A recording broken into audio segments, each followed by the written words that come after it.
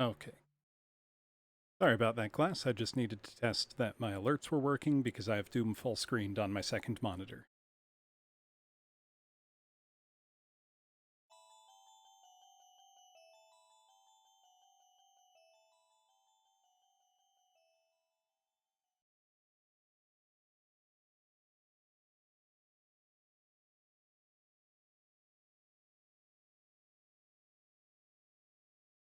Sound alerts? No, I don't think the browser source is offline. I just tested that. Oh well.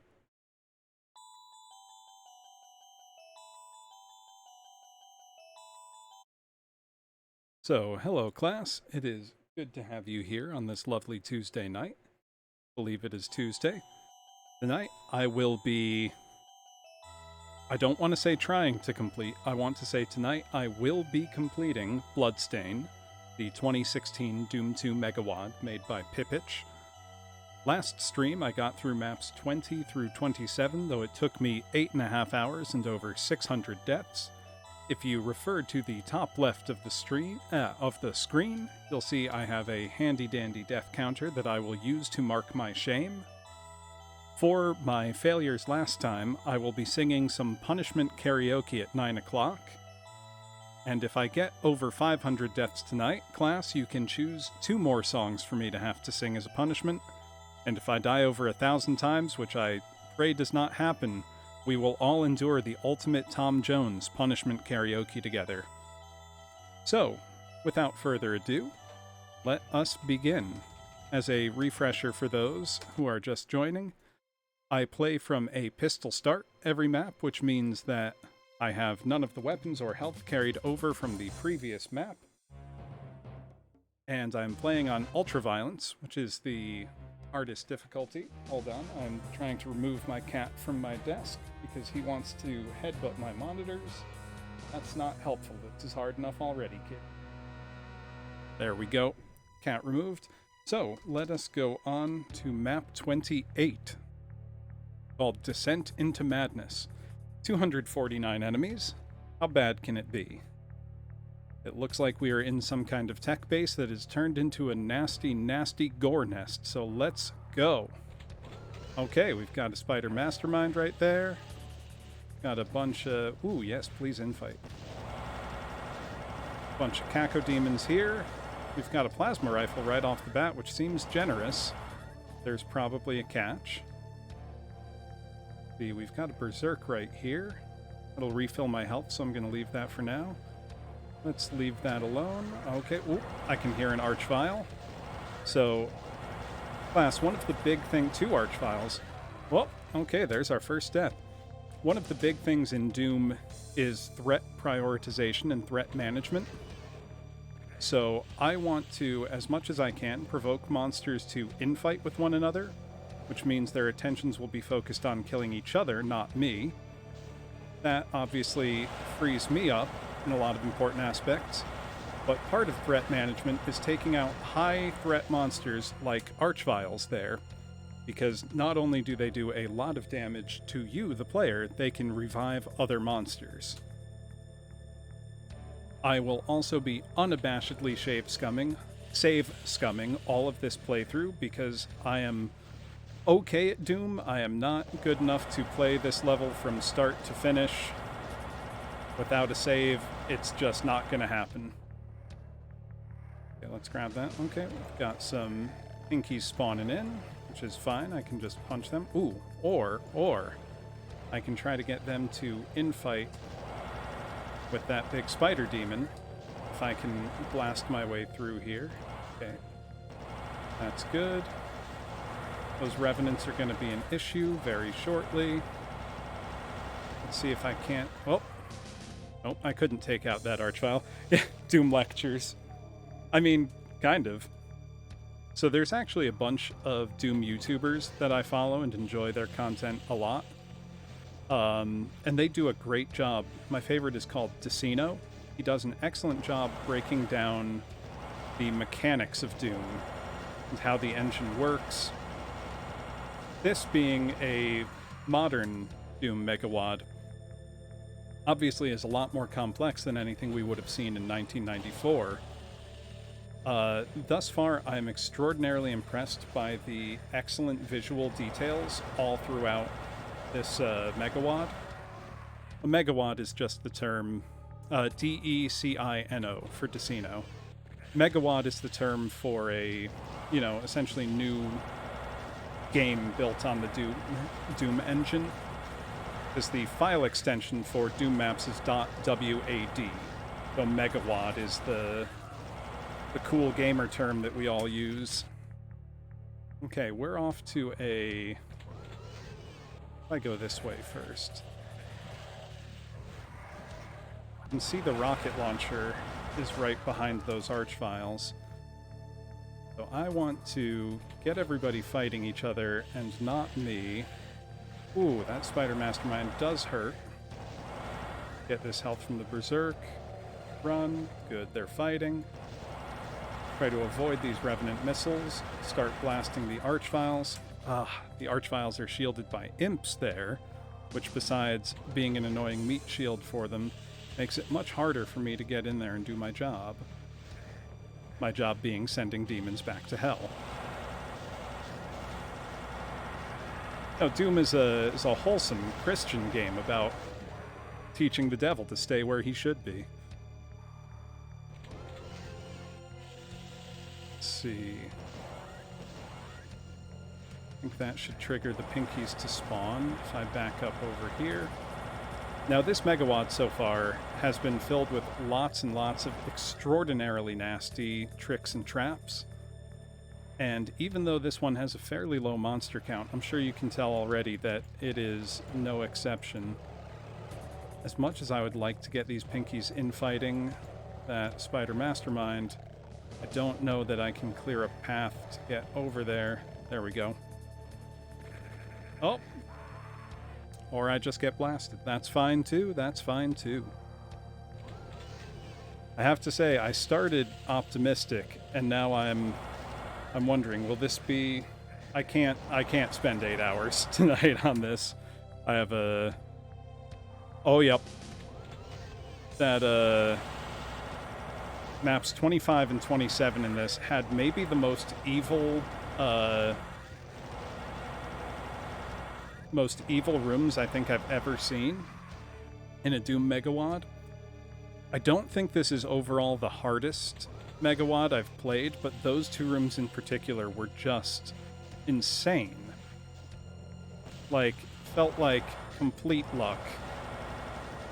Then after playing them, I went and watched footage of the people who are the record holders on those maps, and I got really sad because, nope, turns out you can just be good at this, and I'm not. But that's okay. That's totally fine. Okay, I need to not catch a Revenant missile. Need to kill the Archviles. Not get demolished by an imp while I'm... Okay, that's one Archvile down. Come on. That's two Archviles down. Let's pick up this health. Remember what I said about shamelessly save scumming? That's what we're doing. I figure that's... Whoop! Okay. Let's not hit that button yet. Let's pick up this rocket launcher. I think I can take out the Revenants with that pretty easily. There we go. Ooh, I think that's a secret switch I spy. I think it is. Let's find out. It is. Okay. I will take all the secrets I can get. Yeah, very good thing I saved. That's why I am not going to be ashamed of abusing saves. Let's run past the Baron of Hell this time. Not get turned into Swiss cheese by those chain gunners. Can I... What's in here? Okay, Archvile, a bunch of pinkies. Don't really want to use cells on the pinkies, but don't have a choice right now. Nope, that didn't work. Let's see. So that's what's behind. Oh, I forgot to pick up this. What if I get out of here quick enough and get... Yeah, I think that's the ticket there.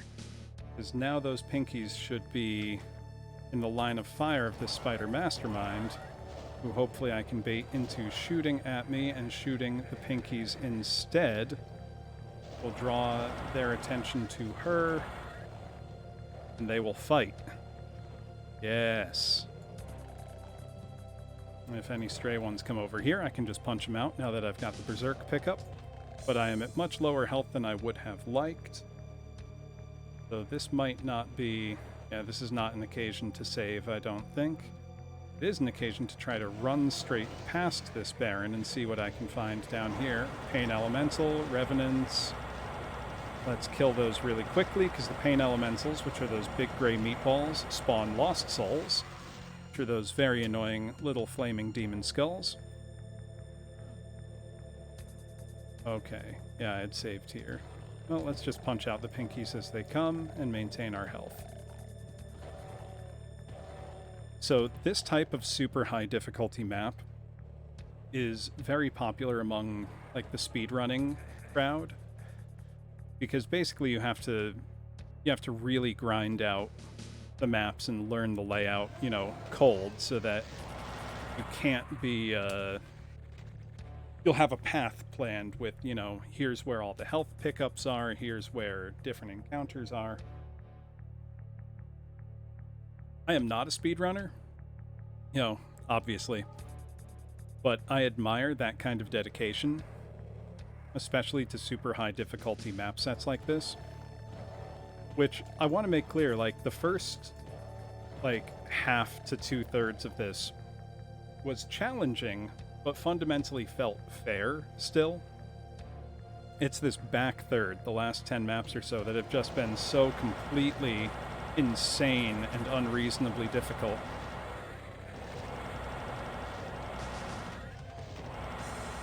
I'm still having fun, but it's a different kind of fun.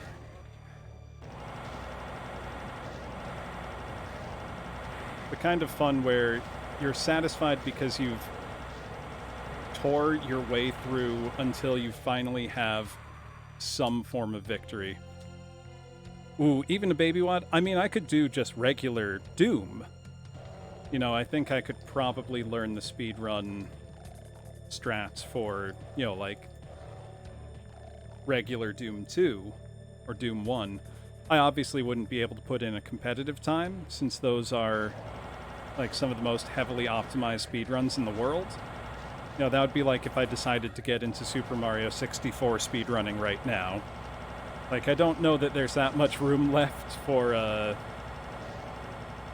high-end speedrunners. Well, I killed the spider mastermind. Is there health over here? Nope, but I hear an archvile. Not ideal right now. Actually, it's funny that you mention Baby Wad, because I was playing off-stream. Oh, he's just going to bring things back. Oh, this is bad. That's a bad scene. Was playing a standalone game built for, you know, Doom Engine source ports called The Adventures of Square. And it's essentially like, what if Doom was a game that was safe for children to play? Lots of, like, bright, colorful characters. Oh, cat, come on. There's nothing for you here, bud. Off the desk. There we go. Yeah, lots of bright, colorful characters. You know, they're shooting paint at each other, not bullets. Exactly like Chex Quest, only newer. I remember getting Chex Quest in a box of cereal. It was quite exciting and novel for a CD-ROM to come with your cereal box. Chex Quest was actually very fun, and that is... So, Chex Quest is a Doom Megawad. You know, it fits the definition perfectly. I do actually have Chex Quest 1, 2, and 3 downloaded. Maybe that could be a future stream there. Okay, this room's going pretty well. I probably should have switched to rockets for that, because now I pretty much only have rockets and my fist. But I'm at decent health, so I'm gonna make a separate save. So if the other one goes very poorly, I can just resume from elsewhere. Oh, goodness. Close quarters.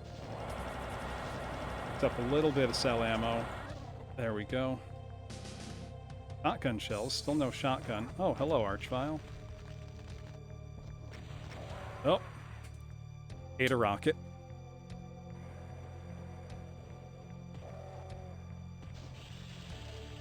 Let's see. Okay, I can bait them out here where I've got more room.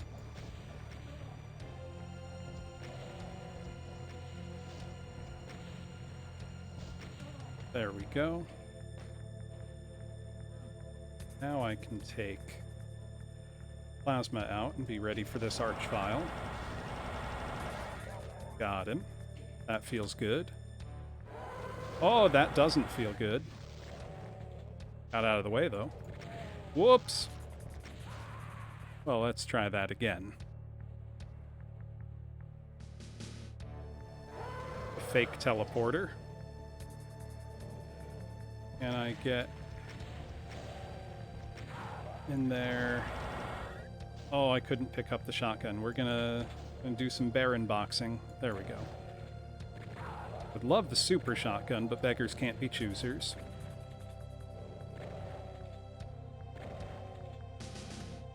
Have you ever played Chex Quest? Actually, very fun. I don't know what any of it had to do with cereal, but I wasn't complaining because from my point of view, it was a free video game that came with a box of cereal. A lot of ammo in here. Okay. We might be in business now. Oh, I managed to miss picking up the Megasphere there, or the Soul Sphere. And, okay. So, what if I don't pick that up right now? Okay. Oh, that's what happened to all the chain gunners. The big spider happened. Okay, let's save. Yep, Plutonia is the harder part of Final Doom. I love Plutonia. Of the commercial Doom WADs, that is probably my favorite. Because that's where Doom started, you know, becoming a high challenge game. And we can thank very directly two guys for that, two brothers, Dario and Milo Casali, who were the two people who made that entire WAD, Plutonia. And Dario Casali actually went on to work for Valve and designed levels for Half-Life. Kind of an interesting little connection there. I am stuck. Oh dear. Well, the super shotgun's right here. I'm getting eaten apart by that, or eaten alive, torn apart, whichever way you want to say it, by the Spider Mastermind here, who's also just blocking my way with her big fat brain. Okay, this is a little better. Got a little room to move at least. Get out of the way of Revenant projectiles. I'm gonna save right here. That's safe. Yeah. If I had to guess which levels he made in Half-Life, I would probably guess the one where you're pushing the cart. Oh, Hideous Destructor. That's too much for me. Whoops. Shouldn't have taken that hit, but happens. I always find it takes me like a couple minutes to get into the groove, you know? Okay, well, we've got a line def, which is what it's called in the engine, that seems to be blocking most of the bad guys from coming in here, so I'm going to be a little cowardly. I'm going to need to run out there for ammo soon. Okay, let's let the Spider Mastermind take care of those cacodemons. Or hopefully they take care of her. Either way, less for me to deal with. Pick up this health. Gonna save. I am nowhere near good enough at Doom to play this without constantly save scumming. Okay. That's a nasty teleport trap with those Z-Sec zombies there. I should have probably run up this little escape room that opened up, but I did not see it until after I had already eaten several shotgun blasts to the face. Oh, thank goodness the door didn't close behind me. That would have made this almost impossible. Whoop!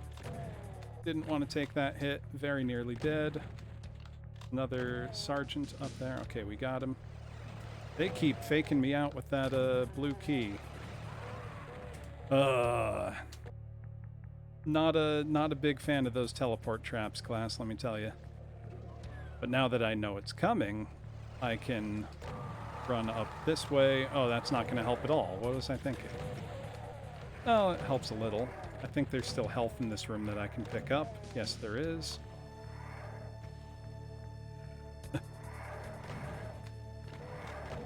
Yeah, so the sad thing is I know there are much, much harder megawads than this that I'm just simply not capable of playing currently.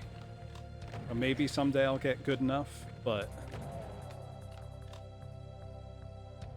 I think the hardest Doom anything that I've cleared is probably Hell Revealed 2. Which, that's no walk in the park, let me tell you. Can I... Yes, I can bait that into... I'm trying to get the monsters to spawn and then run back out of the room. Maybe against the spirit... Oh my god, they absolutely wrecked me. Maybe against the spirit of the map, but, you know, I don't want to die. Okay. Oh, they can get... There's a window here, and they can get me through the window. That's very clever level design, but it's also evil, and I'm mad at it. At least I have health now. I think that's probably about as well as I'm liable to do on that trap, so let's save now that the door is closed and the spider mastermind can't hit me. Pick off these revenants. Now, I am a Doom purist class, and I don't like using mouse look, so we're going to rely on the auto-aim for that vertical aiming, which doesn't always work as well as one would hope, but what can you do? I'm going to switch to the regular shotgun to pick off the sergeants up here as they amble on by, if they do. They are not. I'm not going to save. I am at too low health to feel confident. I am, however, going to take care of that guy on the stairs. That opens this door. Oh boy. Hello, Archvile. You are stuck in there and can't harm me. Ha ha ha. You know what? I am going to save. I'm feeling risky. Oh. I may have just done something very foolish. 5 of the 18 chapters and the overwhelming majority of multiplayer maps. Oh, and 4 chapters of Half-Life 2. I didn't know that. I thought he only worked on Half-Life 1. Is he still with Valve? Does it say anywhere? I'd be super interested to know what he's been working on in the meantime. Yeah, Back to Saturn X is super enjoyable vanilla. One of the, best in a long time. I have not played Back to Saturn X 2 yet.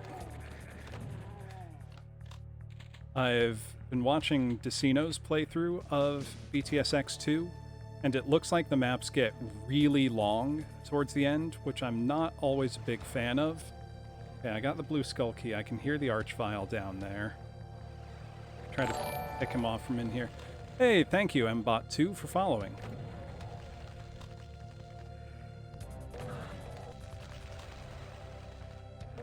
Okay, we'll take care of the Archvile, and then we can worry about the Z-Sec there. Or they took care of him for me. These guys are a real pain. They replaced the Nazi, which is in Doom 2's secret levels. And, okay, so I'm gonna go down this way. A lot safer. Let's spam plasma a bit.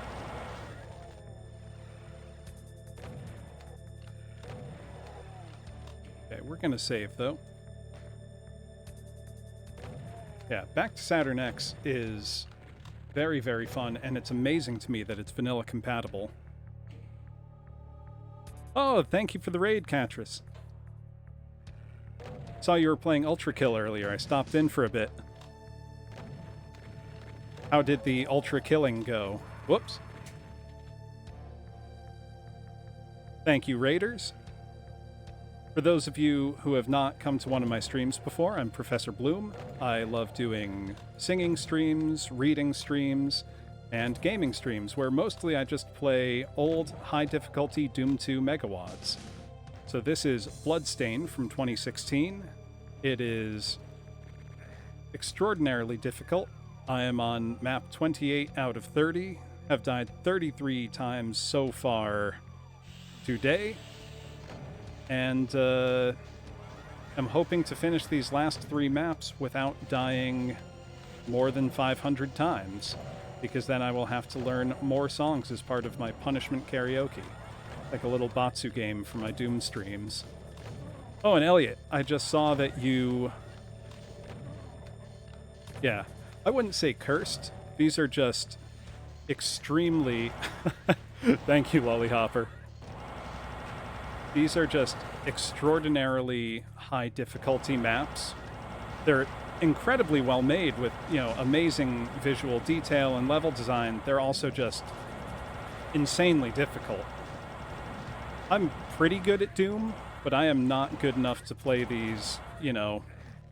Really, I probably shouldn't be trying, but we're going to.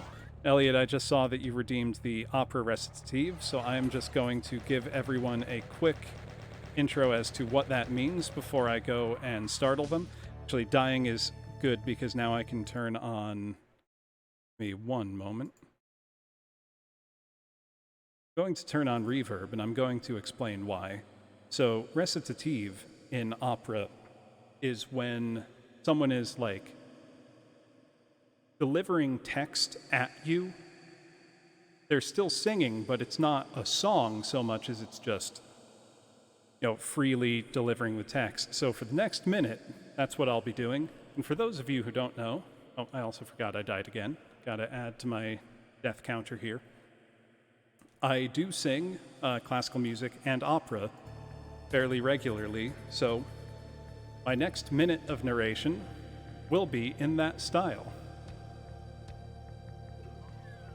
So now let's go on to this next room that I might perish. But I have picked up the megasphere there, and I have now full health. But I'll probably die. I therefore say to you, eat my shotgun, return to hell, for you are going to kill me, and I don't want to die. Please spare me and deliver me from that chain gunner.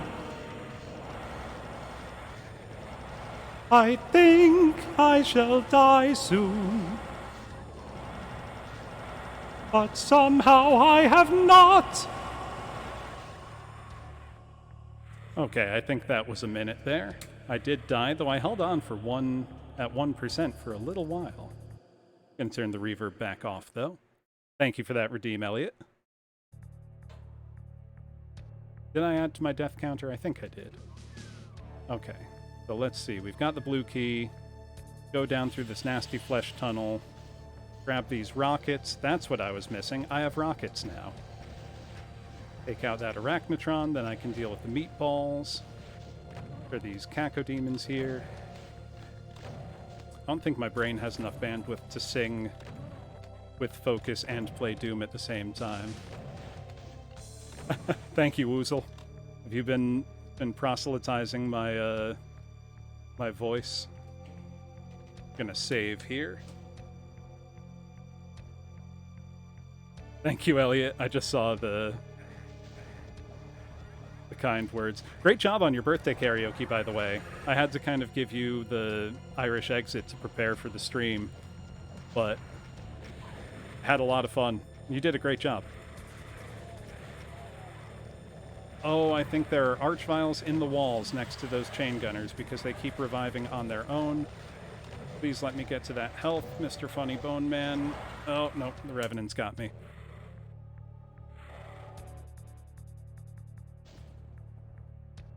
Let's see. Okay, so I know...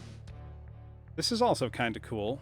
You can see there's a hidden teleport there. It's like that door is a pocket dimension. Okay, so let's take care of that Arachnotron if we can. The visual design in this megawatt is spectacular, by the way. I'm sure you're noticing, but we've got like this high-tech flesh kind of abstract hell. Super cool. Okay. Okay, yeah, those guys are getting revived as soon as I kill them, which means there is probably an archvile behind them somehow, or in the wall. So I'm going to want to get out of there as soon as I can, because no matter how many times I kill them, they are going to come back. And that's no good. So I'm going to try to press forward. I can't help but to kill them, though. Want to kill the pain elemental. Oh, nope, nope. That went poorly. Okay. What if I just run straight through? Okay, we got to get out of the Archvile's line of sight, or he's going to blast me, and I'm going to be very sad. Now let's take care of him really quickly. 4 rockets usually does it. Take out these Cacodemons. So, Kat, I've played some of Ultra Kill, but not that much. How are you finding it? You enjoy it? Because it's absolutely my style of game. You know, surprise, I like boomer shooters. I say as I'm playing, you know, Doom. I love the... Ooh, that's cool. I love the visual style and the, like... I don't know, it gives me, like, a Devil May Cry vibe as I'm playing it. Because you get, you know, the grade, you get a style meter building up as you're shooting. Oh, that's a Cyber Demon.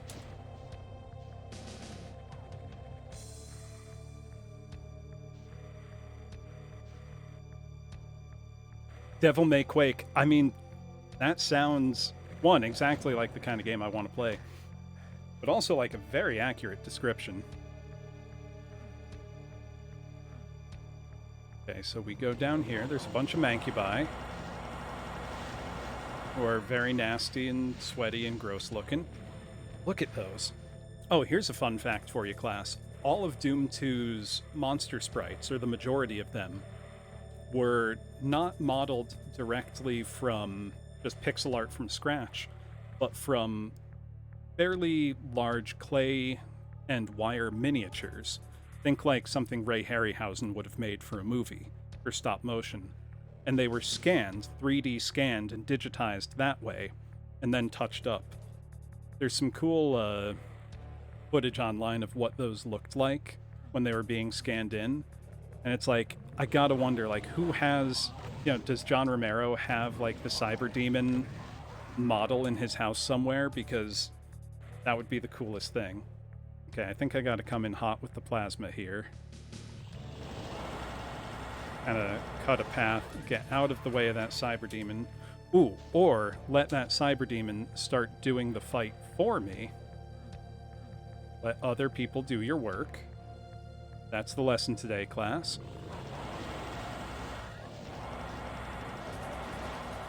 Okay, it looks like I can go up those stairs.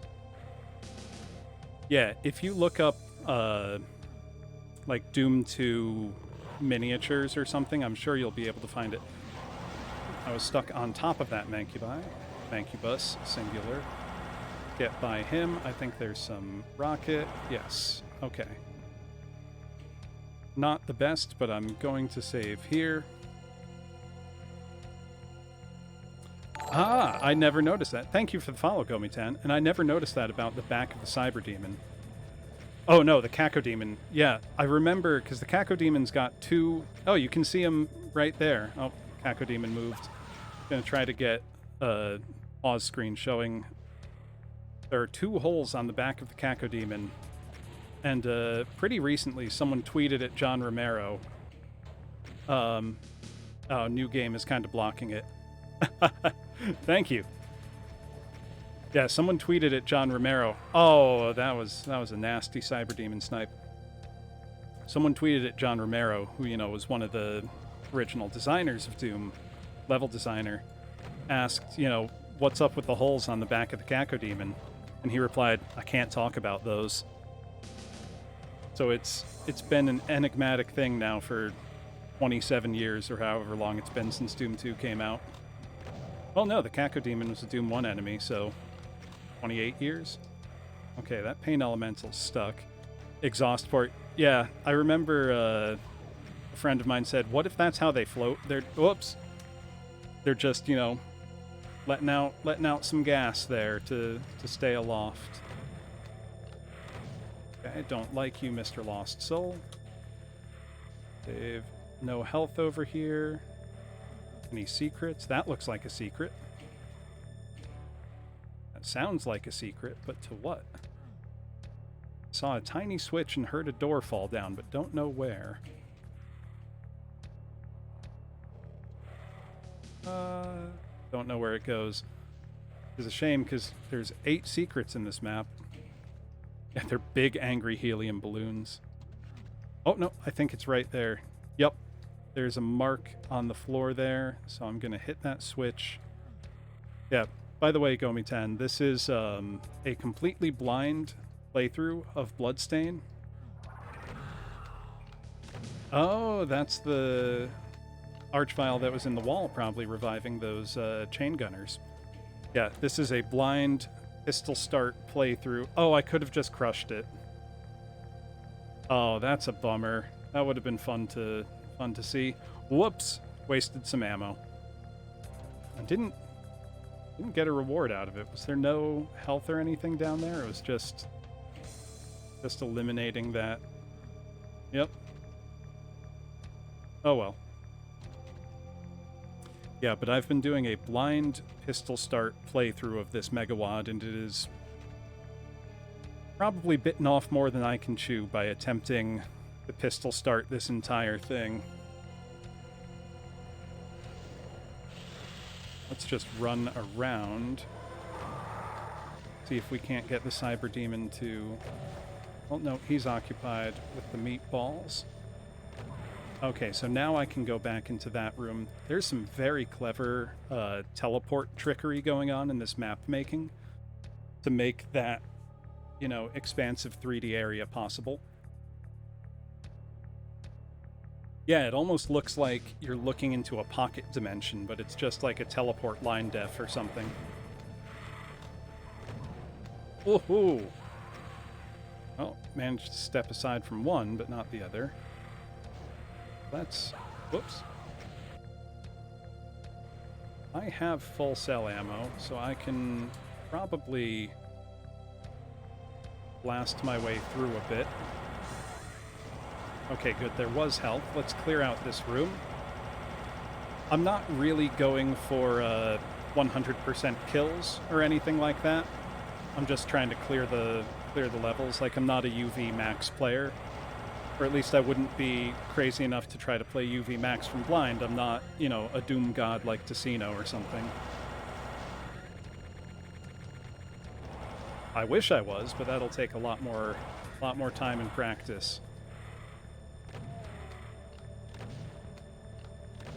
I am solidly okay at Doom. That's about as far as my abilities go. You know, something like a skill saw Megawad, you know, like Ancient Aliens or Valiant, those I would feel better about trying to UV max, because they're hard, but they're not, you know, impossible or unreasonable. This is pretty unreasonable. Actually, I think this was a runner-up in the 2016 CAC Awards, whereas Skillsaw's Ancient Aliens was a winner.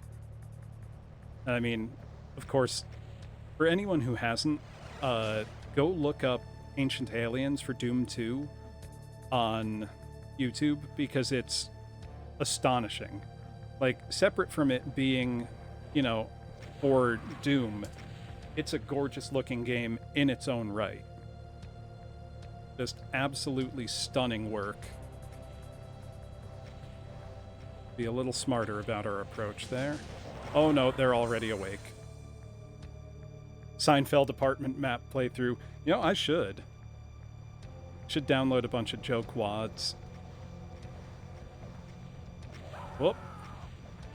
I might just have to kill that cyber demon now. Oh, I don't have enough cells. Let me get the cells, then I can do it. Meme Map Monday. That could be fun. Ooh, I will read a poem for you in just a moment, Cat. I am going to... Next time I die, I will read a poem, so that's right now. Give me 1 second, I will grab a book of poetry.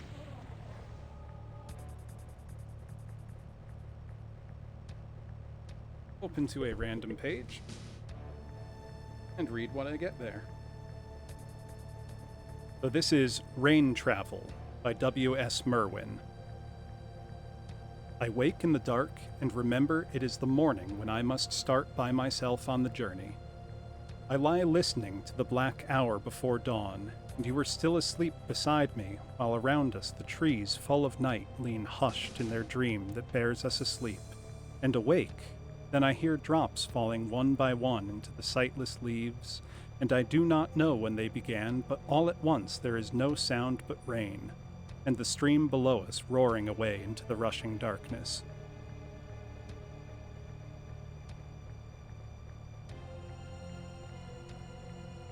Thank you for that. That is a lovely poem. Someone awake in the middle of the night realizing they couldn't pinpoint the moment when the rain stopped.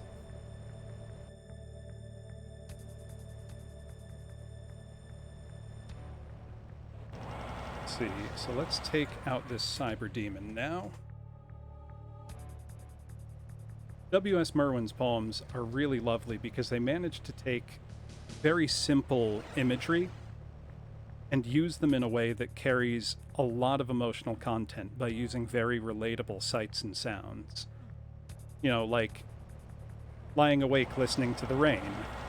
Something that's, you know, a very common experience.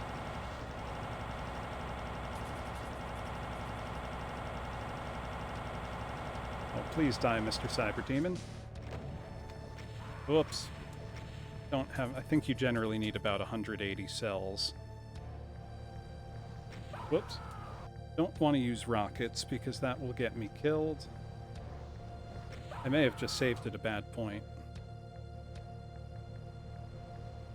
In which case, I can always start the map over, but that's not ideal.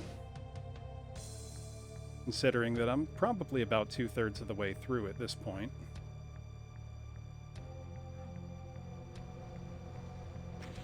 Oh, I thought I sidestepped that enough. Oh, now I'm just getting sloppy. So the Cyber Demon typically fires his rockets in a volley of 3.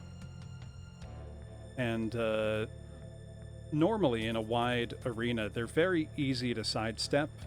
You know, you shouldn't die to a cyber demon if you've got room to move. It's when you don't have room to move that they get dangerous. So I think what I really want to do is get the cyber demon. Thank you, cat. Sleep well. Dream of ultra kill. Devil may quake.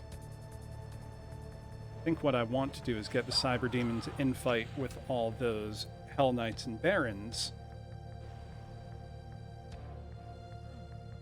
But to do that, I have to get to the other side of the Cyber Demon. I can just... Oh! If I run without getting stuck on the side of the stairs, I should be able to do that. Save here for a clean attempt. This map makes really excellent use of very clever 3D map segments, which is a trick that was introduced way back in the late 90s. I think 97 Requiem was the map set that really popularized that. And when implemented poorly, you, as the player, often fall straight through them, they don't work properly. They make all kinds of headache. But when they're implemented well, like in here, they add both a lot of three-dimensional potential to the levels. Whoops, I thought he was distracted. Yeah, they add a lot of three-dimensional depth to the levels. And they also just kind of look cool. Trying to think, what is the best way to deal with this cyber demon? If I don't have enough cells, I guess I could chain gun him a bit and then finish him off with cells. Not very effective, and if I run into a crowd of hit scanners, I'll regret not having the bullets, but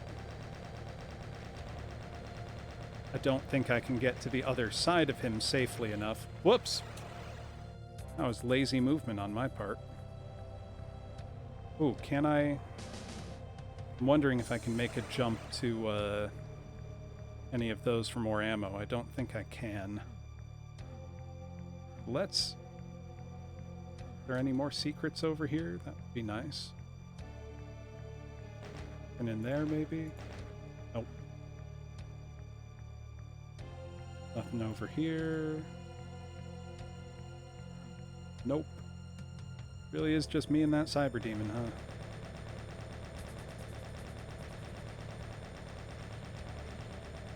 Gotta try to remember how wide Doom Guy is. Okay. Safe for now. Oh, I'm really glad to hear that, Bojangles.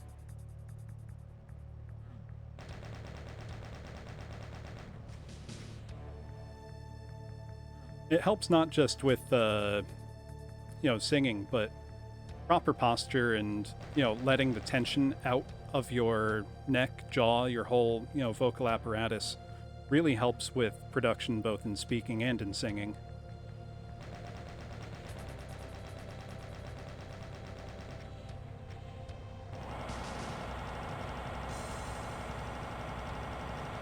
One thing I don't love about the plasma gun is that it makes it very hard to see incoming projectiles. Case in point, just got splattered.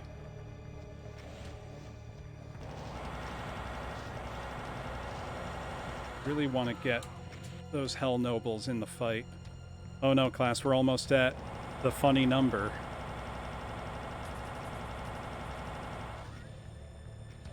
We're almost at the height of comedy for deaths.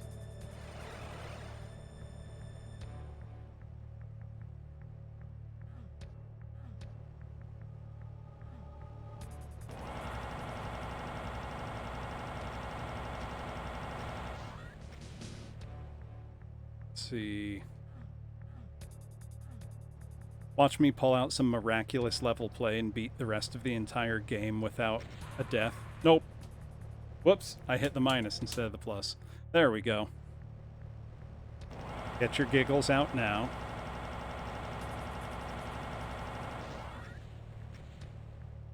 Ooh, 3% health. That's not great.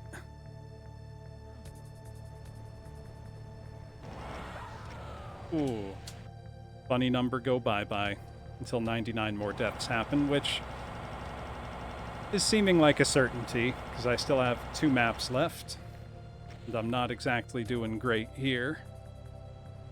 Well, I'm not doing as bad as I was on that other set. Oh, I thought I baited them into fighting each other. I may have to revert to an earlier save, or else start the level over.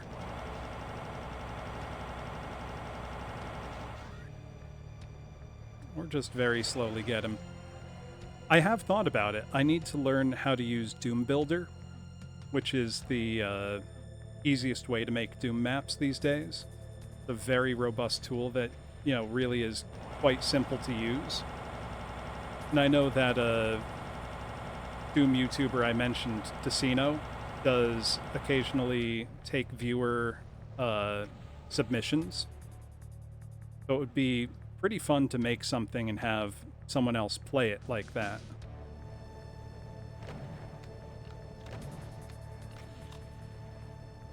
I'm sorry, Nanara. I have no control. I wish I had transcoding so that I could make it easier for people to watch. No problem. Thank you for stopping by. Hopefully the VOD will be more watchable. Yep. Didn't win the lottery.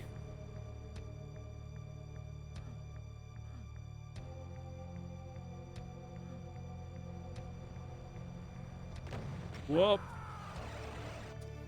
Oh, this is bad. We are low on pretty much all forms of ammo. Where was my previous save at? Okay. I'm gonna revert to an earlier save and see if that doesn't make it a little easier.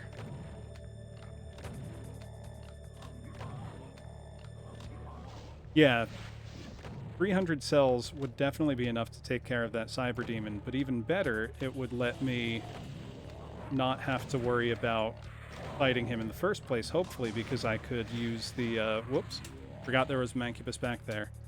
I'll see you next time, Nanara. Yeah, hopefully I can just run around the cyber demon, get him to fight all the other stuff, or not trigger that trap in the first place. Take as much out from up here as I can with the shotgun. I don't trust the rocket launcher from here. I feel like I'll just blow my feet up.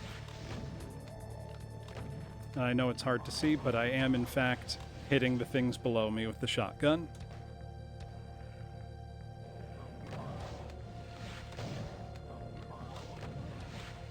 Let's see, I think I can run past him now, get enough distance to... Nope, I was in splash distance of my own rockets. Whoops.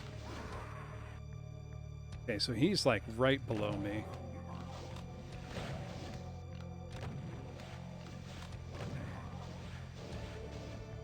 I don't want to use these cells, but I'm gonna have to. If I get lucky with these rockets, I did not. Let's use the chain gun. Stun lock him enough.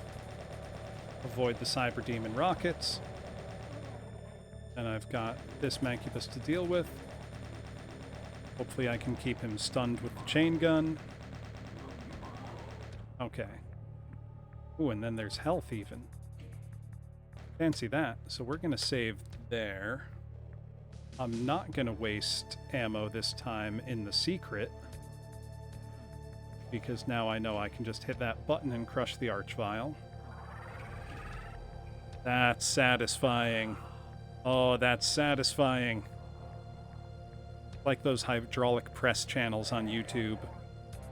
Only with a big, gross, weird Martian-looking thing. It always seemed to me like the Archvile is somehow extra naked. Like, I know they're all weird monsters and none of them wear clothes except the humanoid ones, but something about the Archviles just always seemed like extra naked, if that makes any sense. Like, disquietingly so.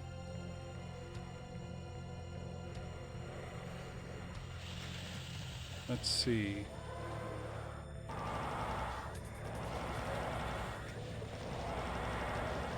Okay, this is new. Let's roll with this for a while. All right. I will take that. Full health, a lot of ammo. This feels like it can't be true.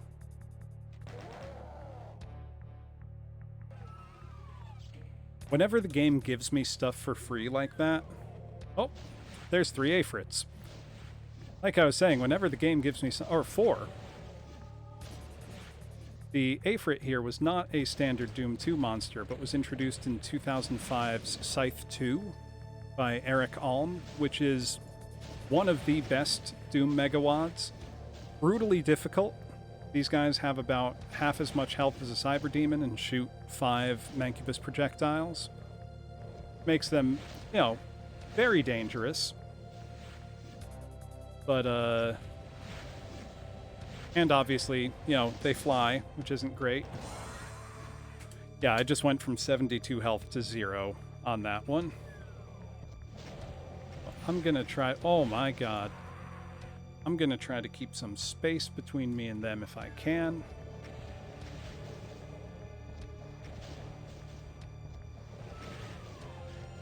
Because they will ruin your day in a hurry. I'm only using the cells because I know there is I don't think that hole is the exit, if only because I haven't seen a red key yet. If I was to guess, that probably drops me back down into another part of the map. This is a blind playthrough, but over the course of this Megawad, I've become quite well acquainted with Ipich's style here of mapping, and his style is nothing for free. Nothing's easy with him. Which, I mean, I suppose that's how I want it, you know, if I'm playing a very high difficulty. Oh! I forgot about the Cyber Demon. I think you're right, Woozle. They're just very exposed. Oh, I was a little too slow there. Ipich especially loves to really restrict the player's movement.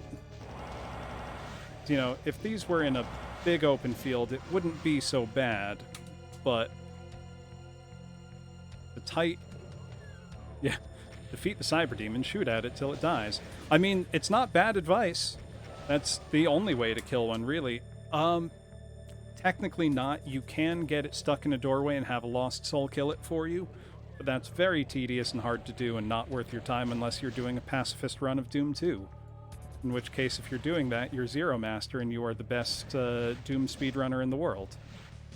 I just ignore those Aphrits. What if I just don't play the game the way they want me to play it? Well, I can hear 2 Archviles. Could really go for a BFG right about now, but alas. Right, take out these Revenants, take care of the Archvile as quick as I can. Nope. Got by the other Archvile. Use these rockets while I have them, but I don't want to get that. Okay, so hop down, plasma this Revenant. Get out of the way of the Archvile. Don't get killed by the Baron.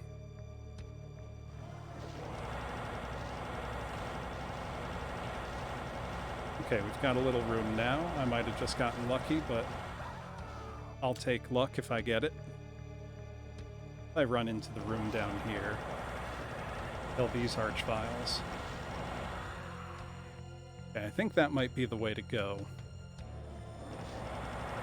And try to get by them, keep one stun locked. Nope. I'm going to want to get to that health in the corner and probably try to use it to ride out one of their blasts. That didn't work. Whoops! Well, that was poor judgment mixed with bad luck. About this way. There's almost no cover for those Archvile blasts.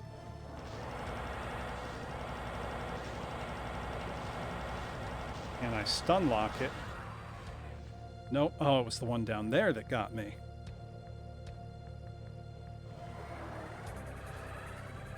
Okay, there's a teleporter at least.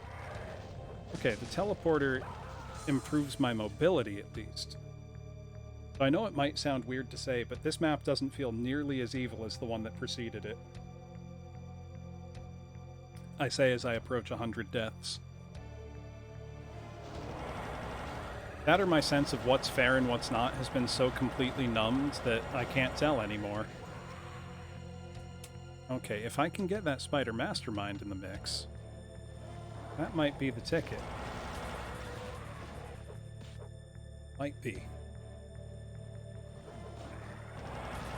Oh, also class, at 9 o'clock we will be doing something fun, question mark, and I will be doing a couple songs karaoke as punishment for my poor performance in my last Doom stream. wherein I died over 600 times across 8 maps spread over 8 hours. And the chat decided that I should have to sing some Nickelback. So, despite my best wishes, that is what I will be doing 1 minute from now.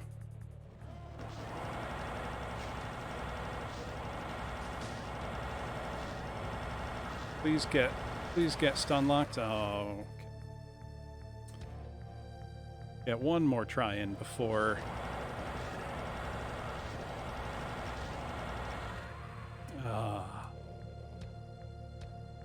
Let's get to a nice round 100 deaths. That feels spiritually appropriate somehow. Oh, is that the exit? I think this is the exit room.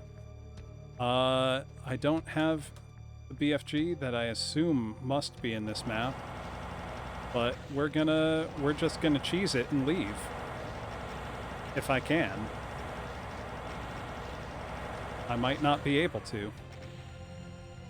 Okay, but it is 9 o'clock, so what I'm going to do, class, I am going to mute Doom for a moment here.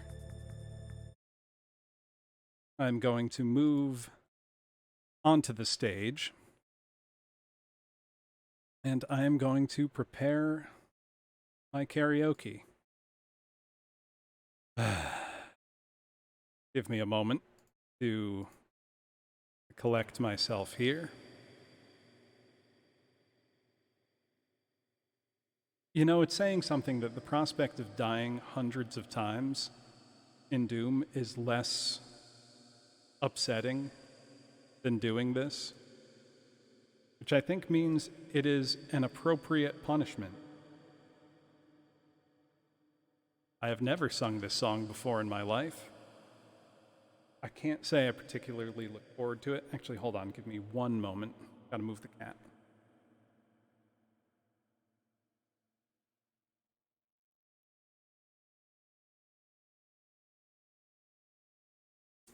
All right. Yeah, look at this VTuber every time it makes me laugh. So I have at least 3 songs prepared for you tonight. 2 Nickelback, and then one duet I'll be singing with myself, is how I will put it. Anyone who was here for the last Doom stream should know what's coming. But I'll stop putting it off. Let me just make sure the levels are good. Might need to be...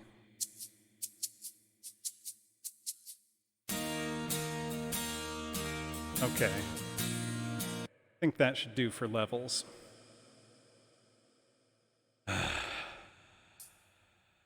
I'm gonna do my best though, class. I'm not gonna half-ass this. Look at this photograph. Every time I do it makes me laugh. How did our eyes get so red?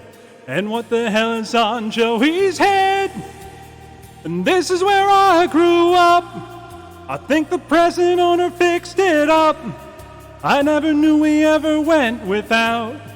The second floor is hard for sneaking out. This is where I went to school. Most of the time had better things to do. Criminal record says I've broken twice. I must have done it half a dozen times. I wonder if it's too late. Should I go back and try to graduate? Life's better now than it was back then. If I was them, I wouldn't let me in. Oh, oh God. Every memory of looking out the back door. I had the photo album spread out on my bedroom floor. It's hard to say it, time to say it.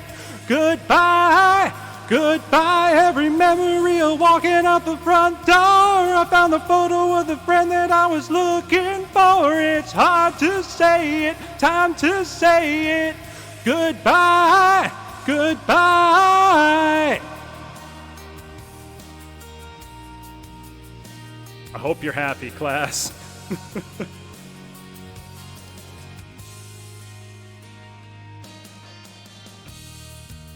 Remember the old arcade? blew every dollar that we ever made. The cops hated us hanging out. They say somebody went and burned it down. We used to listen to the radio and sing along with every song we know. We said someday we'd find out how it feels to sing to more than just the steering wheel. Kim's the first girl I kissed. I was so nervous that I nearly missed. She's had a couple of kids since then. I haven't seen her since God knows when. Oh, oh, every memory of looking out the back door. I had the photo album spread out on the bedroom floor. It's hard to say it, time to say it.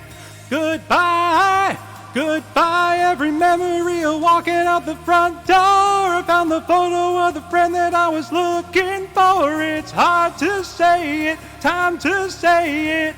Goodbye, goodbye.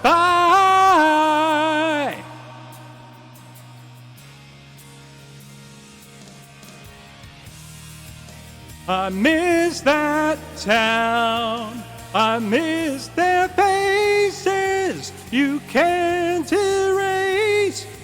You can't replace it. I don't know this part at all. I've never listened to this song for that long. So hard to stay, too hard to leave it. If I could relive those days, I know the one thing that would never change. Every memory of looking out the back door. I had the photo album spread out on the bedroom floor. It's hard to say it, time to say it. Goodbye, goodbye. Every memory of walking out the front door. I found the photo of the friend that I was looking for. It's hard to say it, time to say it. Goodbye, goodbye. Look at this photograph. Every time I do it makes me laugh. Every time I do it makes me.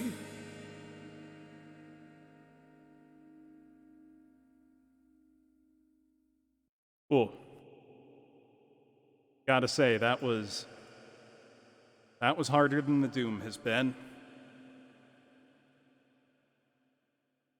We're gonna plow along with this punishment karaoke. Double down. I would say thank you for the Pachis, but neither I nor Nickelback deserve them. Apologies to Nickelback fans in the chat, I guess.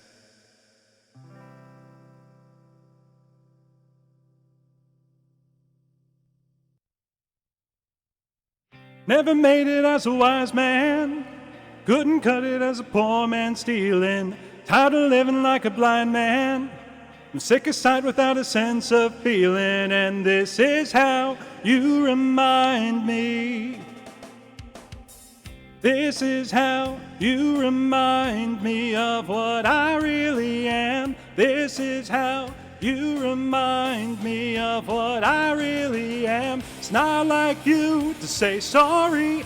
I was waiting on a different story. This time I'm mistaken for handing you a heart worth breaking. And I've been wrong, I've been down, been to the bottom of every bottle. These 5 words in my head scream, are we having fun yet? Yeah, yeah, yeah, no, no. Yeah, yeah, yeah, no, no. It's not like you didn't know that. I said I love you and I swear I still do. And it must have been so bad, 'cause living with me must have damn near killed you. And this is how you remind me of what I really am. This is how you remind me of what I really am. It's not like you to say sorry. I was waiting on a different story. This time I'm mistaken for handing you a heart worth breaking. And I've been wrong, I've been down, been to the bottom of every bottle. These 5 words in my head scream, are we having fun yet? Yeah, yeah, yeah. no, no. Yeah, yeah, yeah, no, no. Yeah, yeah, yeah, no, no. Yeah, yeah, yeah, no, no.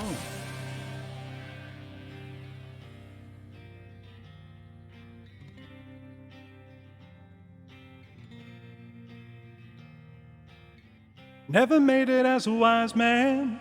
I couldn't cut it as a poor man stealing. And this is how you remind me. This is how you remind me. This is how you remind me of what I really am. This is how you remind me of what I really am. It's not like you to say sorry. I was waiting on a different story. This time I'm mistaken. Oh, I handed you a heart worth breaking. And I've been wrong, I've been down, been to the bottom of every bottle. These 5 words in my head scream, are we having fun yet?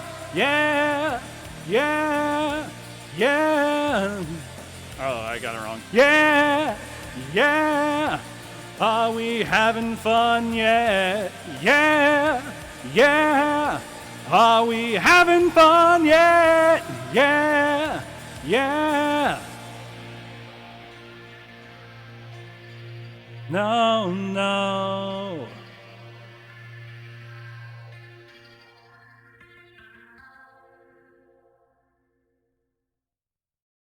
Ooh. Well, are we having fun yet, class? I hope you are. There is one last punishment karaoke song. They duet with myself on the, this feels weird to say, 90s dance classic, Barbie Girl. Which honestly, like, it's not a bad song, it's just kind of embarrassing to sing, even if you're only singing one part of it. Let's see how singing both parts of it goes.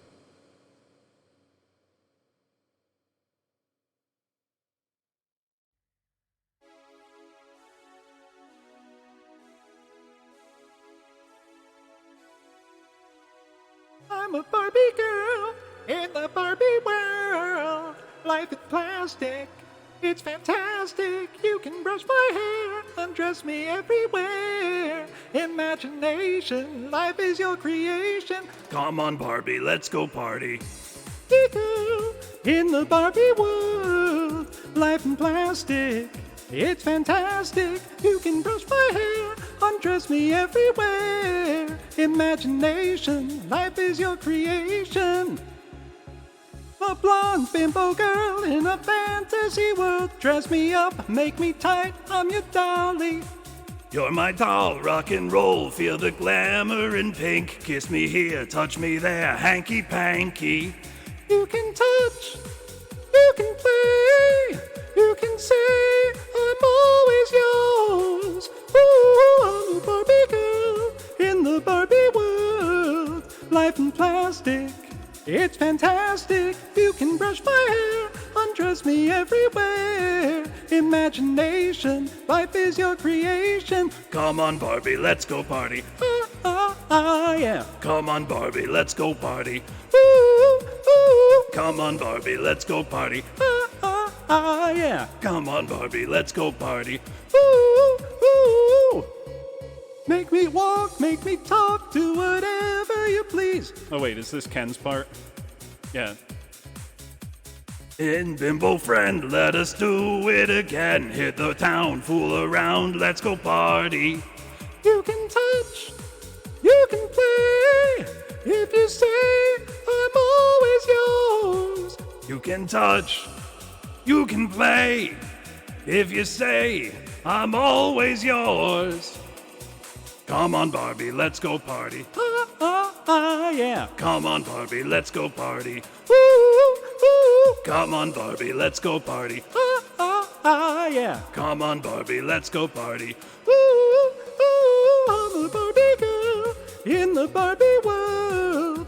Life in plastic, It's fantastic. You can brush my hair, undress me everywhere. Imagination, life is your creation. I'm a Barbie girl in the Barbie world. Life in plastic, it's fantastic. You can brush my hair, undress me everywhere. Imagination, life is your creation. Come on, Barbie, let's go party. Yeah. Come on, Barbie, let's go party. Ooh, ooh. Come on, Barbie, let's go party.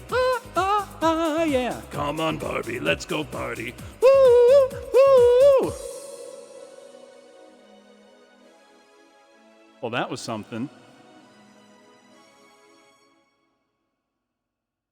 That was genuinely not easy to do.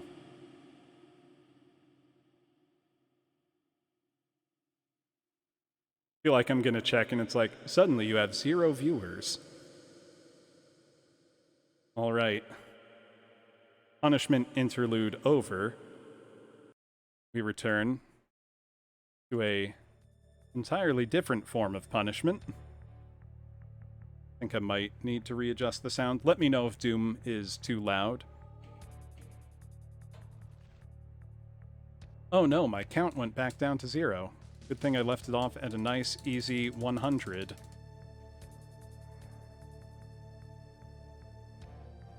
Let's speedrun Carpal Tunnel real quick here.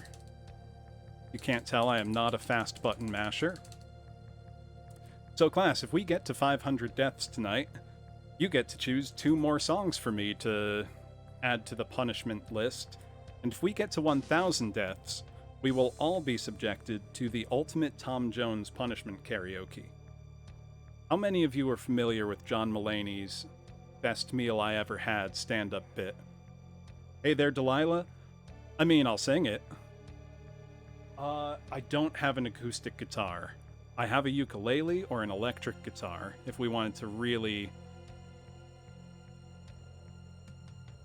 If we get to 1,000 deaths, you will get 7, you will get 7 What's New Pussycat in a row.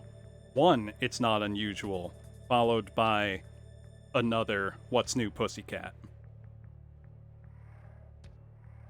That is what you'd be subject to if I get to 1,000 deaths. I do think I will have a hard cutoff of around 12:30, little past midnight, just because I do need to be up in the morning. Okay, so if I'm remembering right, I run into this room. Danganronpa videos of Mulaney's bits. That sounds like it could be very funny. Like his different bits mapped onto different characters. Okay, yep. Okay, so I'm gonna run forward. There's gonna be a lot of Revenants and Archviles. We're just gonna try... Oh, wow. Okay. Oh, that was actually going pretty good. I can manage... Whoops. To not do that. I can take the Archviles out. I feel like I can deal with this crowd of Revenants. I just need to hit that button. And then, presumably, that will open the way out. I feel like this can't be that simple. There's got to be a cyber demon in the mix somewhere.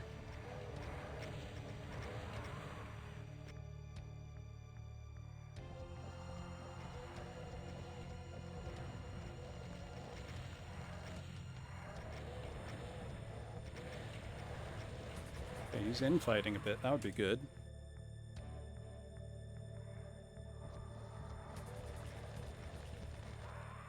So for punishment karaoke class, I think the best way to think of it would be choose songs that are just like, you know, memes or shit posts. Or things you think that I would hate to sing. Which I will say, there's very little that I would be completely loath to sing. I mean, Nickelback is a solid bet for things that I will not personally enjoy singing. Somehow I don't think that singing a lot of Nickelback songs would give me a deeper appreciation of their catalog. I don't foresee that happening. It's not impossible. Blake Sheldon raps, does he? Is it as dreadful as those words in combination make me think it will be?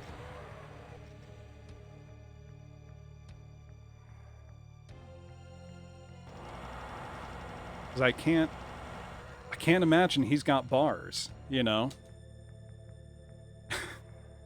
I will say, I won't be singing them tonight because I will want to, you know, have an opportunity to learn them so as not to let you all down. You know, if I'm gonna be punished, I want to do a good job at it.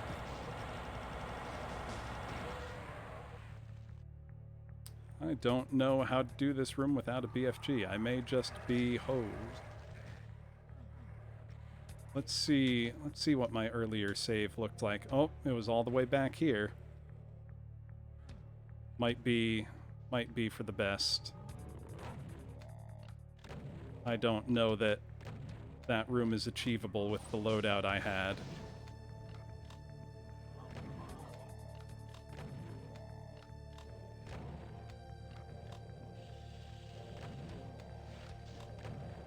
Gonna back it up a little bit.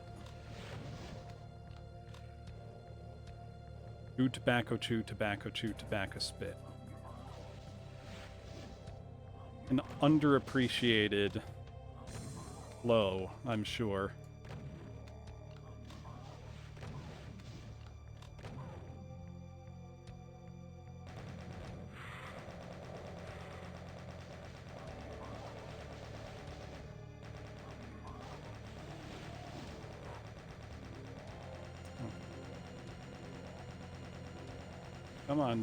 Come on, die, Mr. Mancubus, please. Okay.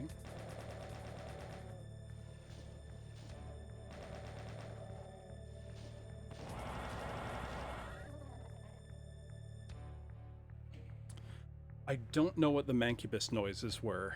I'm pretty sure the imp was a camel.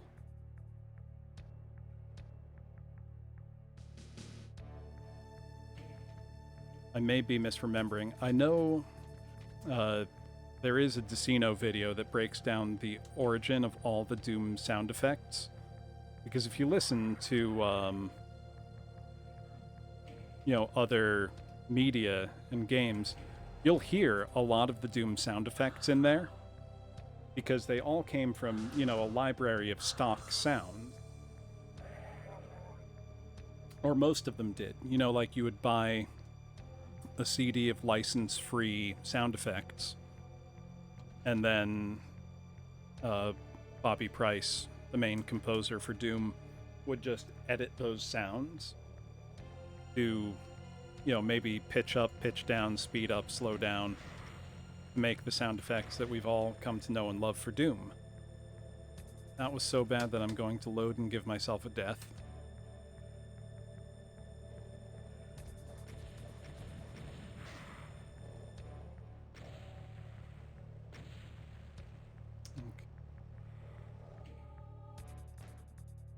Save there.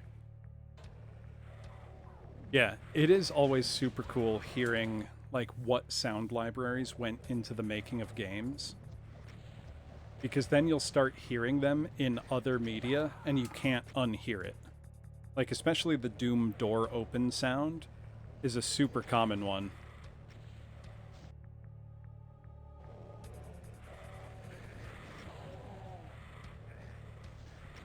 Oh, this is going poorly.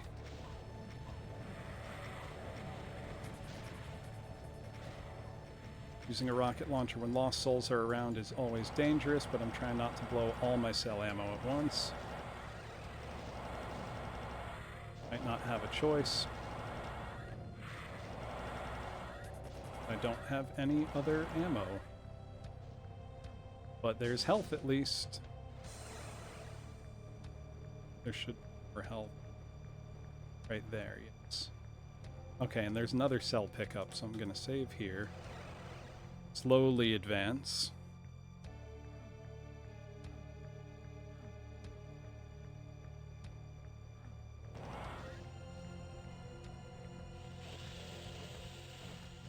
Okay, trigger that. And take care of these guys.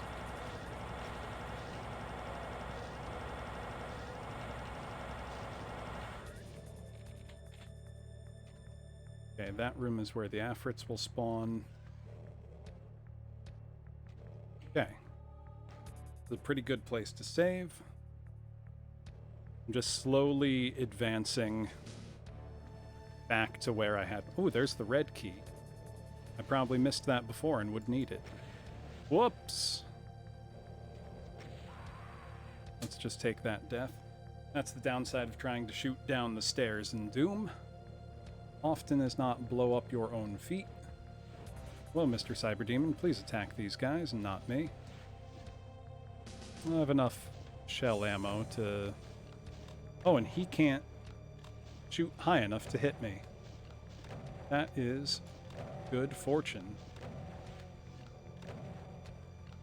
Oh, now he can. That's one down.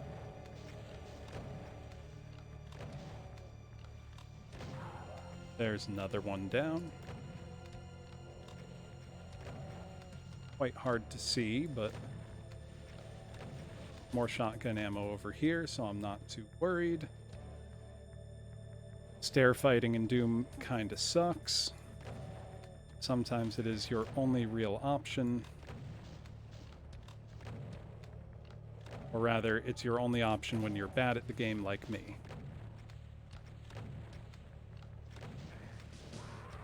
And he still managed to get me.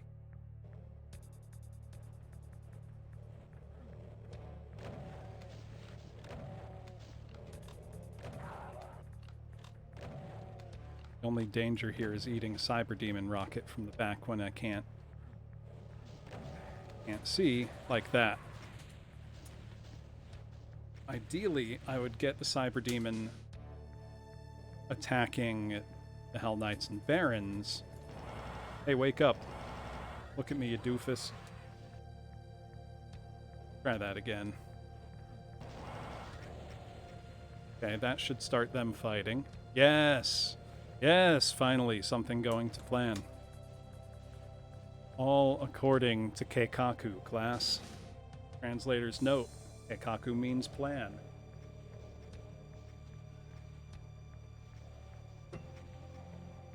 Let them fight it out for a moment.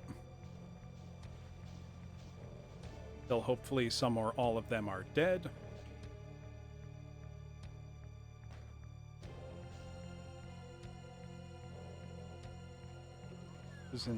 Okay, that's where the Afrits come out. I don't want them to spawn in yet.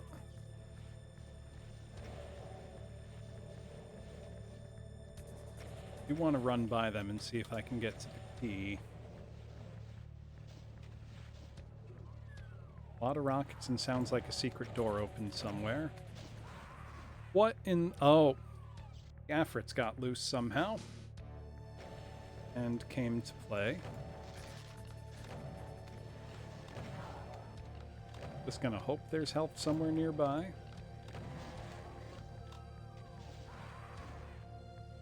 Apparently the Afrits can open doors. That is terrible news. I don't want to run by them because I do need to go back downstairs and figure out how to get the red key. I think it has to do with lowering this. Maybe not, maybe. Well, that gave me a megasphere at least, so I'm gonna save there, because that's extremely helpful. Oh, and the Afrits are out. Let me greet them the best way I know how. Extreme violence. Ultra violence, one might say.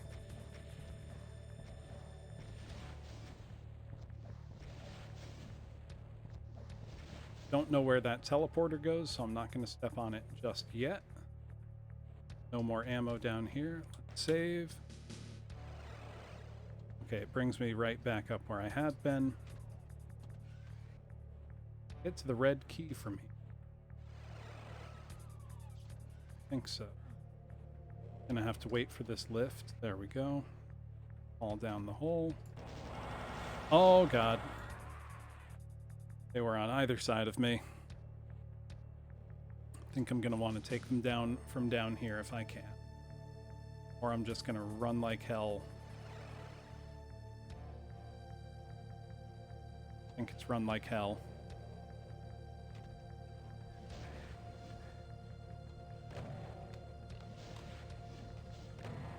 Okay, there's one dead. How'd you get in there? Two dead.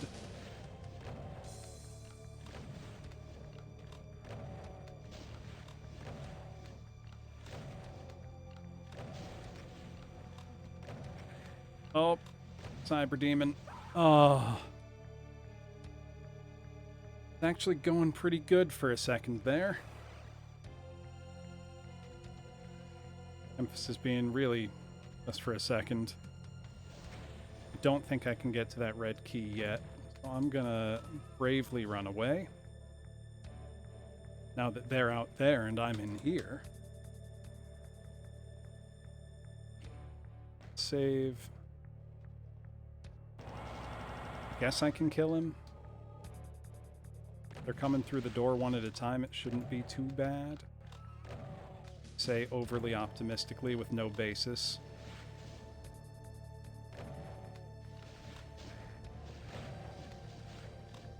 Projectiles are too close together to zip between them in such a narrow spot as this. Really wish I had my full health to go down there. Well, that's two dead, though.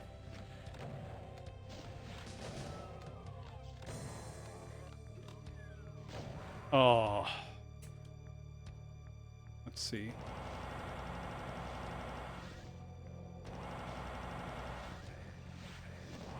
Don't really want to spend the resources to kill this guy if I can avoid it, but I think it might be the safest thing to do. Then what's waiting down here? Oh, I remember now. This terrible trap.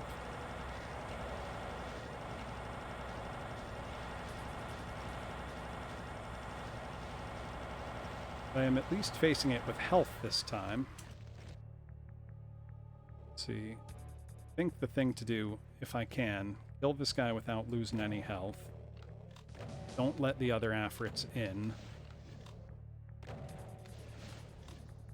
I feel like the red key probably isn't needed to clear the level, and I'm not gonna pin my hopes on that.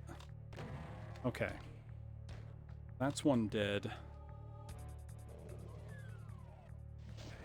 Nope, I cannot grab the ammo and run. But then down there waiting for me are Revenants, Archviles, Barons, and a Spider Demon. Save here. Let's look for a secret in this room. There are 8 secrets in the map, and I've only found 2 of them. Nope. Didn't see anything. About in this gross fleshy tunnel. Nothing. Okay, yeah, we're just going down into the belly of the beast here. Maybe literally? Kind of unclear. Okay, those Archviles need to be dealt with immediately.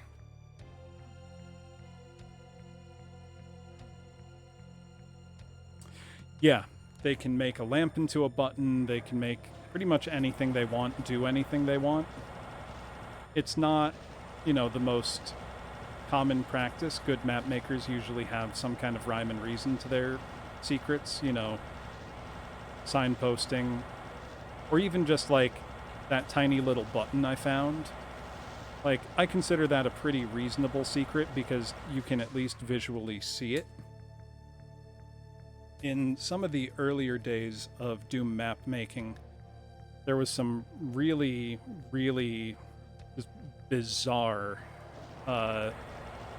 mapping practice, for lack of a better word. Like, anything went. You could do pretty much whatever you wanted. Oh god, where am I?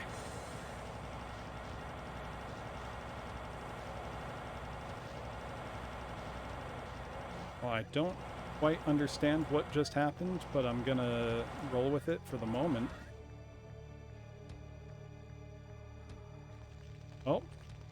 An archvile could see me somewhere, apparently. Yeah, exactly. So there were map makers doing things that were very, very creative, but also not things that ended up catching on, let's say, if we're being polite. Things that ended up being creative dead ends. There's a quite famous megawad that I think started work in 1997 and finished by like 2000 or so, called Eternal Doom. You know, long before there was Doom Eternal, there was Eternal Doom. And it was by the same core team that made TNT Evolution. It was one half of Final Doom. So Team TNT were extremely creative, but their creativity and ambition didn't always translate into maps that were actually fun to play. You know, they had a lot of, let's say, avant-garde ideas, to be polite about it. And some of them work brilliantly, and some of them don't work at all. So it's kind of cool to see, you know, that Wild West kind of philosophy of game design.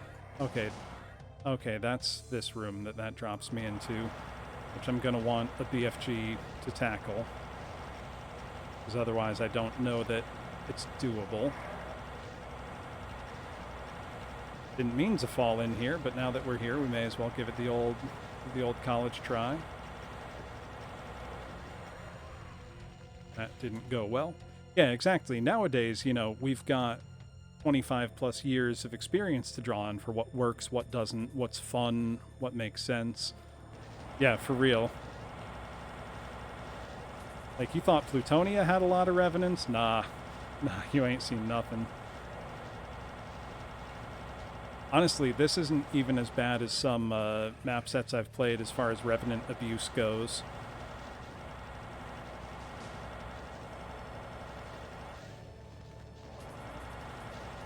I've seen far worse than this.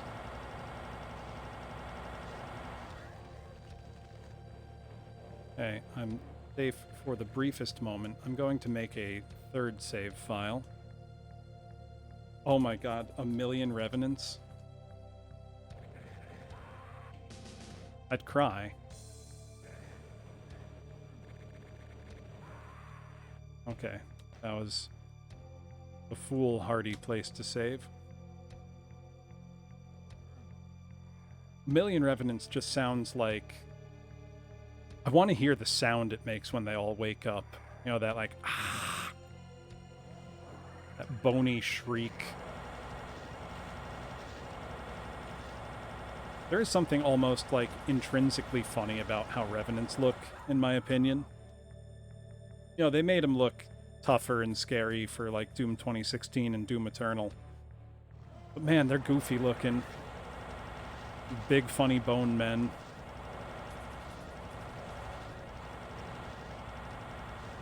Oh, please, please. Oh, okay. I'm in a secret apparently. That the archvile could see me through. 47 seconds to create 1,000,000. I feel like my computer would just melt. Like, I have an RTX 3070, and I feel like that would melt my computer. So there's a secret over here, apparently. See if I can stand in there and blast the archviles in relative safety. What's this secret do? Okay. Raised up some doohickeys. Here seems like a place to save. Oh, okay, I can use these as like stepstones. Do a little platforming. Everyone's favorite Doom platforming. There we go. A lot of rockets. I really wish I had that red key. Really wish I had that red key. Okay, so that's where the BFG is. So can I go back and get that red key?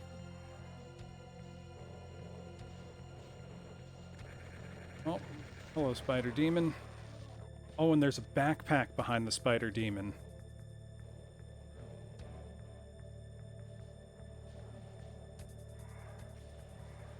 see, well, let's let these guys infight for a while. See if I can pick off the Archvile. Okay, now we're getting somewhere. Now we're getting somewhere, class.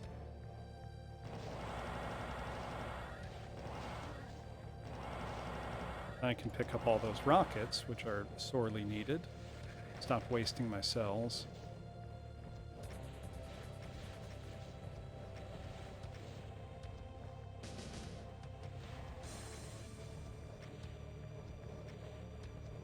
Come on. Oh, can I seriously not go? Oh, that's what the teleporter's for. I'm gonna say, can I seriously not go back up there? Oh, main gunner's down there, making my life unpleasant. Okay, I think this is how I can get back towards where the red key was. Yes, it is. There's no more health to help me out over here, is there? But there is still a cyber demon. 0 stutter or slowdown. Okay, so maybe I would be able to run it. I've played a famous joke WAD from the past called Nuts.WAD, which is, I think it was famous for being like 10,000 enemies, which at the time was, I think it was from 1997. It was like, you'd turn it on and your computer would just break.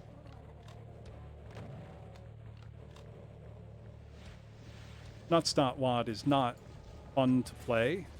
Like, it's, you pick up invulnerability and run around with the BFG and get thrown into oblivion by, you know, a million archviles and stuff like that.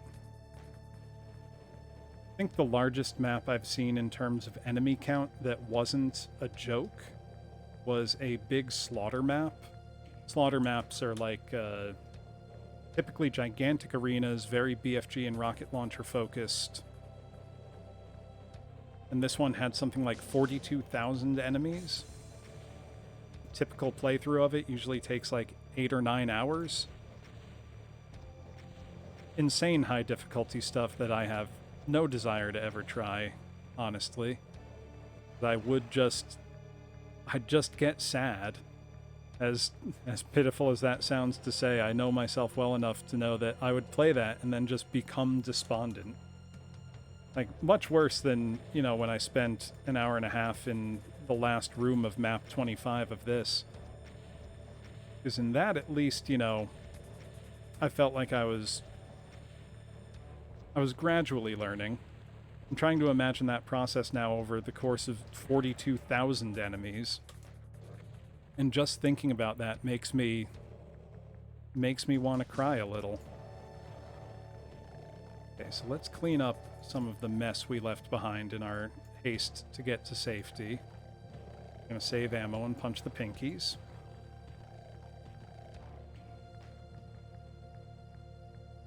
Okay.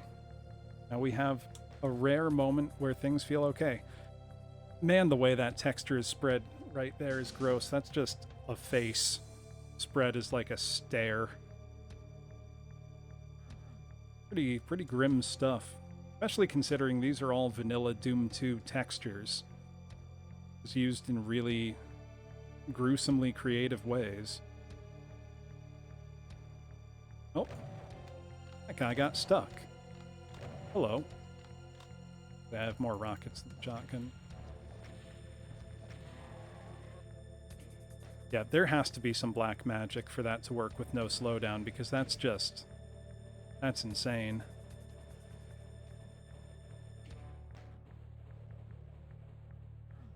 Anything down here I might...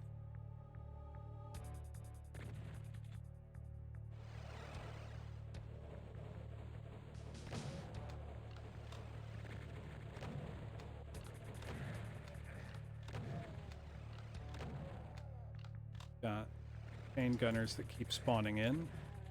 Everyone's favorite. I say with heavy, heavy sarcasm. Okay.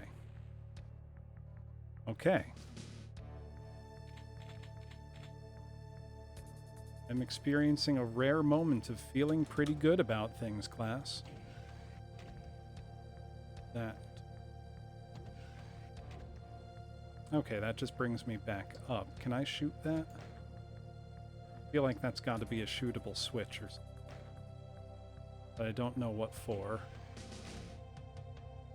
Secrets can get pretty esoteric like that, where you'll shoot like an eyeball somewhere and it'll open a door somewhere else. That's just an elevator back up. Yeah, only 40 enemies left, so probably just that one last big room to contend with. So let's steel ourselves, go back this way. Okay, no, that's the...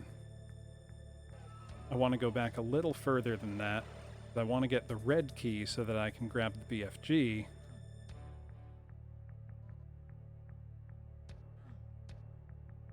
I need to go back down here somewhere. That's the door I want. Ooh, this being the second to last, or third to last map, gives me a chance to use one of my favorite words that you don't get to use much in regular conversation, which is antepenultimate, meaning the one before the penultimate, so the one before the end. That's your $10 word for the day, class. Antepenultimate.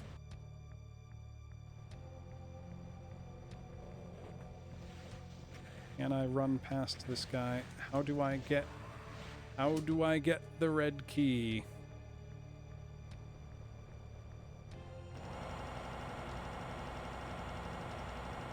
Such a sued word.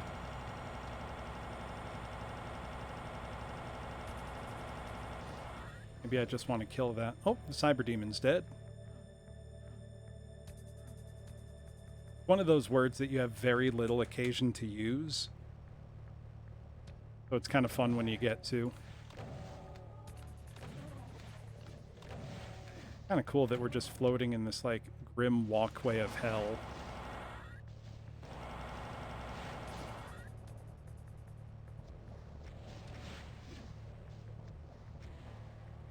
Something a poor writer pulls out of the thesis. You know, I can't disagree. I still like it. Every now and then you notice, you know, authors who clearly have favorite words that they like enough that they sneak them in, or they kind of default to them where they can't think of something else. Like, do any of you know the fantasy series The Wheel of Time by Robert Jordan?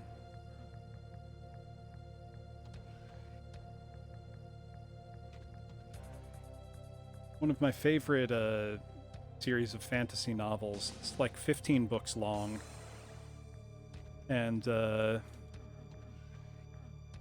a bunch of words and phrases he kind of defaults to when you feel like he can't figure out anything else to say. How do I get in? Like describing someone's...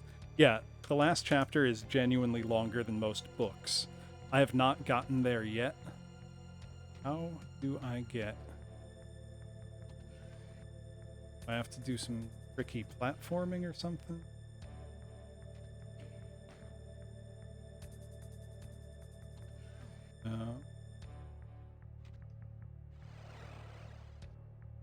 Or a platform hidden there?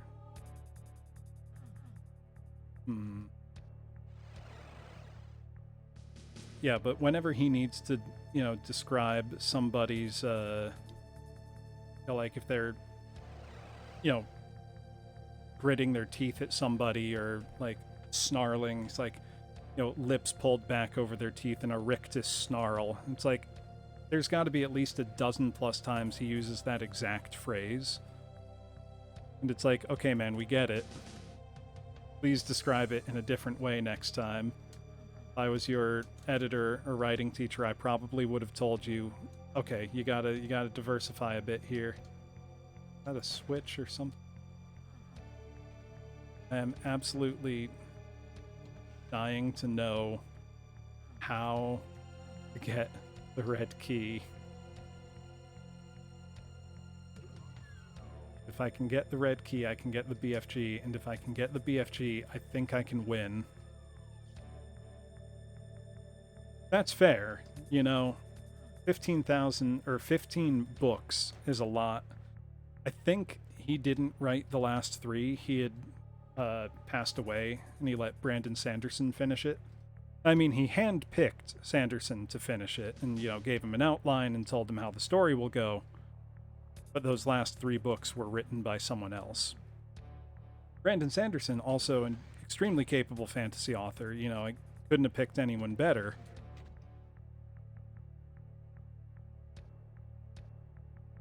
That's still just an awful lot of writing. Let's see. Anything for me in here? Probably not. Can't hurt to look.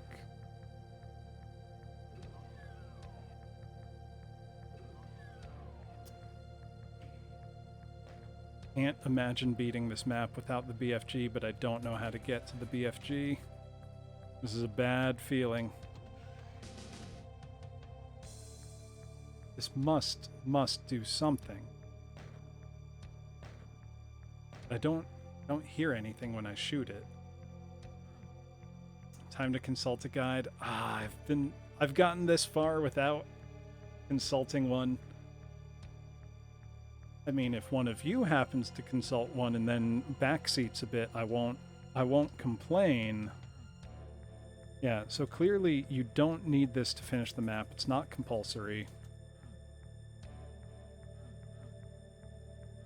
I am gonna consult a guide quickly just because I want to maximize my chances of beating this. Give me just a moment, class. Gonna see if I can find this answer quickly.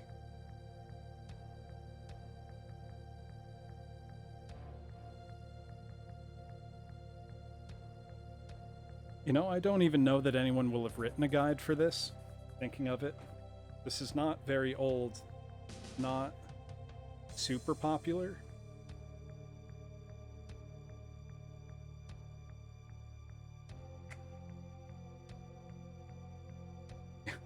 Check the Doom Wiki.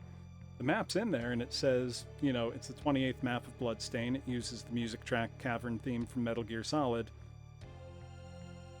That's about it.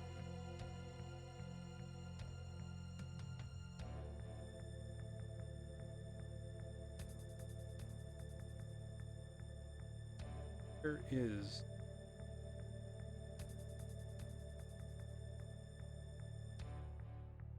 things that reference once you have the red key.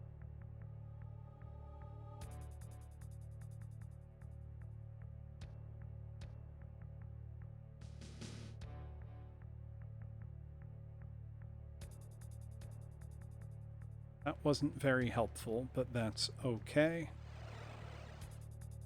Gonna see if we can't find it some other way.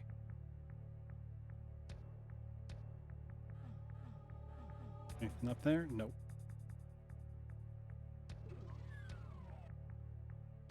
Retrace our steps, I suppose. Well, found a different secret. Partial invisibility would have been helpful like a half hour ago. Yeah, it's definitely possible to get by normal play. I just need to have big brain gameplay moments, not whatever it is I'm doing right now. Yeah, the textures in this are really grotesque, and like a strung up Doom guy there. There's only 34 enemies left in this thing. Okay, so I must be able to get the red key from here. Just a moment. Okay. Yeah, the aesthetics of this are almost second to none. Like, this map looks great. How in the hell do I get you? Is it something super obvious that I'm just not noticing? Looks like I have to go there by teleporter, but I don't actually know how Geiger's name is spelled. Eager, Geiger. Yeah, there's definitely a teleport. I might have to resort to some... I mean, I could cheat and id clip through the wall and grab it, but I don't want to do that. That would feel bad to do. I feel like there's got to be a jump I can make from here, but I don't see a platform on any of these. There must be one.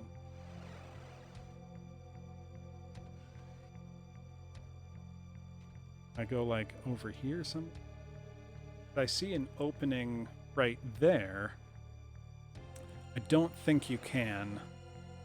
Like I'll hit, yeah, you hit backwards, but you keep moving forwards because that's the way you were going when you fell off the... There's no air control in Doom. Any other platform down here? Looking at the map view, I don't see it. Brings me back down to the ground level. Nothing.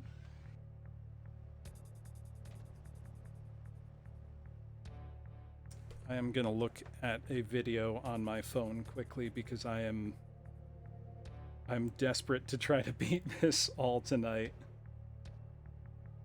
Let me take a look. Wow, this feels bad to know that the speedrun time for this is like 10 minutes. Let's see, how does this guy get the red key? He clears this map with 100% kills in 10 minutes. Oh, that's how you do it. Yeah, I'm only off by a factor of 12. I don't know that I actually can do this. It should have been clear to me. You need to blast yourself with a rocket as you are falling. Because when you get to this point, there is a rocket launcher and a megasphere to give you all that health. Yeah, so I need to go backwards that way. Okay, I am going to cheat a little bit now. I'm going to God mode blast myself.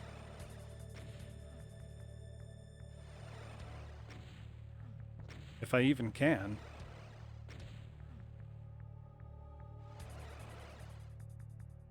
No, it's just IDDQD is burned into, I think, my and every other, the brain. Even with trying to cheat, I'm not succeeding here. This is embarrassing. Oh, I think you don't take splash damage when you have God mode on. Yeah, that's it.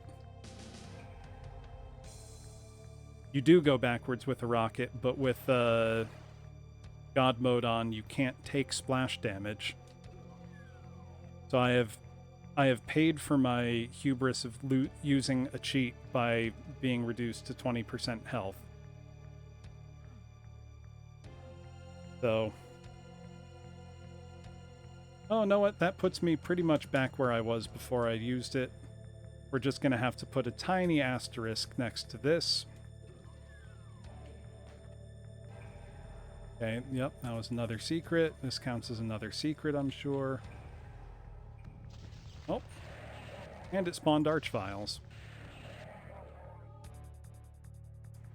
Didn't give me anything for free, at least. There was another red key. Or I go back up there. Get another red key door here. Yeah, nothing for free. Oh, speaking of nothing for free, I have an invulnerability, so I'm going to try to kill that cyber demon. Now I want to go through the blue door down here and deal with this mess as fast as I can. I don't know how you're supposed to do this without that invulnerability or this BFG.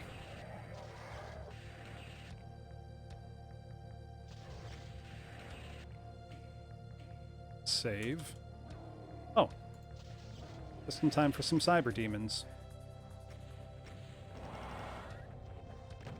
And me running out of cells.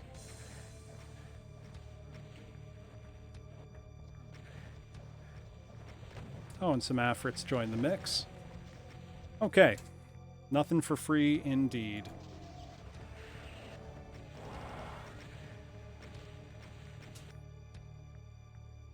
Let's see if I can't run past them to grab some ammo before things get too dicey. Okay, with ammo, I can kill them.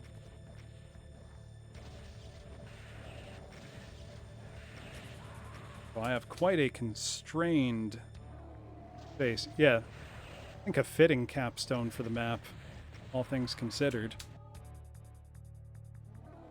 I wish now that I had been a little faster about killing everything else so that I would have had a little invulnerability left over for these guys. Okay, so run by them, grab some ammo, don't get splattered. Gotta work on the don't get splattered part. Now, if you're very brave and very skilled, you can two-shot a cyber demon with the BFG. You need to basically just get it perfectly right with the timing and positioning. I am very bad at that. So I'm probably not going to succeed in doing that. The way the BFG itself works is a holdover of how kind of janky and, you know, stapled together from bits of whatever they had. You know, Doom's engine is brilliant for 1993, but the BFG works by shooting one big projectile and then 40 hit scan tracers that hit whatever is in your line of sight. So if you manage to get all 40 of those to hit the cyber demon twice in a row, you can kill it in 2 shots. I'm not good at that. It's quite difficult to do, and it's very dangerous for what I feel should be obvious reasons. Usually I can kill one in 3 or 4 shots. That was a 4-shot there. Oh, I went to the wrong one for ammo. Yeah, you pretty much need to pre-fire it and then be right in its effective range when it goes off.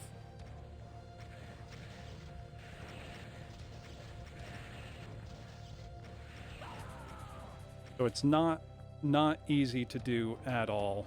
Let me try being a little more patient. Yeah, that would probably behoove me.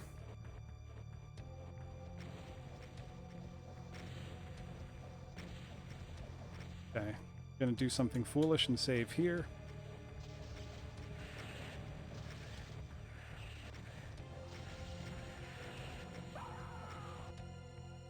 Okay.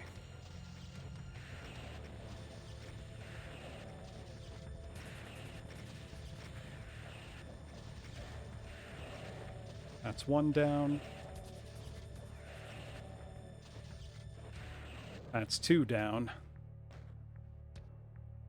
There's still 4 enemies left, which I imagine will be 4 Afrits when I open this. Sure enough. Let's nuke them.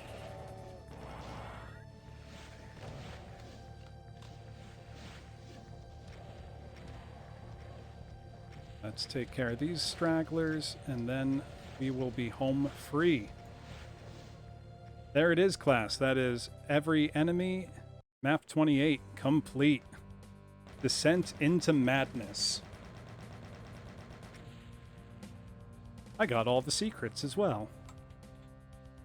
Of Fire and the Void. I don't know if that spelling error is on purpose or not.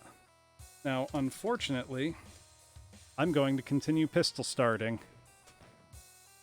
So let's go. I recognize this track. This was used in another Doom WAD I've played. Very metal track. of Fire and the Void. Got 532 enemies. It already feels like it's going to be very chaotic.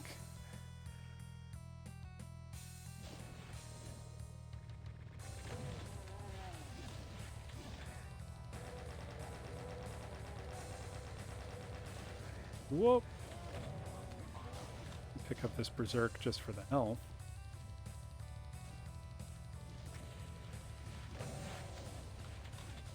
Right, we've already got Aphrits wandering around. The post-antepenultimate map.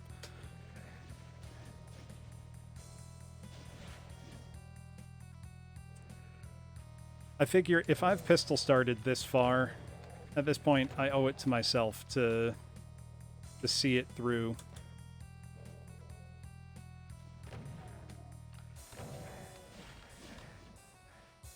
These Aphrits are really annoying. Love it if they would infight with stuff instead of me, but what's down here?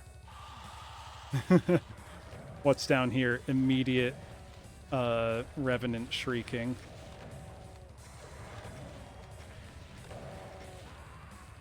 Two Archvials. I'm just thinking about how if I wasn't, you know, set on pistol starting, you know, I could have started this map with a BFG. That opening room would have been trivial. And that opening room still wasn't that bad, but could have been, you know, 2 shots and done.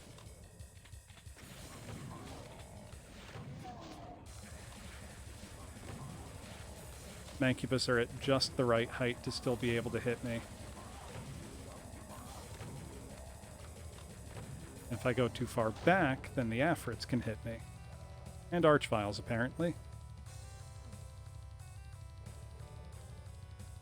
Soundtrack's kicking, though.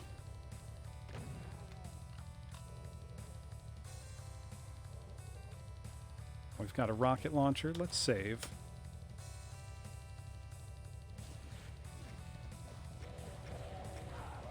I feel like this is a fittingly heavy metal soundtrack for what we're doing right now.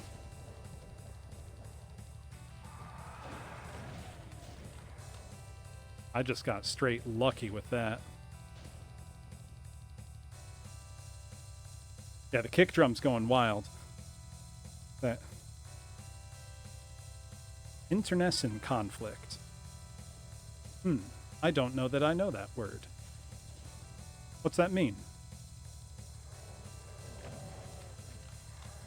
Okay, the lava floor does in fact hurt.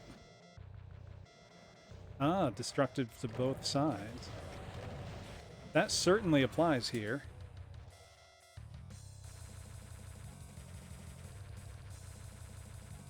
The soundtrack is going nuts.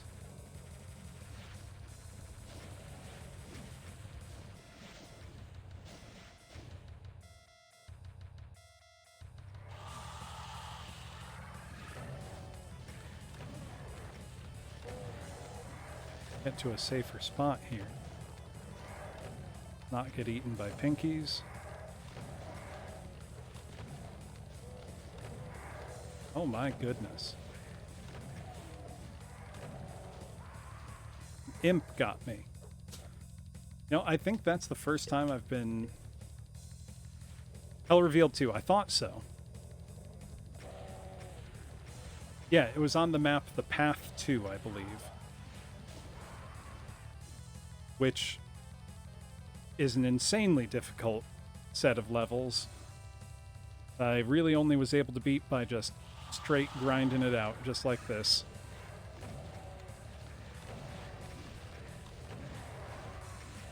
Okay, the Archvile can still get me there. I will say, this does still feel fun. I think because of the music right now. Also, like,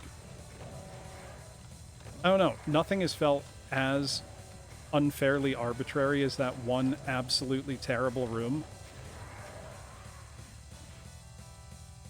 Nice, the Path 2. Path 2 is a very memorable map, let me tell you. Because it is straight brutality, just wild punishment the whole way. I think the best way to describe both Hell Revealed Megawads is something like gleeful sadism. Like, they are designed to make you, like, they're designed to make you feel bad about yourself, about everything. They're just so punishing. Like, even if you were to play it on an easy difficulty, I don't think it would be, like, easy to clear. Like, if you played it on, you know, like, the easiest difficulties, like, you know, I'm Too Young to Die, it would probably still be just indiscriminate sadism. Like, I can't imagine there's that big a difference in the difficulty settings. Maybe fewer archviles. I know there's one map in Hell Revealed 2 that has something like 75 archviles. And it's just... like, why would you do that? What did I do to you, Mr. Map Maker? Make you want to do that to me?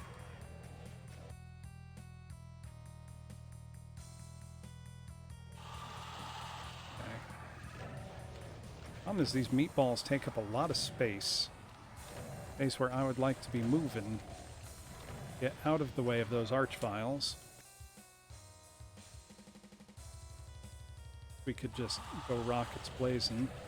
Take out those revenants. Try not to get too close to the Cacodemon. Didn't work.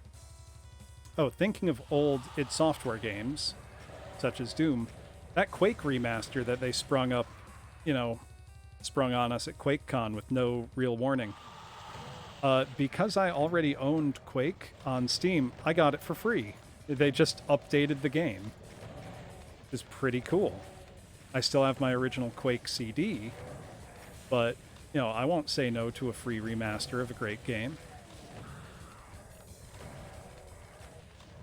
Played a bit of it the other day, actually. It's, you know, still Quake. Obviously still very fun. Probably not going to stream Quake because I'm not... you know, I say I'm not very good at Doom, but obviously, you know, I'm pretty good at Doom to be able to play it at this level at all. Quake I'm just totally normal at. You know, it's just a game I've played. Whereas Doom is a game that I play a lot. Though probably a lot of people are watching Quake gameplay right now. I'll have to take a look. Maybe I could stream, like, the new expansions they made for it. Because they added, besides a remaster, they've added a bunch of new levels. I think is super cool. And if you're going to update an old game, that's the way to do it. You know, give us something other than just the same game, but shinier. Well, that was just sloppy movement on my part.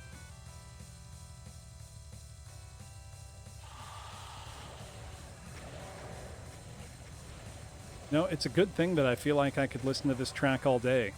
Because I think I'm going to be listening to this track all day.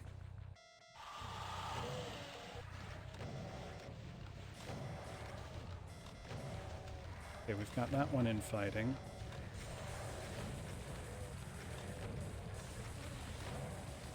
We take out the Archvile, but there's just no room to maneuver safely. Trying to dodge the Revenant missiles.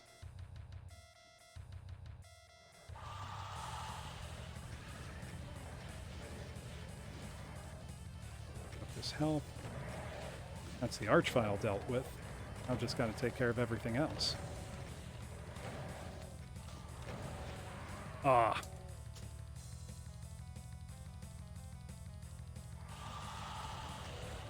There are some Doom Megawads that are honestly worth playing just for their soundtracks.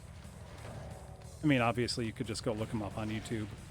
But I know I bring it up all the time. Ancient Aliens has an absolutely phenomenal soundtrack of all original music. You know, it's not like MIDI versions of songs that already existed. It's all original compositions, and it's just so good. Hold on a moment, class. I need to stretch out my left hand a bit. Getting a bit WASD sore. There we go. Stretching it out on the desk.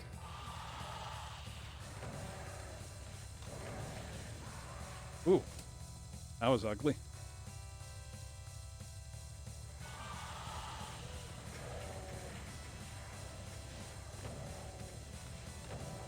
You know, in my mind, I often write off the cacodemons as not being that dangerous a Doom enemy because they're very easy to deal with when you're at a distance. But in a very confined space like this, man, they pack a wallop. Especially coupled with all these other monsters that limit mobility.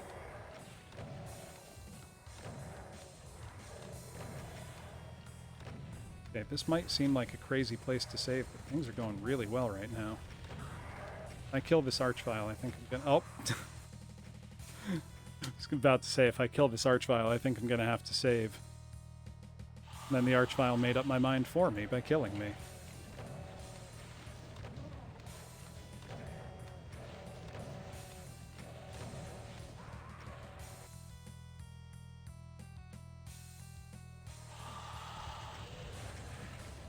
Take out Revenants if I can.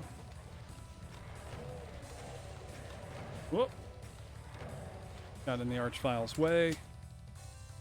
Oh dear. So how's everybody doing? Having a good week so far?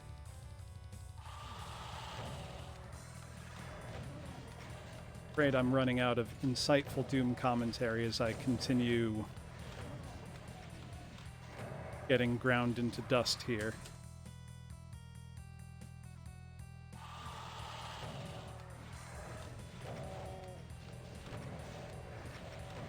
I'm gonna put cacodemons between myself and Revenant projectiles to get them to infight. Okay, that worked. Pick up that, get out of the way of the Archvile. We've got imps in the mix. Ultima Online, nice. Same UO that's been going since like 98. Does that still get official support, like new X-Packs and stuff?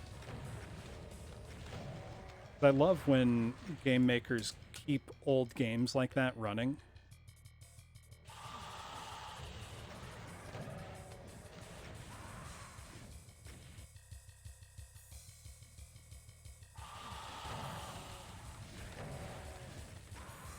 Ooh. Oh, private server. That's awesome. Brand new map. Good on the people keeping that up.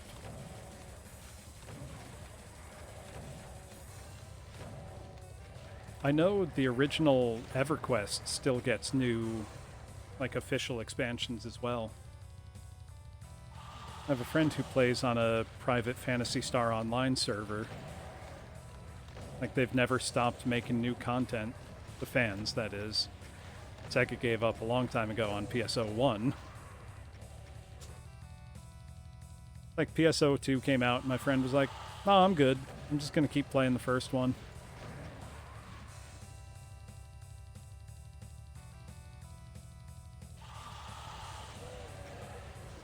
I think Final Fantasy XI still gets updates, too.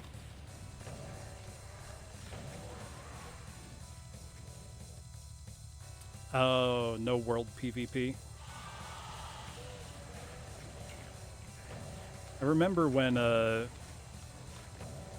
way back in the day when they had their first event that Richard Garriott, the creator of the Ultima series, visited UO, someone figured out some exploit that they were able to actually, you know, kill him in instanced PvP, but brought into the town somehow.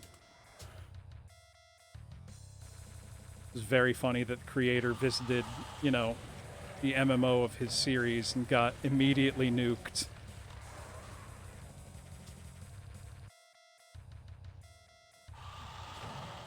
I gotta figure out something better in this room or a way to move on, lest I just get stuck physically and mentally in one space. Okay, this might seem... Did he really? That is surprising to me. Make a new save. Feeling all right.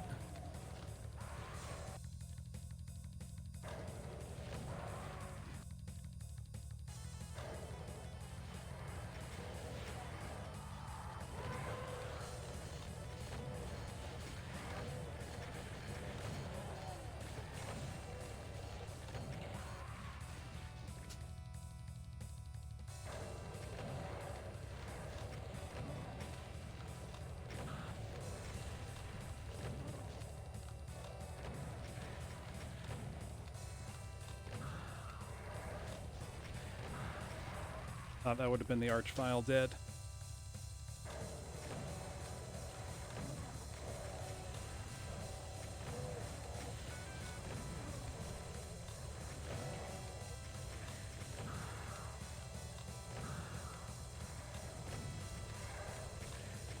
Oh. I remember Tabula Rasa being just a massive flop. Never played it myself, but...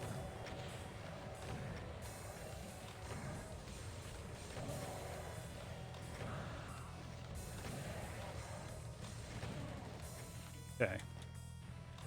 Archvile dead, this room gets a lot more manageable.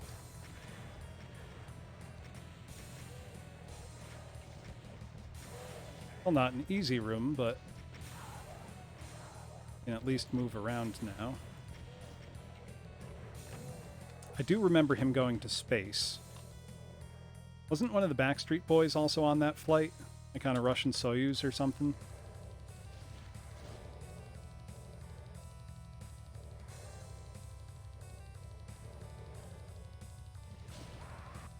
Did that Afrit get there?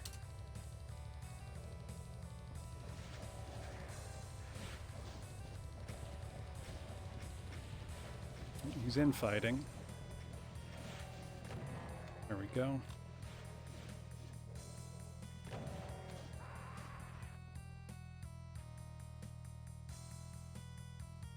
Yeah. No grinding. What, you mean you don't want to kill 500 enemies in a row? And then kill 500 of that enemy reskinned?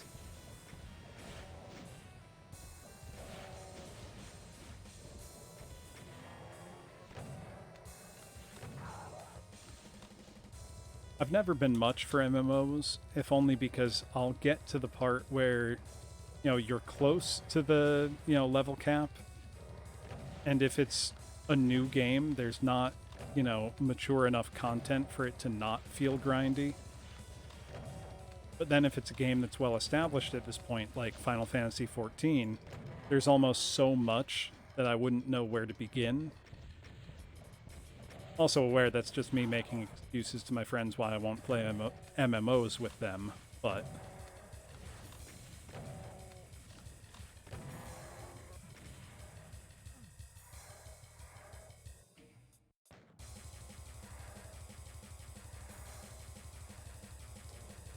PlanetSide was the first-person shooter from Sony, right? Like large, open, instanceless world.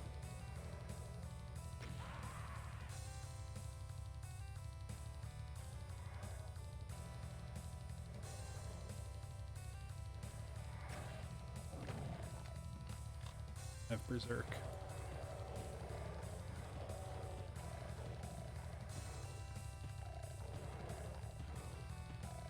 Really use a med kit, though. Let's see. Oh, hey, Doc Pastis. So, sorry I didn't see it. We've got this map and then the final map left. We did the punishment karaoke that was assigned last Doom stream, which encompassed 2 Nickelback songs and Aqua's Barbie Girl. That was fun. And now we've got let's see, about 450 enemies left in this map. And then final map. I'm still playing from a pistol start every map, despite how bad an idea that has proven to be. Really need a health pack, or I don't think I can survive this room at all. We're up to 202 deaths. Oh yeah, excellent, high fun quotient tonight. I think singing Nickelback was more painful than dying now 200 plus times.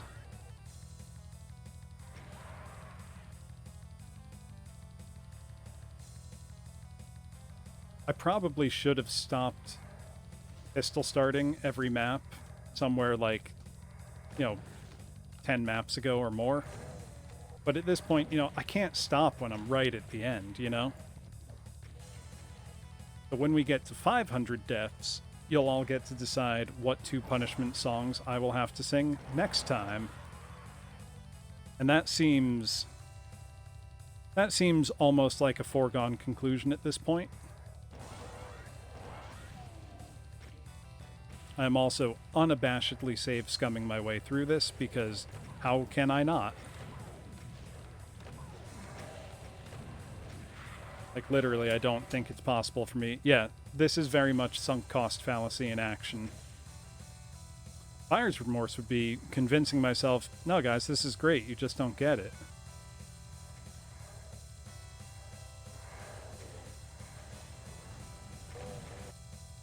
I'm not trying to convince... In fact, I would advise most people not play this unless they really know what they're getting into. So playing it single segment, that is to say, not from a pistol start, this would probably be a lot more manageable. Is there a health pickup anywhere here? I could really use it right now.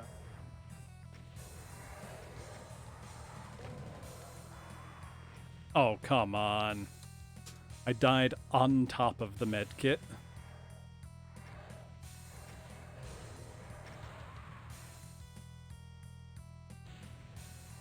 Let's see, so I'm going to make a mad dash for those med kits and then see what happens. Gotta get my movement squared.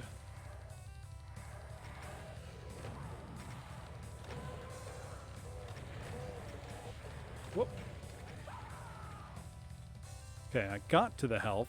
Now what do I do when I get there? I want the plasma. A lost soul is what got me. Really? Really?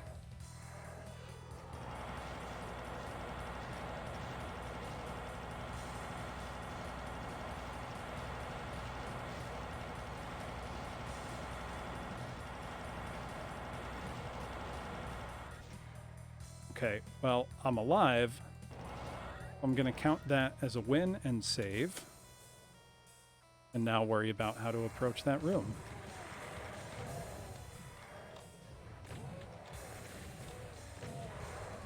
Oof. Oof.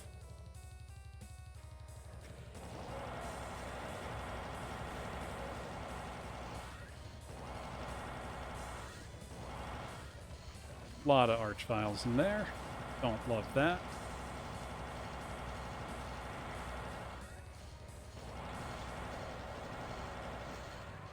A health pack.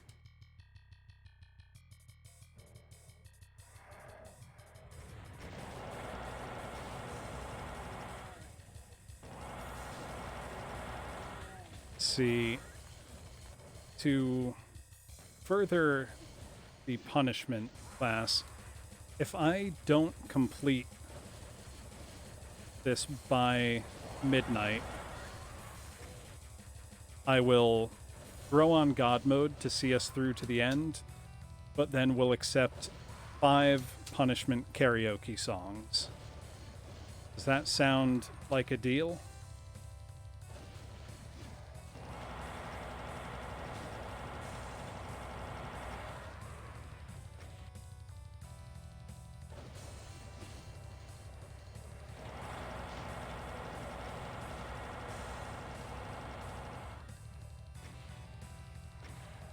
There must be a way to get that megasphere up there.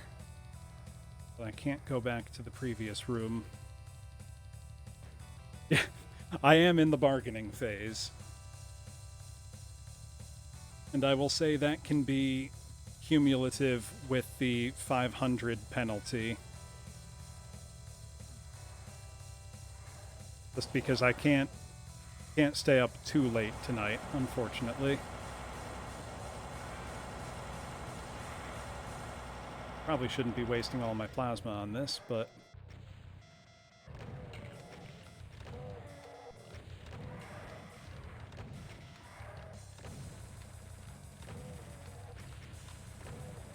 Go. Yeah, probably.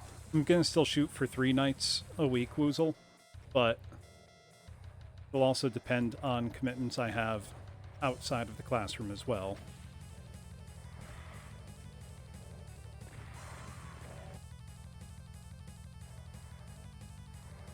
Like a regular music job of mine starts back up as well shortly.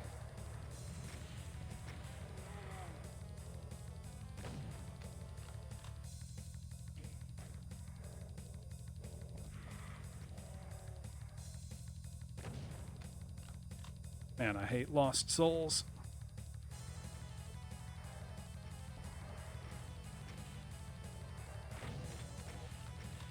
Really want that soul sphere they're sitting on top of up there, though. Archvile over here. He's infighting, so that's nice, but... Okay.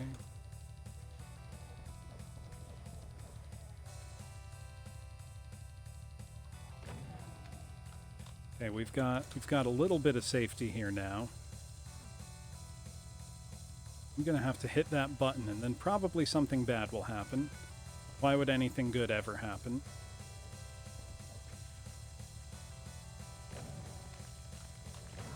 Okay, those archviles in there can see me. Good to know.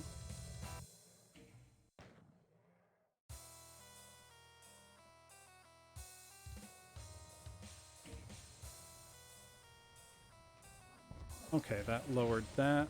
Let Ancubi out, as well as... Whoops! That was just sloppy movement on my part. As well as an Afrit, it looked like.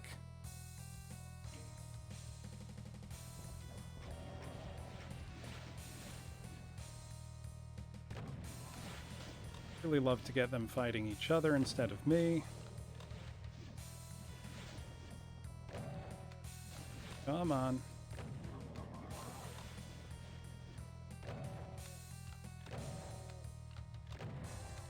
Okay, at least he's dealt with.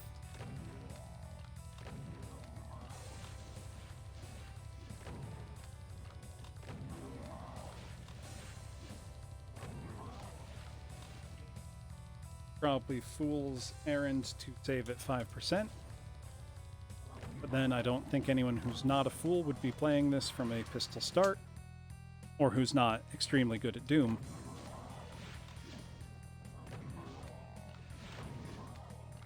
Just think of it as a learning experience, class.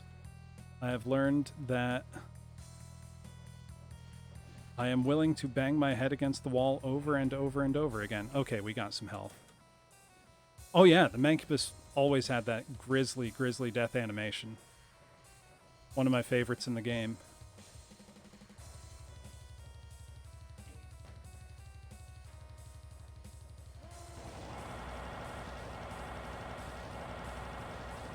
Can I keep him stun locked? No, I cannot. Holy crap.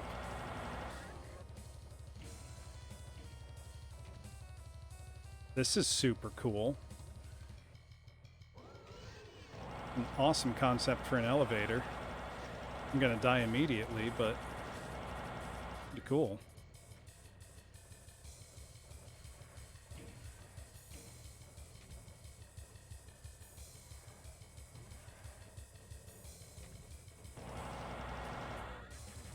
Still somehow not dead. Probably should be. So there was, I believe, in the like alpha, I'm falling back and don't mean to. In the alpha for Doom, one of the like gore graphics, you know, of like the Marines you might see on the wall or something, was supposedly an actual photo of a dead guy. That graphic did not end up in the final game. So that, I believe, was cut. But I think at some point during production, that was the case. I think it was part of whatever, you know, library of stock photos they had bought.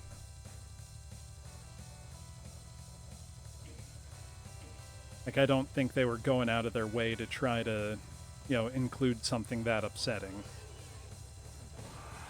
Because despite, you know, controversies that cropped up around Doom over the years,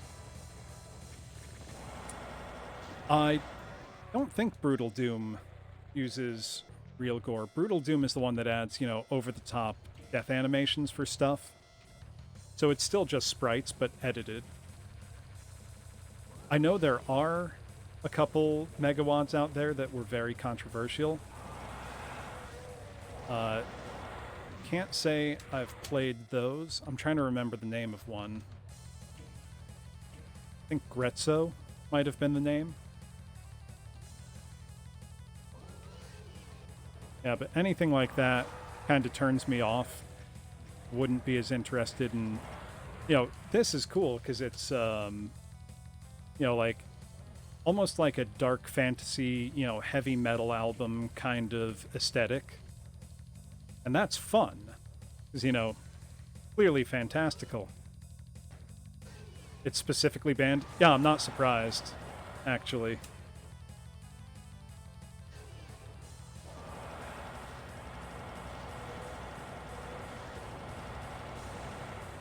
Whoops.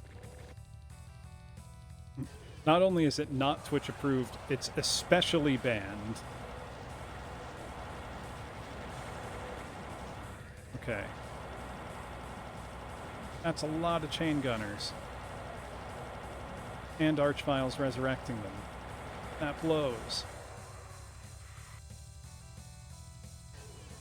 Are there other games that are specifically Twitch banned? I got stuck on the Spider Mastermind. I'd be curious to know.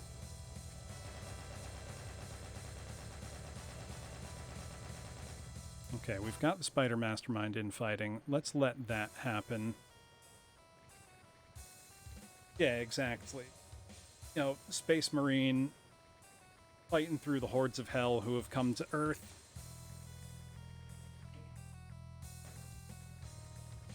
That makes sense.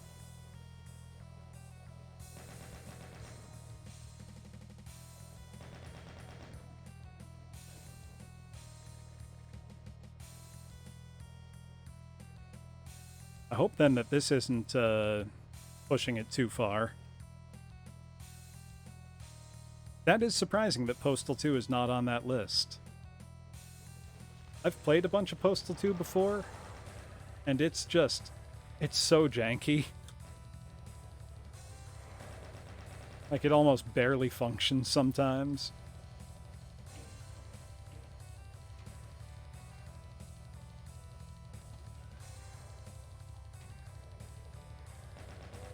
Whoops. Need to run to make that jump.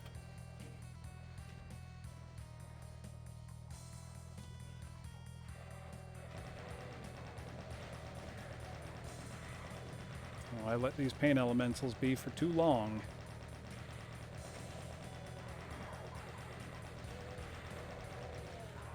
Oh, come on, I was right next to the Megasphere.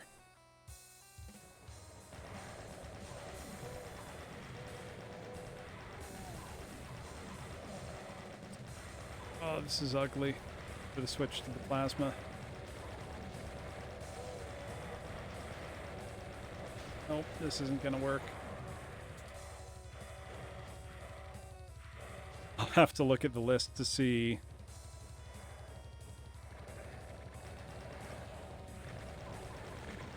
Yeah, when Yandere Simulator is one of the most normal sounding games on the list, probably makes sense that they would be against Twitch TOS.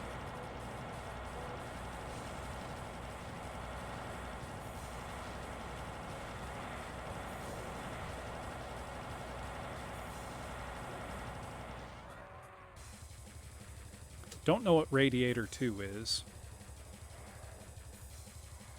Sequel to Radiator, I assume, whatever that is. Oh, okay. Now I'm afraid to ask why it's called Radiator.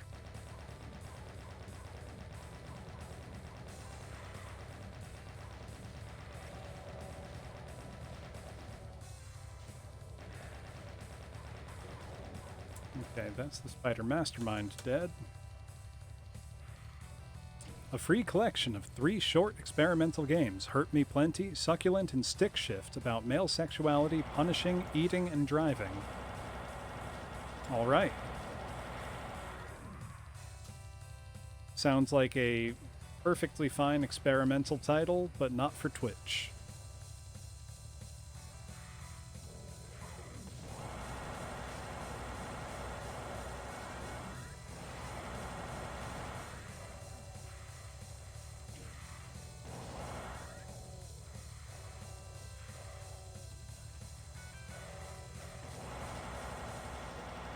know, it occurs to me that I don't actually know what is prohibited on Twitch terms of service.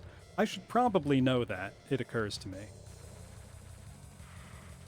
Not that I think anything I'm doing here is in violation of Twitch TOS, but it would be better to know than to not know. Unless barbershop quartets are, you know, especially frowned upon by the Twitch overlords.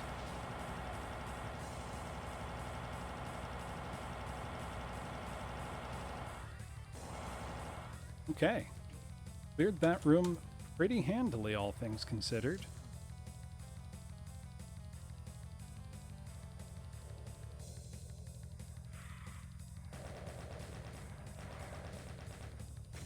Whoops. Couldn't have taken that hit. Or that one.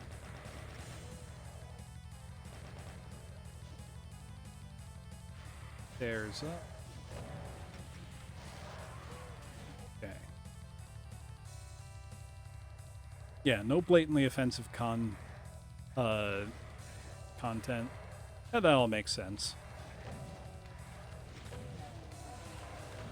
You know, even if you indicate that a stream, you know, is not for children, sounds kind of like, you know, radio community standards or something, you know?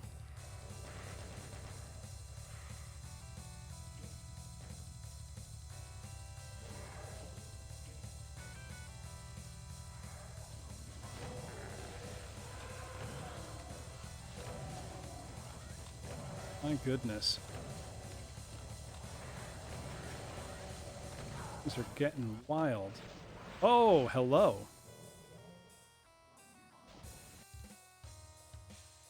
That makes sense. I mean, there is a category for Doom 2.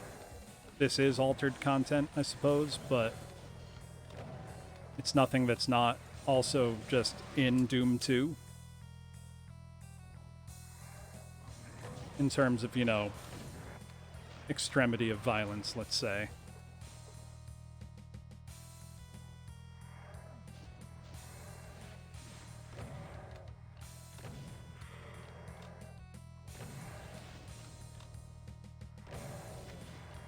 I know I did one time forget to change the tags on a stream, so one of my barbershop streams went up as being Doom 2. Probably confused a bunch of people browsing Twitch. Yeah, stay out of the school in Postal 2. Probably a lot of things. I mean, you can play Postal 2 as a pretty much totally normal, straightforward game if you want to.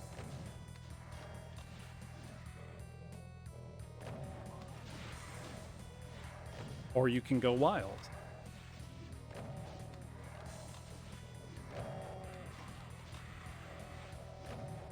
I should look it up. Are there, like, pacifist runs of Postal 2? Because I feel like that would be a lot of fun to try.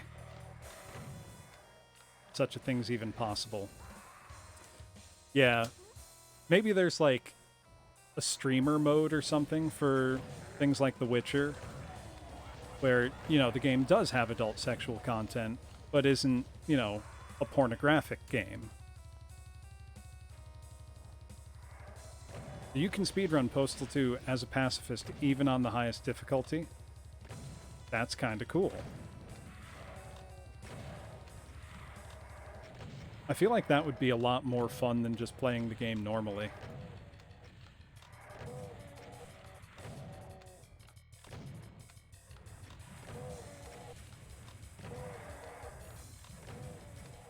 Whoops.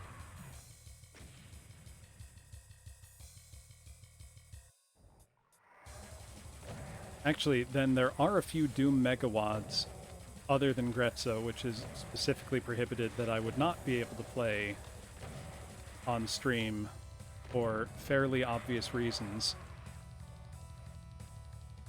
There was one mod called H-Doom that I feel is pretty self-explanatory.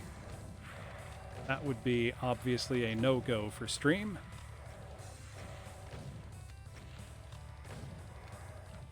Then there is a Doom Megawad called Kama Sutra, which there's one map that would be a no-go, and the title screen would be a no-go.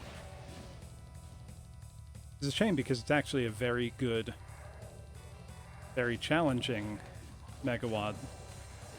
Probably lower quality overall in terms of visuals than this, but not anywhere near as brutal towards the end. I'm getting stuck as to how to progress. Maybe I should go back and clean up some of the places I've been. Go forward by going backward.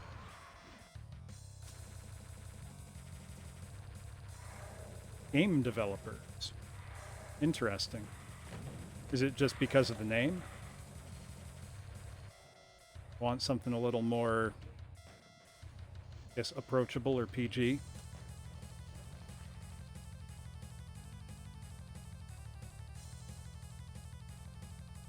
Is that just a decoration, or is that decoration? Probably not a bad idea on their part.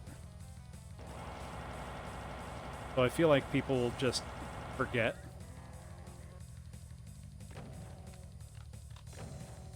They've been called that for a very long time, as far as I can remember.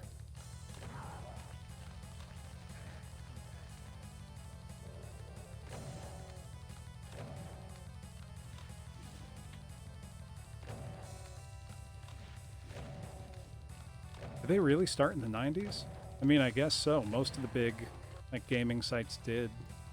IGN.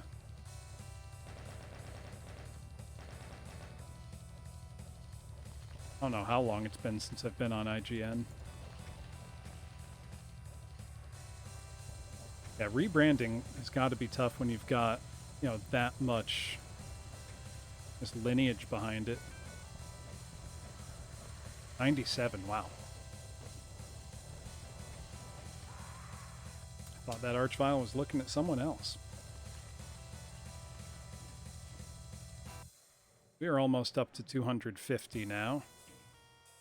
It occurs to me that we passed a funny number threshold unnoticed.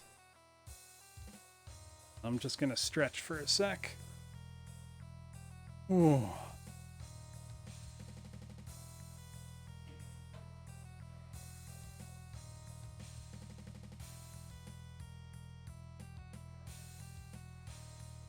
Oh, okay, so it had a sister magazine. That makes sense then. So they don't risk losing as much brand recognition as if IGN decided to rebrand or something.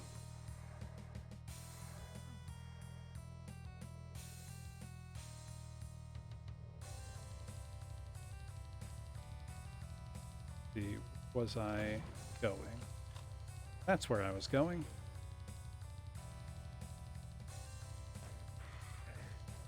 Yeah, SEO doesn't really apply to magazines. Or at least not print magazines. Not any more than, it would to anything else.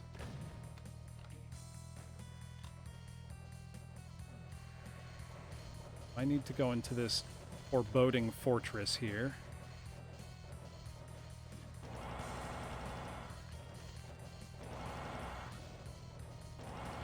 I want to get all that rocket launcher ammo up there first, though.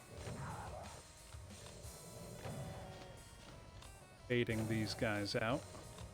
And not getting zapped by Archviles in the meantime. Probably still have somewhere a stack of Game Informer magazines dating back to 1996. I think I got that magazine uninterrupted more or less from 96 to 2011 or so. Every now and then it's fun to go through old gaming magazines and see, okay, what did people think was going to be the next, big thing? You'll see cover stories on games like, Advent Rising. And it's like, oh, that didn't pan out for them now, did it?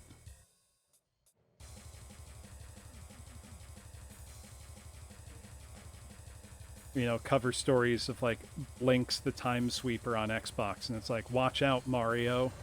Like, for what? Oh, yeah. Daikatana is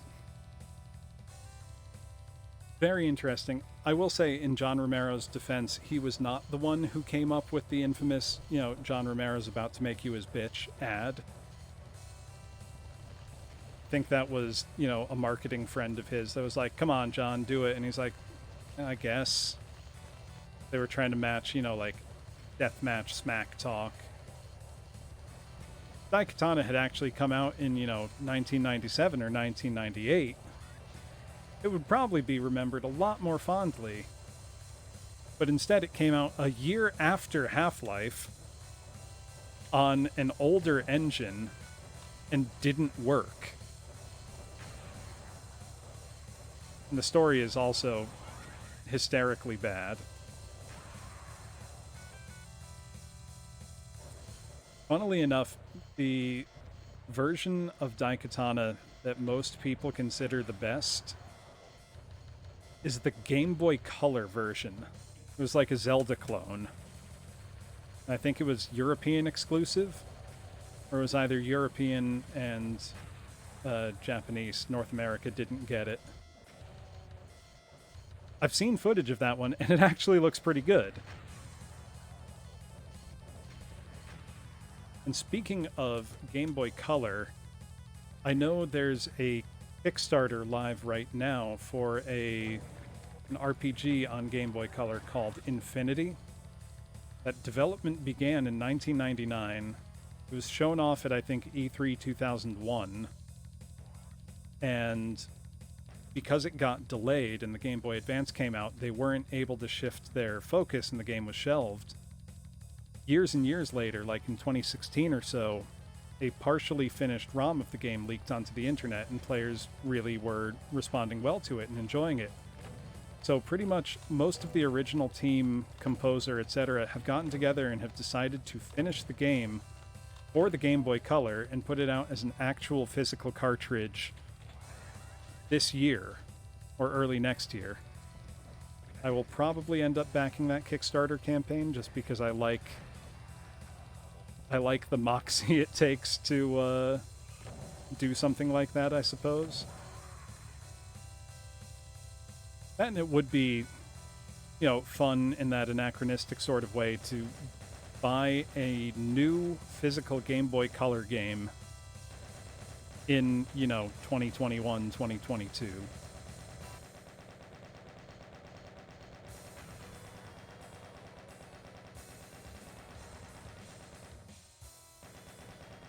I do also just like that people keep making games for what are traditionally considered, dead platforms. Like, I've pretty much never stopped buying Dreamcast games. There have always been new Dreamcast games for me to buy. A lot of shmups still come out on Dreamcast. Yep, La Mulana was an MSX game.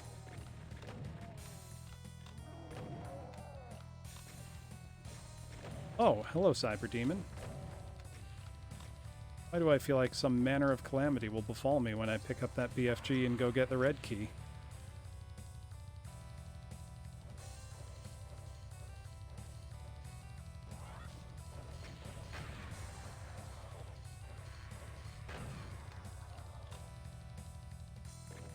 I feel like anybody tuning in for, watching somebody play an ultra difficult map set must be disappointed that I don't get, like, game rage. I don't really get angry at video games.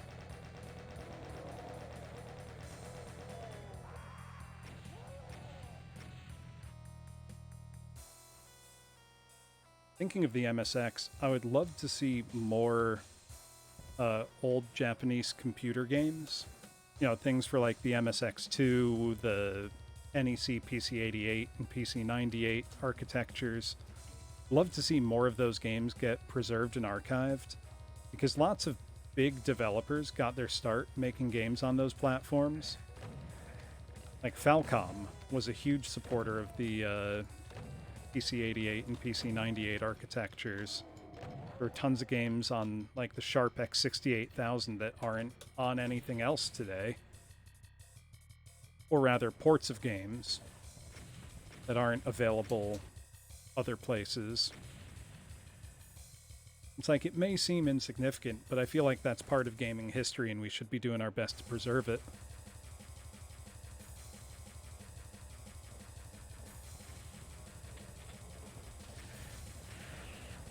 Can I two-shot this cyber demon? No, I cannot. Three-shotted him. I'll take it.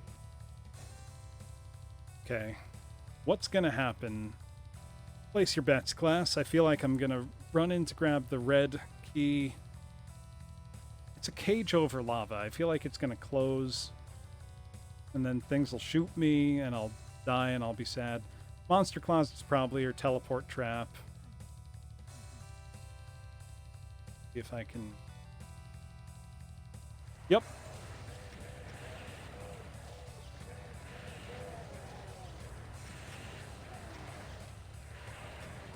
That sucks. Okay. Can I...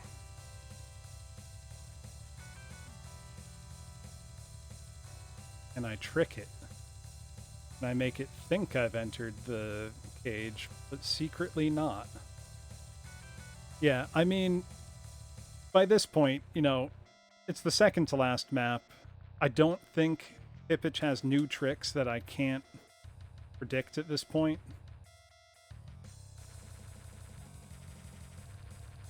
And I really want to, like, see if I can just dip my toe in and then get out.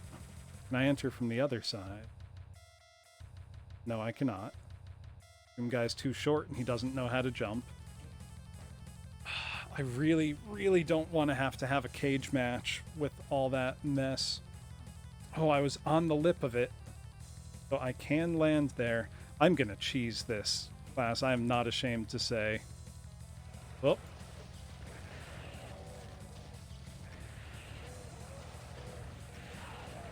It's like, how am I supposed to survive that? I am using GZ Doom, but I have compatibility level set to strict. So that's why, you know, there's no texture filtering on anything. The only kind of enhancement I have are the blood decals on the walls. So even though I normally in GZ Doom, if I'm playing something that, you know, is built for GZ Doom and has jump, I usually have it bound to E. But, you know, doesn't do anything now. So close. I want to just, like, just trip the line and back off. Because I don't know how to survive this otherwise. Yes!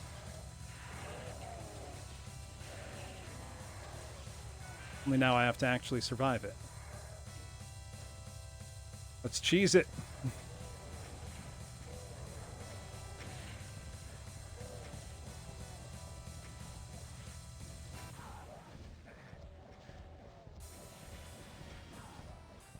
A lot easier when I'm not inside a tiny little cage with no cover.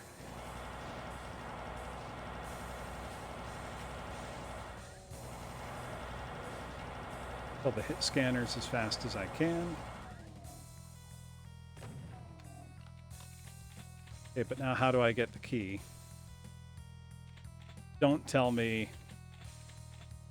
I can't get it now. Oh no. Now I guess I just have to wait whatever the specified amount of time was.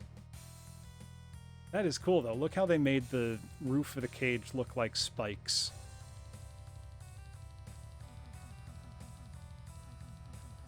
Yeah, so this is probably on a timer. I have to say, I am big time not a fan of timed cage maps like this.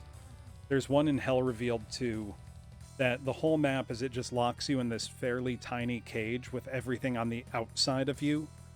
And it's just, it's miserable. It's RNG and nothing else, you know? At least I'm assuming this is on a timer. If I am stuck, I will cheat, and that will be an automatic penalty song added to my list. If I soft-locked, I'm just going to id clip. You know, at this point, I'm willing to accept that pistol starting this whole wad was probably beyond my abilities. I've made a fairly... Oh, no, there's a switch right there. Oh, see? Little skull switches. Okay. I don't need to add myself a penalty song. Kind of like adding that bots game element to Doom, though. Spices it up. 1 hour remain. I'm just thinking of the, like, Majora's Mask sound effect, like, with the clock gears shifting. Let's see if I can't see where the red key is. Map is gigantic. Oh, we only have 310 enemies left. Whoa! Okay, that was my one bit of, like, Ultra Instinct for the day. Yeah. These maps are just wildly intricate. And I mean, cosmetically, like, they're beautiful. They look incredible. And I think a lot of this is vanilla compatible, meaning you could load this with, you know, your DOS Doom2.exe. I don't know that they're all vanilla compatible, but a lot of it is. And that's honestly pretty nuts. I know all of Back to Saturn X is vanilla compatible. And that's one of the most, you know, highly detailed, well-regarded megawads of the past decade. That actually, Back to Saturn X episodes 1 and 2 were added to the official port of Doom that you can buy, like, right now on Steam. It's called the Unity port of Doom because they recreated the engine for Doom in Unity. And they have added a lot of free add-ons, which are community-made megawads. So there's an installer right there in the software. So if you want to play something like this, not exactly this, Back to Saturn X is excellent. And if you have Doom on Steam, you have Back to Saturn X.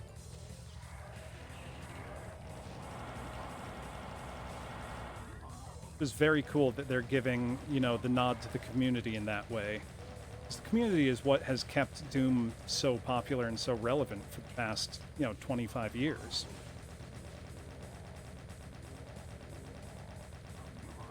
Yeah, exactly. It was so good it became canon. That actually was the story of both TNT Evolution and Plutonia. It actually caused quite a controversy because TNT Evolution was supposed to be a free release. And a lot of people back in, 1996 accused Team TNT of selling out by agreeing to license the work for commercial release. I don't blame them personally. I mean, I like getting paid for my work. And it's not like Team TNT didn't also, do a ton of stuff for the community outside of that. Matter of fact, when John Carmack released the source code for Doom to the public, I believe in 1997 or 98, it was Team TNT who made the first source port of Doom called Boom. So anything like GZ Doom, Z Doom, so GZ Doom is a fork of Z Doom.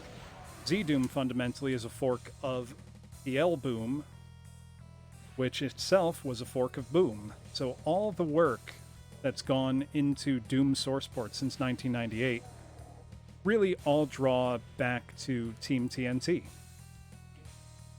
And work that just dedicated hobbyists did for free.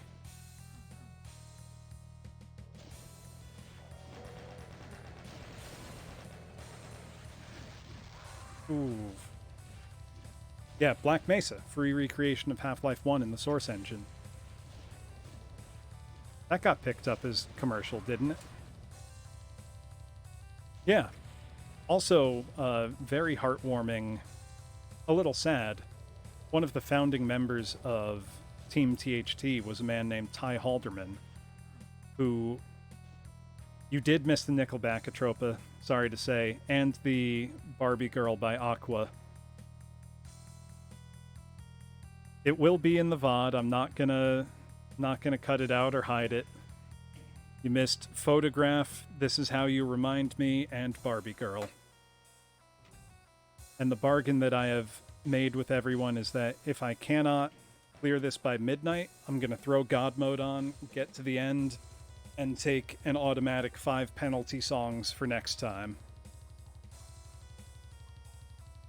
Which is becoming a realer proposition by the minute.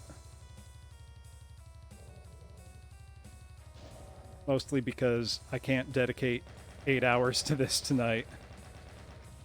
Oh, nice. Which tabletop game you playing? What system?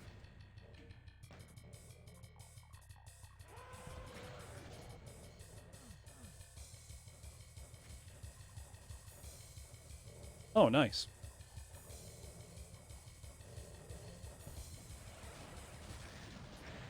A friend of mine has been working on his own tabletop system for a few years now.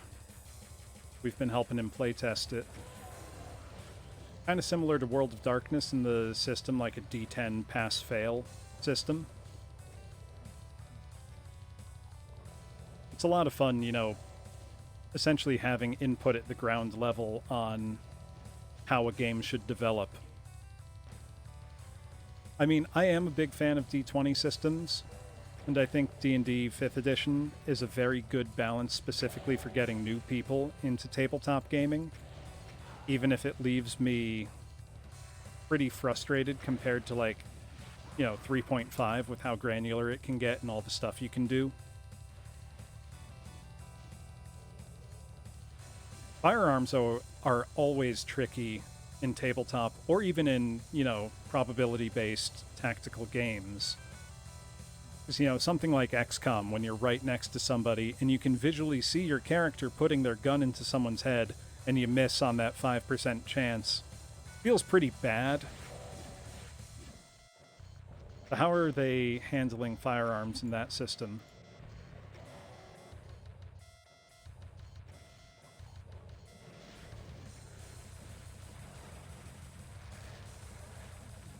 Oh my goodness. Terminal ballistics on Ganymede for 30 minutes. Well, yeah, so you'd have to take into account the atmosphere, the gravity, mass.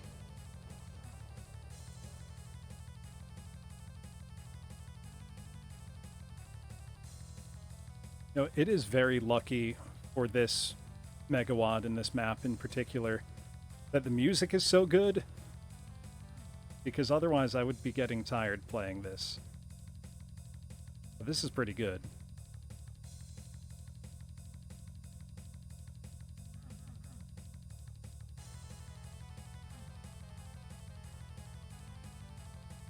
Where is the red key door even?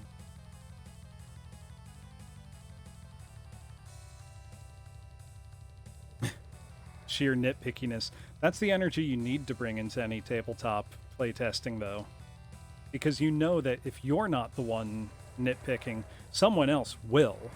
You know, it's not a question of if someone will, it's a question of when someone will.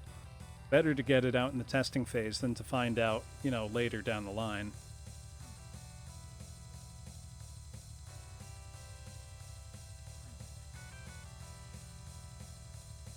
I wonder, do conventional explosives work in a vacuum?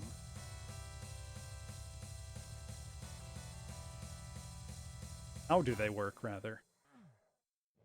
I'm sure that's a question that's been answered, you know, hundreds of times, and I could just look it up, but cool if someone knew. Can I sneak down there? No, I can't.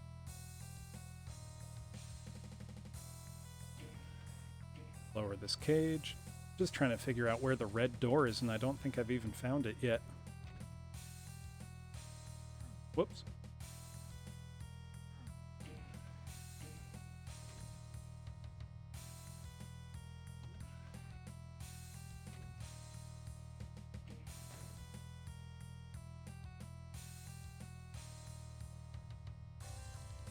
Can't go down there. Blue key door. Where? Yeah, I can hear bad guys, which means, yeah, it must be that way, and I just don't have...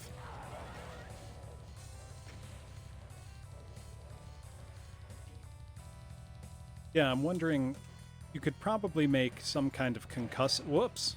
Some kind of concussive blast that would work in 0G.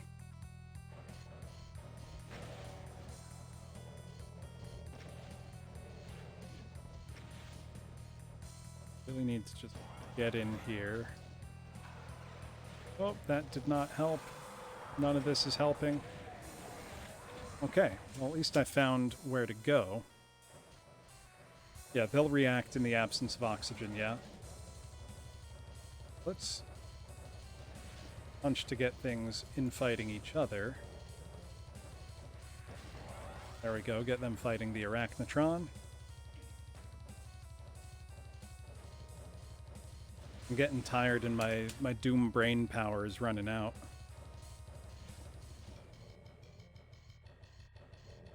Wandering Afrits are a real pain in the butt. Whoop. Like I'm stepping back on instinct. I'm just assuming there's a projectile coming for me.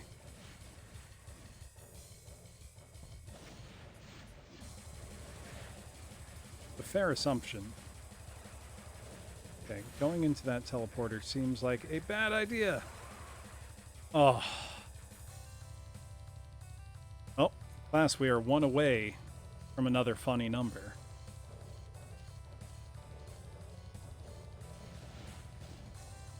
If I can get the Afrits to infight the Barons. Come on.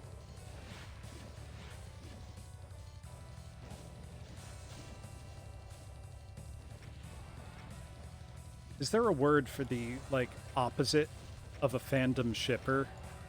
Where instead of me, like, trying to mash these enemies together and say, now kiss, I'm trying to get them to mash together and say, now fight each other.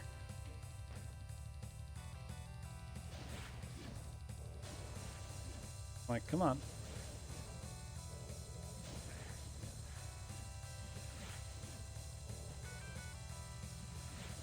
Trying to box that guy is not going to go well. Nope. Funny number achieved, class.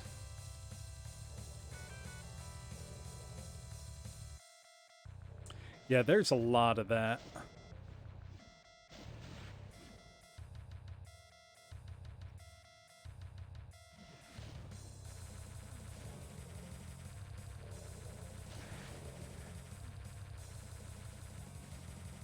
Okay, now they're finally fighting each other.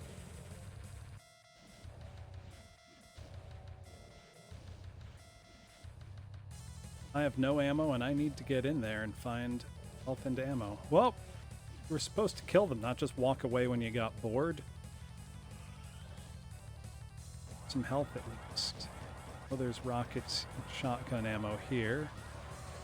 Okay. Oh, goodbye, funny number. We barely knew you. Okay. All right. This is positive.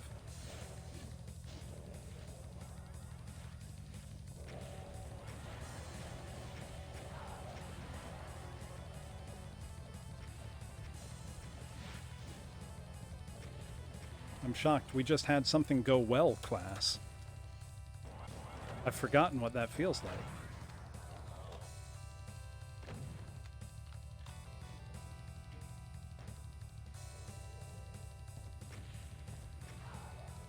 I have very little ammo and very many bad places I need to go.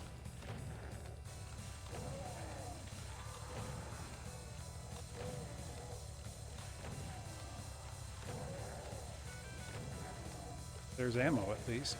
Oh, chain gunners.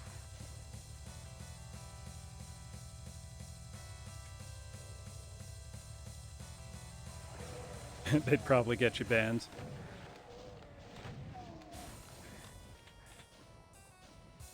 Probably best to be on the prudent side then.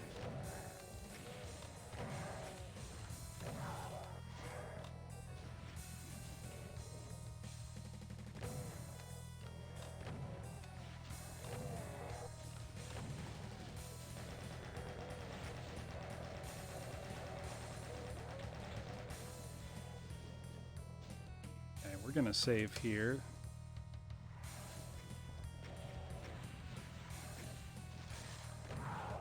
Ooh, 2-for-1 special.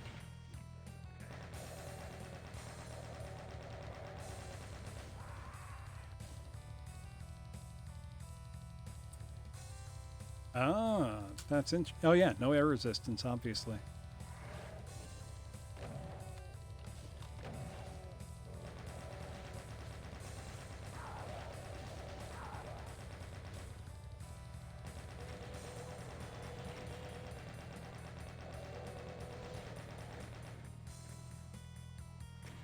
Ooh, okay, so there's a cyber demon over there. He just said hello.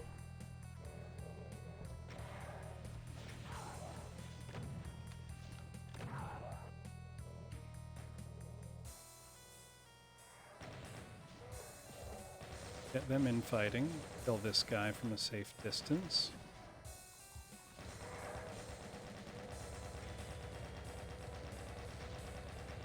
I'm going to run out of ammo for everything very shortly.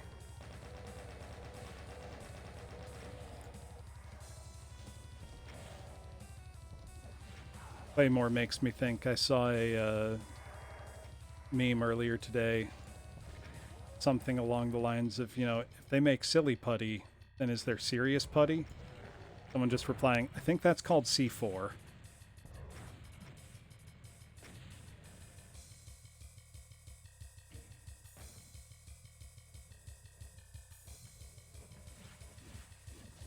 Rebrand C4 as serious putty.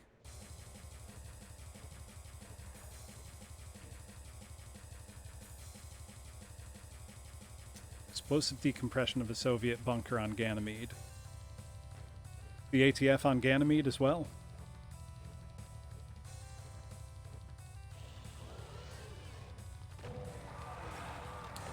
There's a lot going on in this room.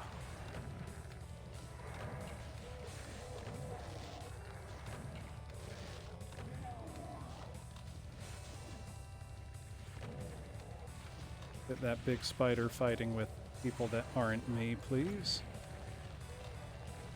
Oh, that Archvile can see me still. Customs before you left Earth orbit. You know, considering the fact that commercial space travel is a distinct possibility in my lifetime, we're going to have to get ready for that. Every spacefaring nation would be setting up customs at their spaceports.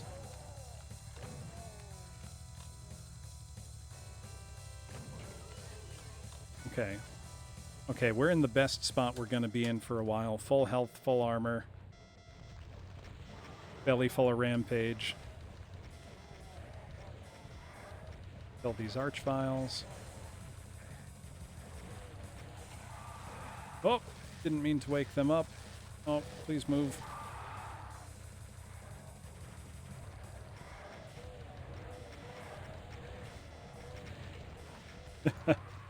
Push the ATF agent out of an airlock. You know, I feel like that one's going to come back to bite you.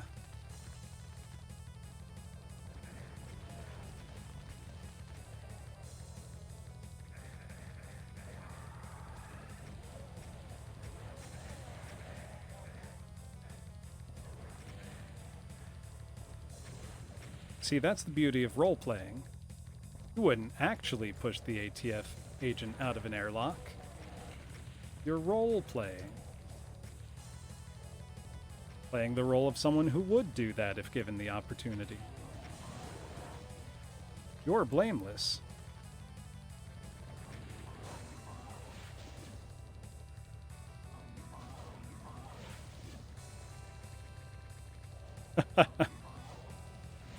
Turned him into his own best friend.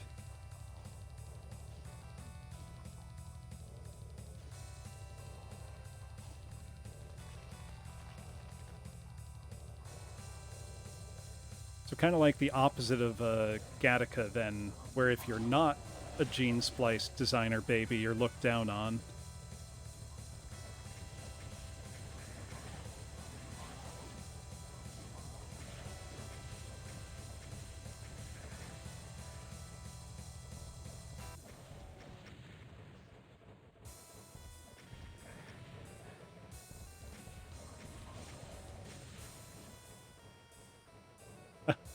Hiding your cat ears. What, did Elon Musk decide to make genetically modified cat girls for domestic service?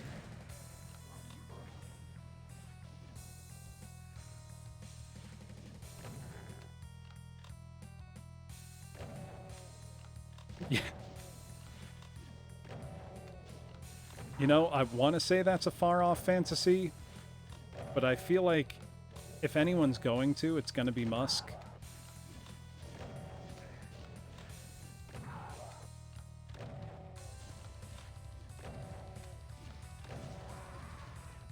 If not a Tesla, I definitely am considering an EV for my next vehicle. Kind of depends what the charging infrastructure in my area is looking like. I've been in a few, and I gotta say, I love how quiet they are. Like, it's nice.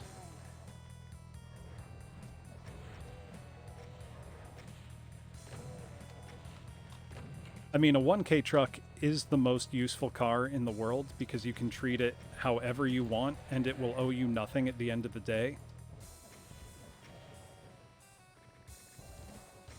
I mean, I've been driving the same Volkswagen Golf since, I think, 2012. Yeah, it's a 2012. It's got 160,000 miles on it now. That car won't owe me anything when it eventually is no longer worth the maintenance, though that's probably not for a long time yet.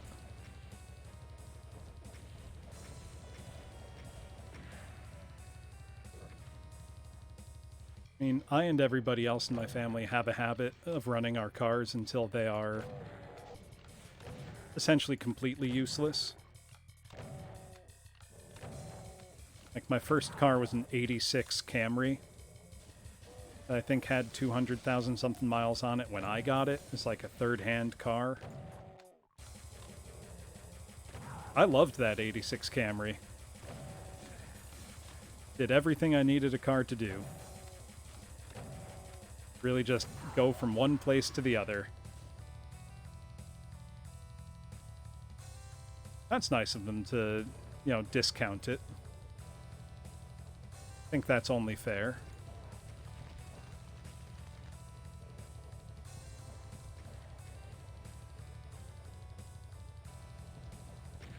Whoops. Ate my own rocket there for a sec.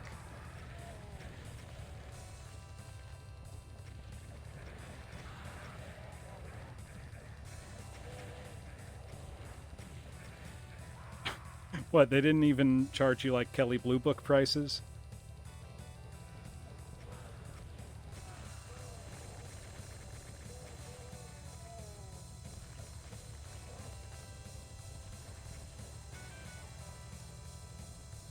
One arch file down. Gotta wake these guys up.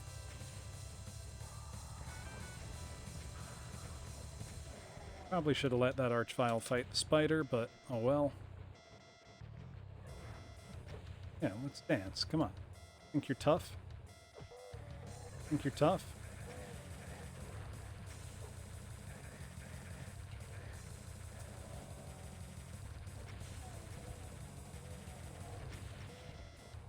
Go.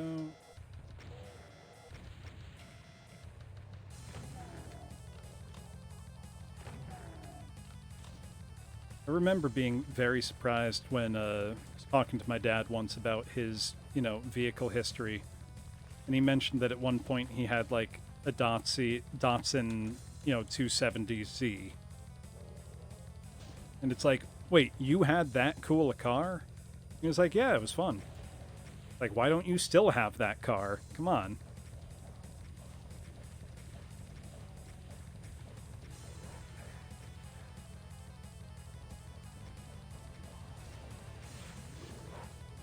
There are a lot of cars that I would love to drive someday. Only for fun. I can't really justify owning two vehicles currently. Don't have the space for it. Fun as it would be. Okay, that looks like a switch. That eyeball has to be a shootable switch. how to shoot it. I don't have bullets, so...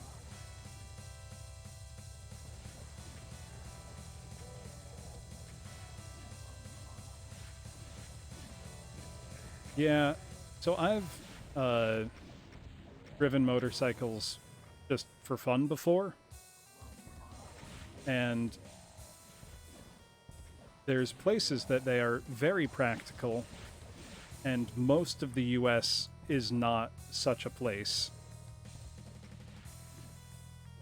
A buddy of mine, very lucky to be alive after a motorcycle crash a few years ago that left him with some now steel fused to his spine. He's made a full recovery. Is very lucky. But, not the kind of thing you can take for granted here. And it was not his fault. He just straight got hit by a car.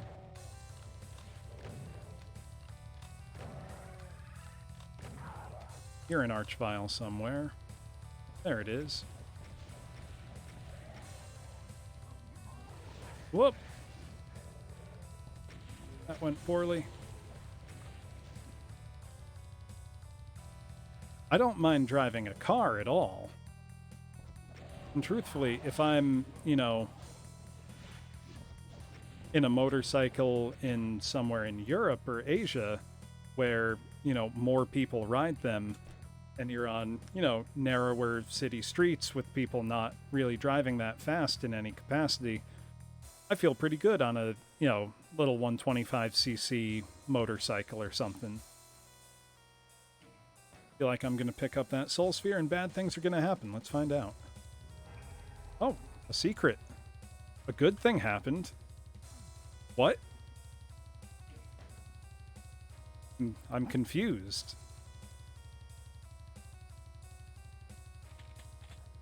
Yep, there's the bad things. Picked up this key, and sure enough, archviles and afrits. I do have plenty of cells, but I want to save them until I am closer by. Get out of the way of that revenant missile. Kill that revenant, don't get hit by its missile. Was that an afrit I saw, or was that someone's leg? Yeah, the simulation is breaking. Something good happened. That's not allowed. Oh, there's a cyber demon. Hello. I forgot I have the BFG.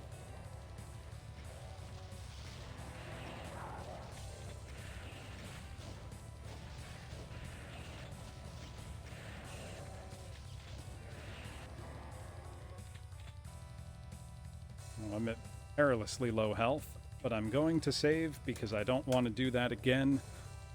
I'm getting close to my self-imposed deadline.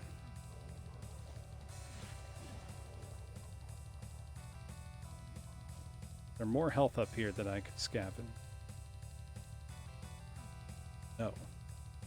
There are 7 secrets in this map. I've only found 2. Goodness gracious. Can we appreciate the aesthetics of this for a second, though? Like, we've got a sweet-looking lava thing, floating island, we're in a topsy-turvy hell world. This is extraordinarily metal. Oh, I hear another cyber demon.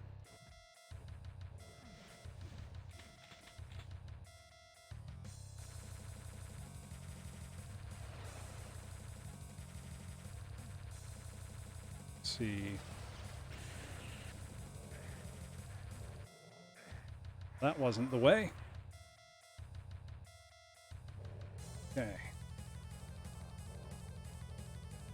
I can't open these doors yet, but I can just kill the guys in there.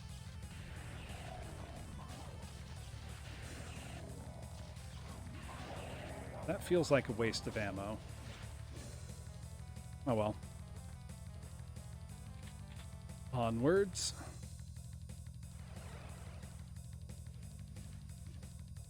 Went through this one. Oh! That's what's through that one. Maybe if I pre-fire a BFG shot before going in there, that can take care of them.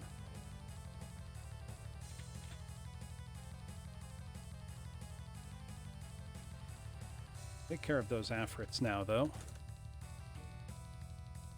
Goodness. Oh, sorry, I just need to stretch for a sec. Okay. Back at it. Leave them be for now. Oh, that worked, but I also died. Well, I guess it didn't work then, but you know what I mean.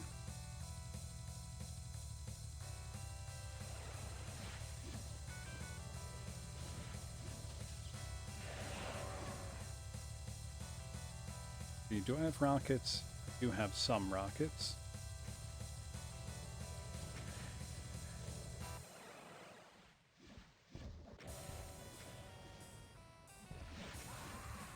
That was a poor attempt.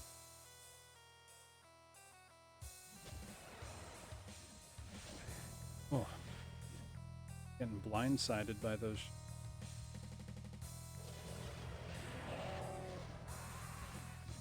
Okay, I think that's the way to go. Yeah. Okay, yeah, that'll lead me to a room with a bunch of barons. Go in there. I feel like it's almost luck if I... Okay, if I can get a shot off, get around them, grab the health, and get another shot off. I gotta pull the trigger before I walk into the thing.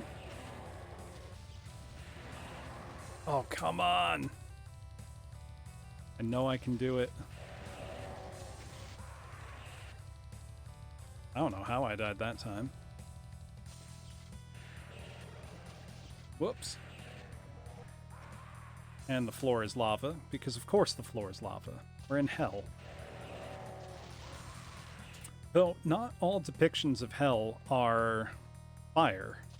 In Dante's Divine Comedy, in the Inferno, the very lowest point of hell is a frozen lake in which Lucifer is trapped in ice. And in his 3 mouths, he is eternally flaying the 3 greatest traitors to mankind, who I think he counted as... I know Judas was center among them. I forget who the other 2 were. Figures from, Greek history or something.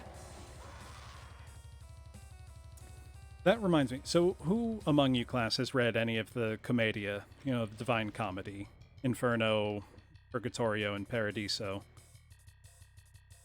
Because I need to mention that those are basically just Dante's self-insert fanfiction Bible 2.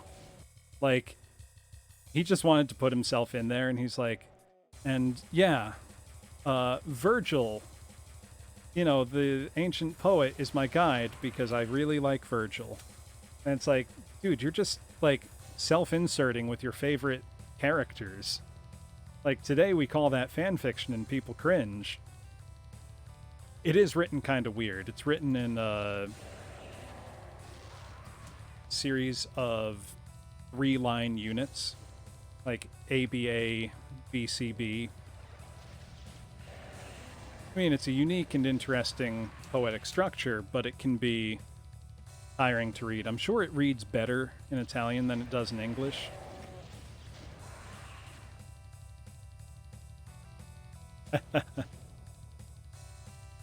It's just funny that, imagine if in, a few hundred years, someone's like self-insert Smash Bros. Fan fiction is held up as, this great work of literature from the very early 21st century.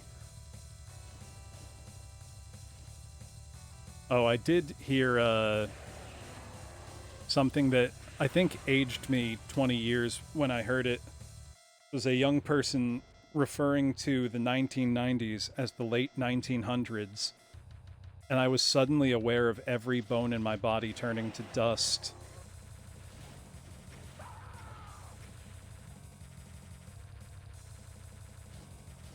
Hearing them say, oh yeah, that thing from the late 1900s. And, class, I was very sad. Oh, Cyber Demon's right behind me when I go through there. I mean, they're not wrong. You know, they didn't say anything incorrect or untrue. But it was a grievous blow. I'm now going to start doing it to people, of course. But yeah. Yeah, then again, I suppose I can't say anything considering I record barbershop quartets all the time. That's more an early 1900s thing.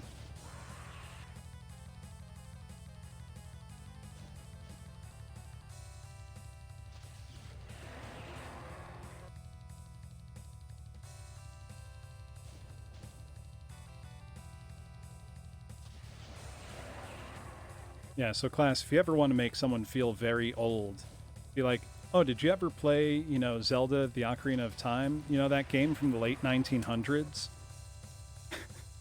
The American Sengoku period. I mean, not quite as fractured, but it'd be like, before the Meiji Restoration had happened in America,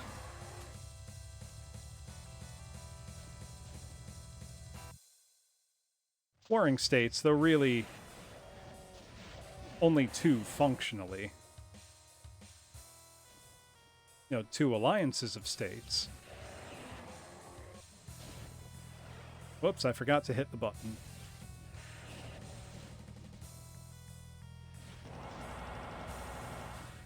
Take these guys out a little more strategically.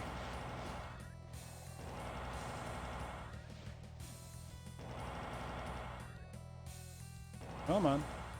Please die. I'm asking you nicely. There we go.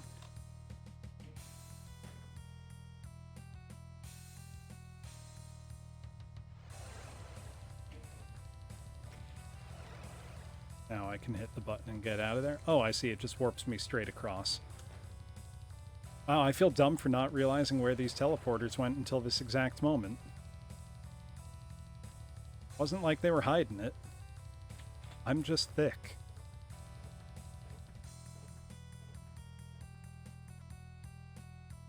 I think that's where I need to go.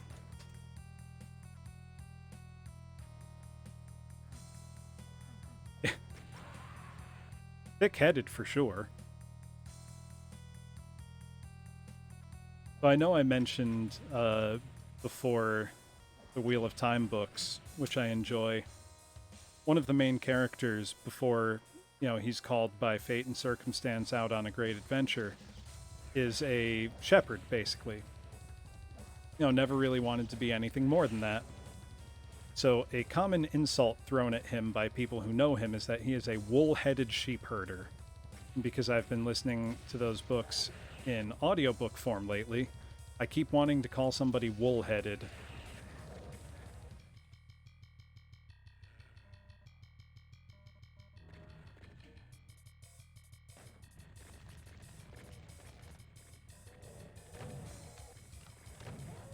Have you ever read the Wheel of Time books? That's where wool-headed sheep herder as an insult populating. Yep. Yeah, it's so distinctive. It'd be like if I said, you know, light burn you.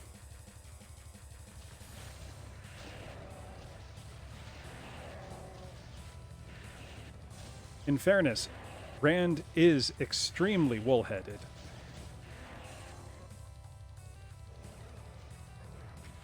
Oh, those guys spawned right in. Yeah.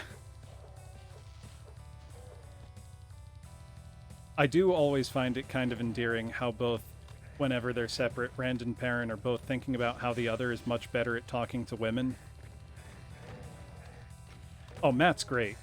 So I'm currently in the 4th audiobook. The audiobooks, I have to say, are excellently read. 2 narrators, one male, one female, who do a really terrific range of voices. And we just got the very entertaining moment in the 4th book where Matt, being nursed back to health in Tarvalin,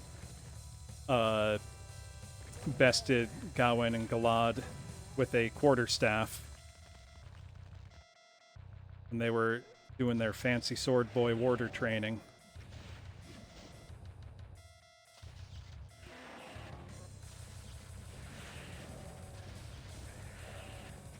That's one of my favorite scenes, I think, in the whole series.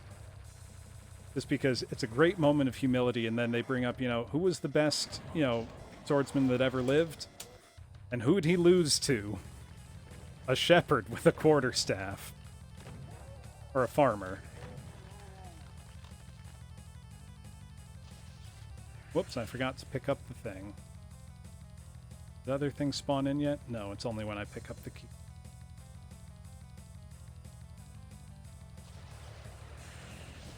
So I know they are, yeah.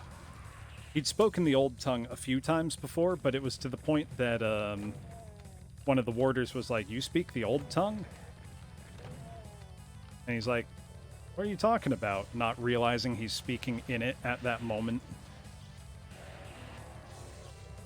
I know there's an Amazon Prime TV series, Wheel of Time, starting, I think, this year. And I'm going to watch it, even though my expectations are... I'm placing them as low as they can possibly go. I mean, frankly, I don't think it's a series that's really adaptable in that way. There's too many points of view, too much internal monologue, and way too much, necessary expository text. I don't think that it's an adaptable book series in that sense. Meanwhile, I'm still waiting on Winds of Winter, and it's been, I don't know how many years. Yeah, I mean, I'm going to watch the Amazon series whenever it comes out, if only to see, how poor a job they end up doing.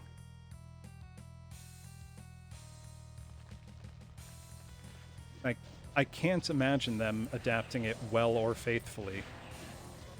Or even, I can't imagine them adapting it well and unfaithfully either. I just can't imagine them doing a good job with it. Granted, I haven't watched much Amazon original programming. Maybe they have a good track record. I have no idea. I'm not really going to give them benefit of the doubt. I'm just going in with no expectations. Or rather, I'm going in actively expecting it to be bad.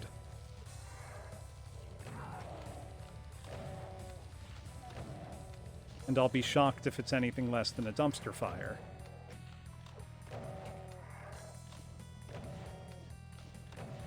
Maybe it'll be worth it to hear the phrase wool-headed sheep herder on screen, though. Or for Nynaeve to hit someone with a stick and tug on her braid.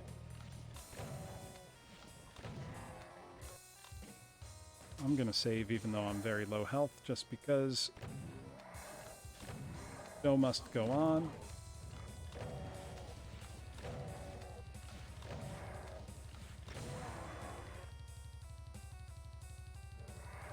I'm trying to think what the worst adaptation of a fantasy or sci-fi novel I've enjoyed has been. I think the 2003 I, Robot is way up there. Oh, yeah.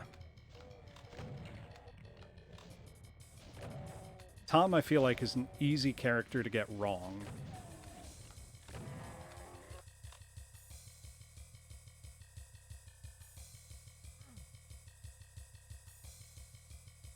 I also wonder just how much can they hope to adapt, because even adapting the first book as one whole series of TV would be a massive undertaking.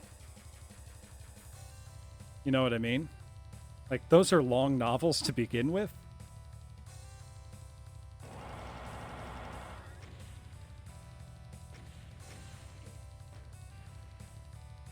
And, they could easily spend, several,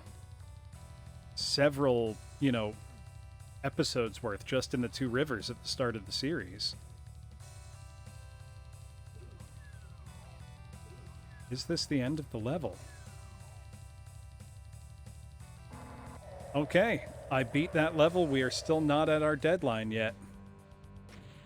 I don't care that I only got 86% kills. I can deal with that. So map 30, speaking of 6 Skullface, look at that.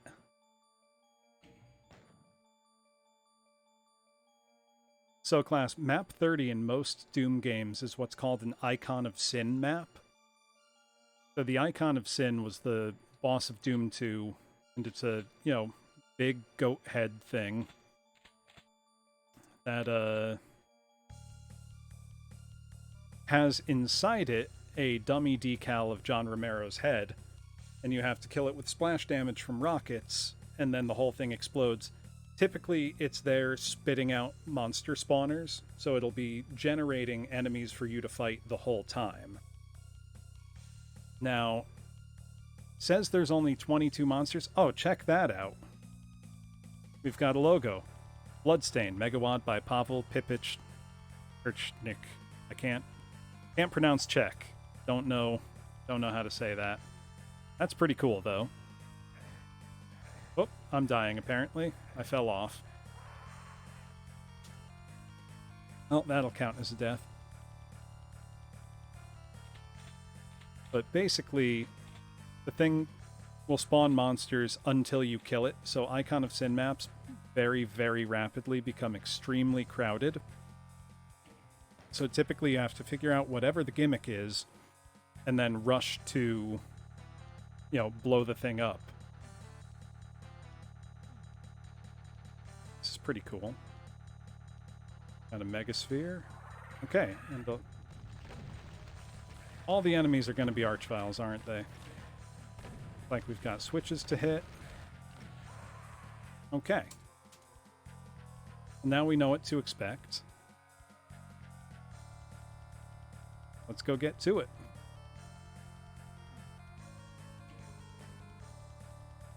I imagine this will open into a larger arena momentarily.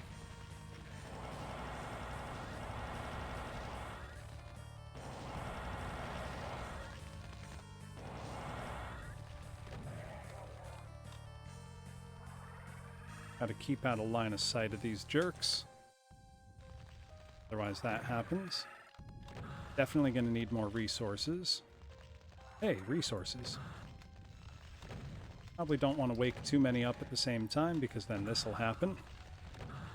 And even the super shotgun is not a guaranteed stun lock on them. Oh, there were a lot behind me. Okay. I'm going to try to only wake one or two up at a time if I can. Keep it manageable. I don't care that I'm playing this cowardly.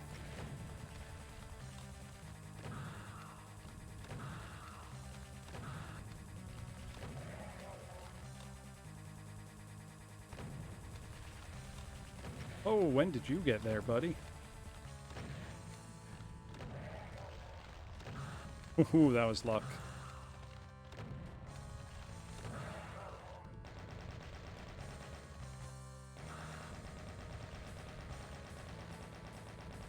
Better be resources elsewhere in this map, or I'm hosed. I don't have Berserk, but I'm...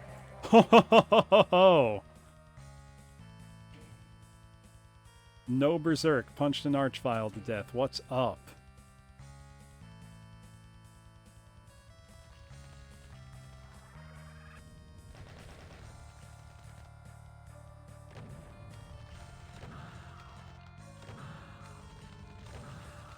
Oh, I'm dead.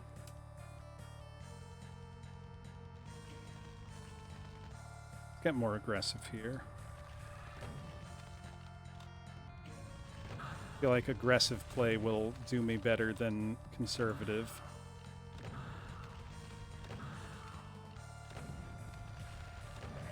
Say while hiding behind a pillar.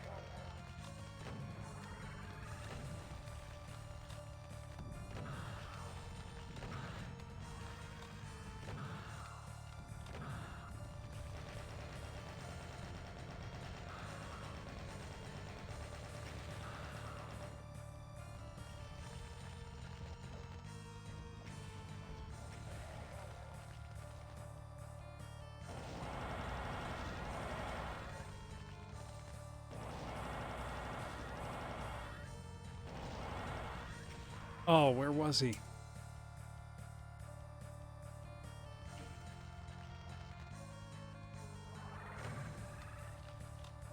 That's more than I wanted to wake up.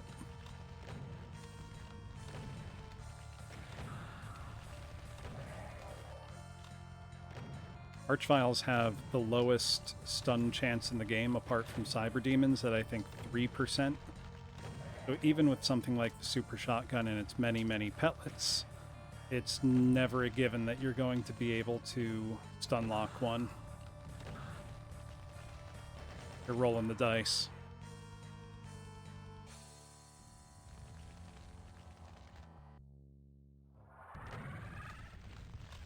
Four of them there.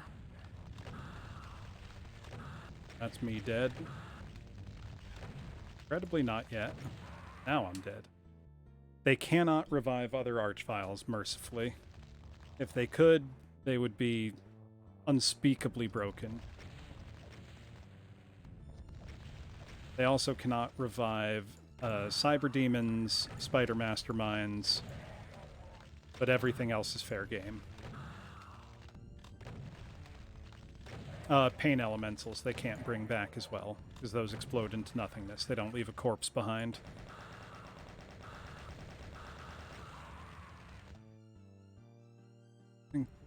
Run and gather materials and try to find a way forward. I can see. This has very, very cleverly designed nooks and crannies where someone will always have a crossway to see you.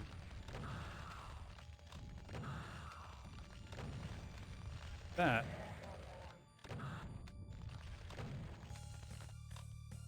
Go to get out of one person's view, you're in another's. Like whoever just woke up over here.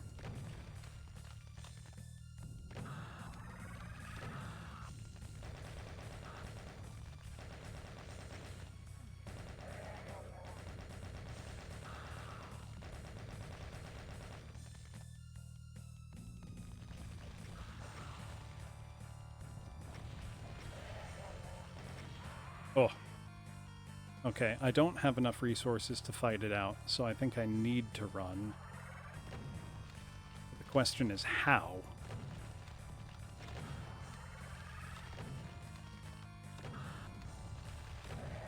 Should be dead.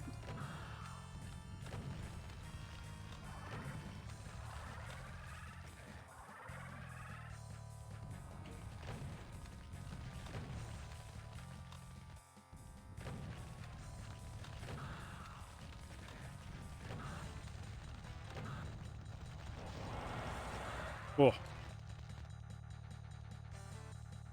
Gotta really keep my head on a swivel. I want to bait that one that's still awake into coming. Nope. Nope. This is not what I meant for.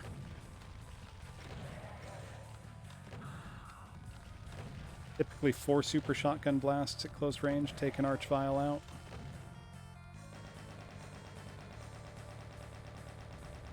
Chain gun with its high rate of fire also has a really good chance of stun locking them. You know, relatively. Yeah. The worst part is I know that there's going to be more to this map. Like, I'm going to get out of this Archvile Hell Room, and then it'll probably be like a big Icon of Sin. So it'll be spawning monsters. I'll need to shoot into its mouth or its eyes or something somehow. I am coming right up against the deadline.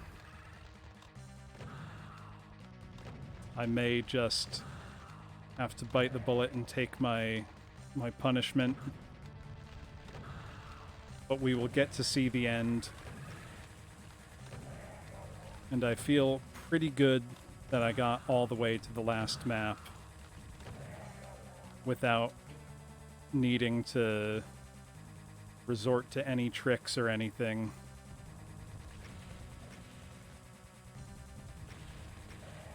Actually, I'm gonna save right here. I'm feeling... Oh, we can do it. We can do it.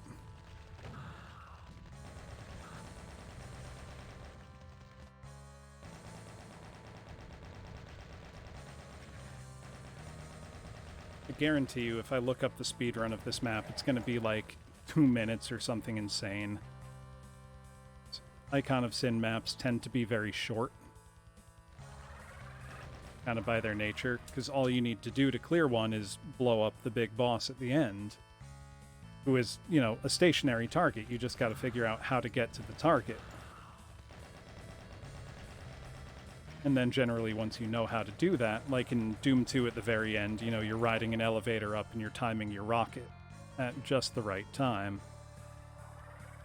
I imagine this will be much the same. If I can get there. I'm going to hold to my self-bargain, and when the clock strikes midnight, I am going to abandon my pride and turn on God mode and see us through to the end of this absolutely insane, brutal megawad.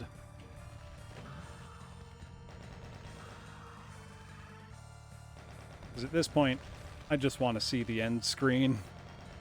I don't much care if I'm cheating to do it.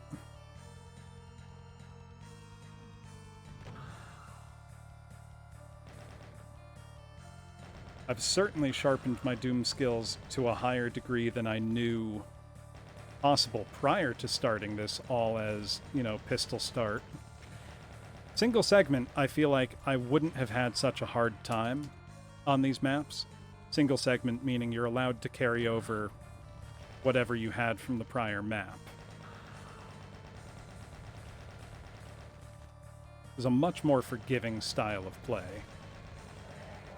Now, a much less forgiving style of play is what's called a D2 all run, where it's single segment and you cannot save at any point. You have to just play the entire thing start to finish on one life.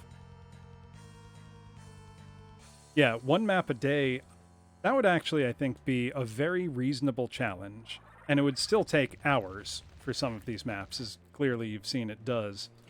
The earlier maps in this, I will say, were not bad at all. You know, a couple minutes, no problem. Very fun, very snappy. But as this goes on, my God, does it get unforgiving. Yeah, that one room in particular, I think like 3 different people raided me during that one room. And it's not like they were hot on each other's heels. It just took that long, genuinely. Here's some ammo.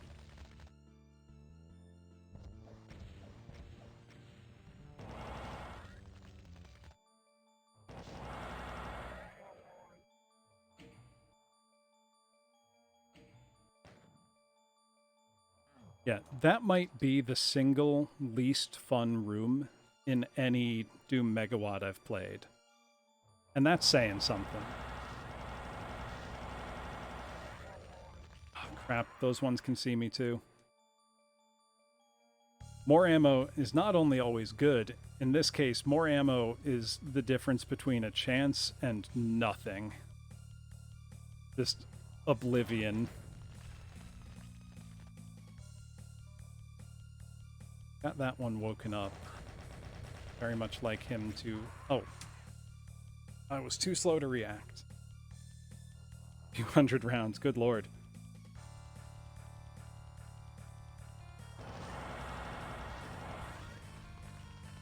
Oh, I forgot to pick up the ammo.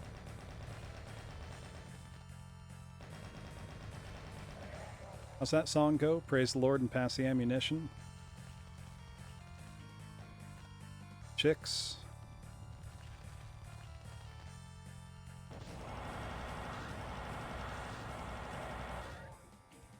Go. Okay, then take this one out.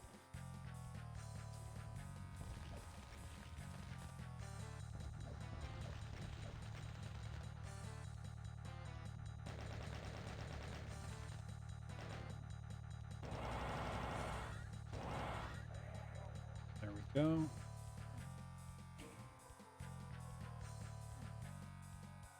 Yeah, I can see another one down there. I can see his hand. Gross, weird hand. Come on. Oh, come on.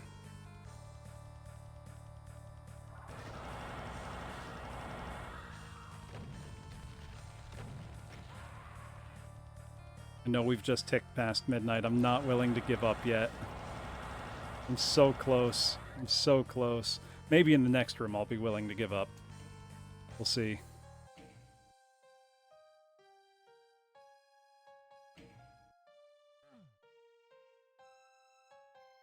If I hit all the switches. Oh, there's this big one. Okay. The very Quake-looking teleporter. Let's see what's on the other side.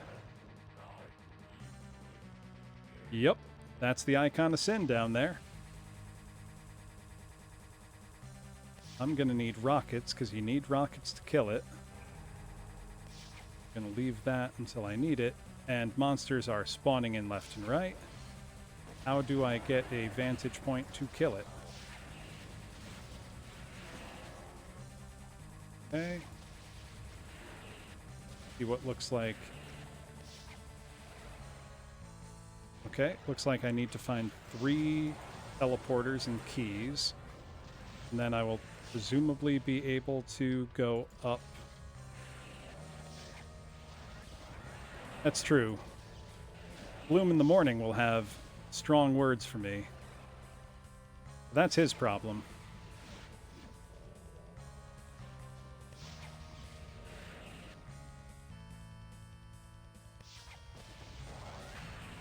Oh, there's the last key. Oh, I'm gonna save. And let's find what these keys unlock. Okay, there's a cyber demon up there. Let's kill him. So do you see those weird cubes? Those are the monster spawners. That's what's responsible for all these things appearing. And they're coming out of the mouth of this. What? I'm tired. Go right to hell. All right. And this is our window. Oh, did I kill it? Did I kill it? Oh, it's like 1 rocket short. Okay. I know what to do now, though, and I think we can do it. I think we've got this, class. We kill that cyber demon, there's a teleporter, and then I pump rockets into this thing's mouth. It's big, ugly Satan goat mouth. Okay, he's dead. Let's grab that. Let's run up there. Oh, no, you don't. I am not letting one measly arachnotron ruin my run at this point. Oh. Okay, I heard it make a pain sound. I definitely heard it. Oh. Lost Soul got in my way.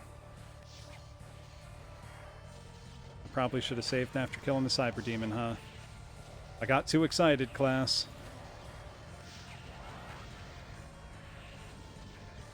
Oh, there's a lot of rampage behind me. I'm gonna not look at it. Save right here. Now all that remains is to pump rockets into this guy's mouth. Working. And Archvile got me from behind. Oh my god. What did that?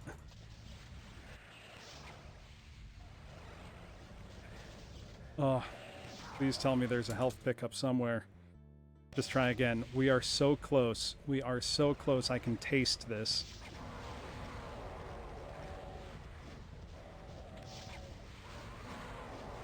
Did that do it? Did it die? Not yet. How many rockets does this thing take? The fact that there is an Archvile somewhere behind me that's making this impossible.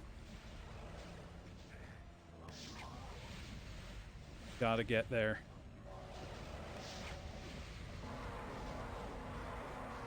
Was that enough? I hear it exploding. Yes!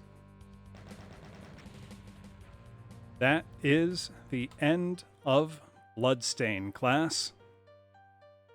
And I did not have to resort to a cheat. Thank you, Doc Pestis, for the Pachis. As the explosions of the rockets sent down the great beast's vile throat echo through the abyss, you feel a moment of relief. But then you slowly begin to get it. Yes, you've managed to tear down the mighty abomination that had reigned here, but to what avail? In a few moments, you're likely to be torn apart and devoured by the swarms of hellspawn it had thrown at you. But what did you expect? Did you really believe you could escape from the darkness of the deepest abyss? Well, that's a fun note it ends on. And here is our cast of characters, class. We've got the humble zombie man, the shotgun guy, the heavy weapons dude, the chain gunner, the imp. I think the imp is safe to say the mascot of Doom, yeah? That's the mascot enemy in my mind. We've got the pinky demon, the lost soul, whom I hate, the cacodemon, the cute face of the series, the Hell Knight, the Baron of Hell, whose death sound when I was a kid I always thought sounded like bending metal or something, the Arachnotron, the Pain Elemental, the worst part of the game. It's got a really nice animation, actually. You can see the lost soul in his mouth when he opens it. The Revenant, the funny skeleton bone man himself. The very gross Mancubus. And the alarmingly naked Archvile. Then we've got our boss monsters, the Spider Mastermind. And who can forget good old Mr. Cyberdemon. And that is it, class. Oh, and our hero, who only died 351 times tonight. Not too shabby, if I may say so myself. You're lucky I don't smack you for thinking about leaving. Yes, we're leaving. So, thank you very much, class, for suffering through this with me. It was quite an endeavor. Actually, as a bit of a palate cleanser, before I go, I've got... Yeah, I think if I total up my playtime for this, it's probably like... Well, this was 4 hours. The previous stream was 8 hours. The past two... Across 4 streams, this was probably almost 20 hours. It was very fun, I have to say. If fun is the right word for this. I mentioned before a game on the Doom engine called The Adventures of Square, kind of like a modern Chex Quest. So let's get a quick palate cleanser. I'll show you what that looks like because it cannot be further in tone from what we were just playing.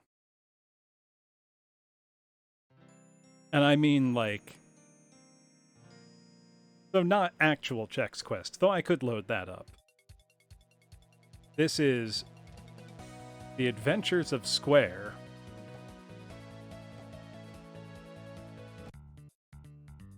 Which is about as happy a game visually as you could ever hope to find. And you do have to jump and crouch. Nobody puts square in the corner. Ooh, is this a secret? I think it is. I found some soda. It has increased my health. It's quite the opposite of how soda works. But we're shooting paint at each other, and we are colorful shapes. Would have been the kid-tested, mom-approved version of Doom had it come out, 25 years ago. Quite cute. Still, functionally Doom gameplay, though I think there's a few extra features. Quite attractive visuals, I would say. Yeah, definitely like that Banjo-Kazooie kind of like bright, colorful vibe. Also, I gotta say, what an unbelievable contrast in difficulty this is. This is on the same difficulty level, functionally ultra-violence, that I was playing on previously. Oh, I need to jump. I need to remember I can jump. No, this is... I mean, I know it's level 1, but it's extremely easy feeling by comparison to what I was just playing. And I mean, pretty understandably, I think... I don't know that this was strictly aimed at kids. I don't know how many kids are interested in playing games on a, 27-year-old engine. She brought Doom to the dwarves of the fantasy world. I feel like dwarves in general, they'd get Doom. They'd be like, yeah, this makes sense. I gotta say, I'm liking the music here too.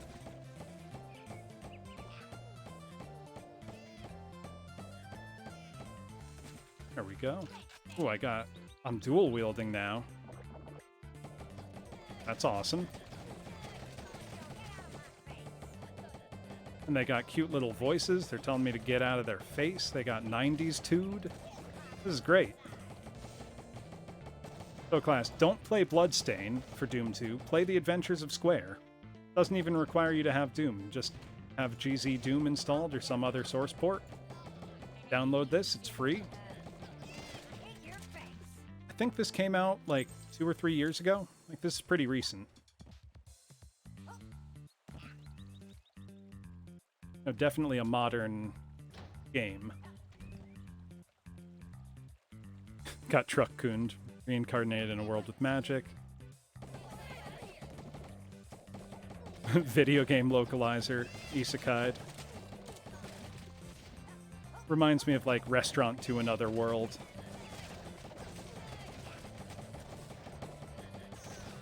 Isekai as a genre is so rife for self-referential parody while still remaining... Yeah, no, it looks like a joke game, but it's not. It's actually really good. It's very fun to play. Or it at least feels so good to play something that's not hellishly punishing. I gotta say, I do love how this looks visually.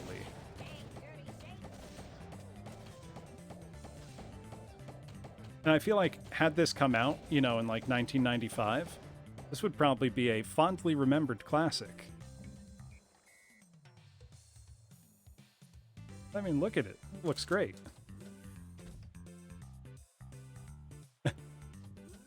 What a weird pink-haired anime girl was doing on his lawn. I mean, fair question. Ooh. Is this, Oh, I got a little auto pistol or something.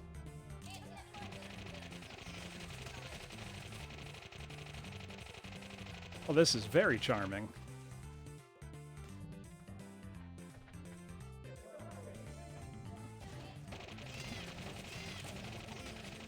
Forget playing difficult Doom games. Why don't I just play cute ones?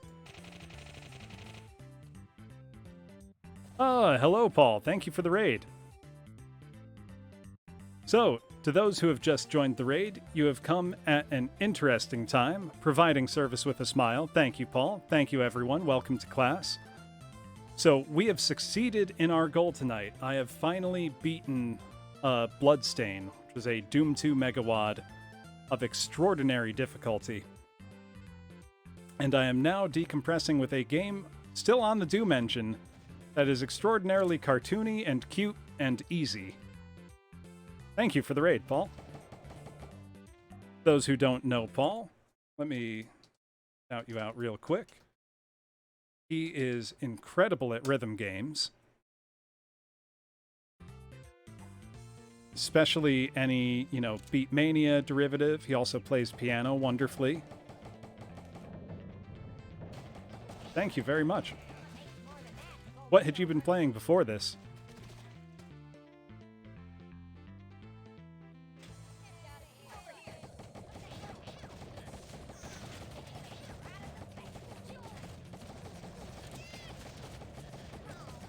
Oh, thank you, Paul. Why don't I load up something more typical of the type of Doom I play. I know I've referenced it a bunch of times on stream, the Doom 2 Megawatt Ancient Aliens. So why don't I load that up and show you what it looks like? Since that is probably my favorite, and it is absolutely spectacular. Visually, musically, excellent. Ooh, what rhythm game were you playing?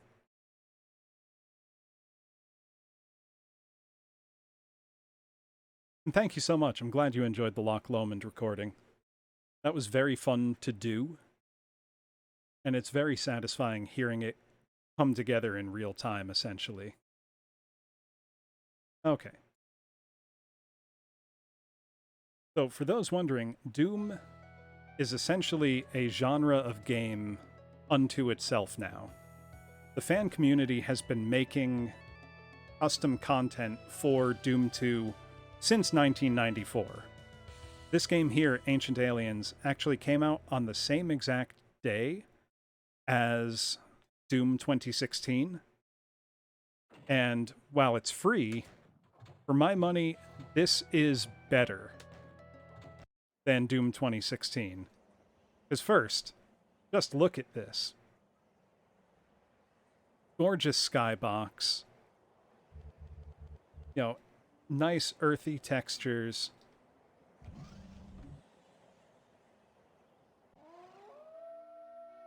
And we're off.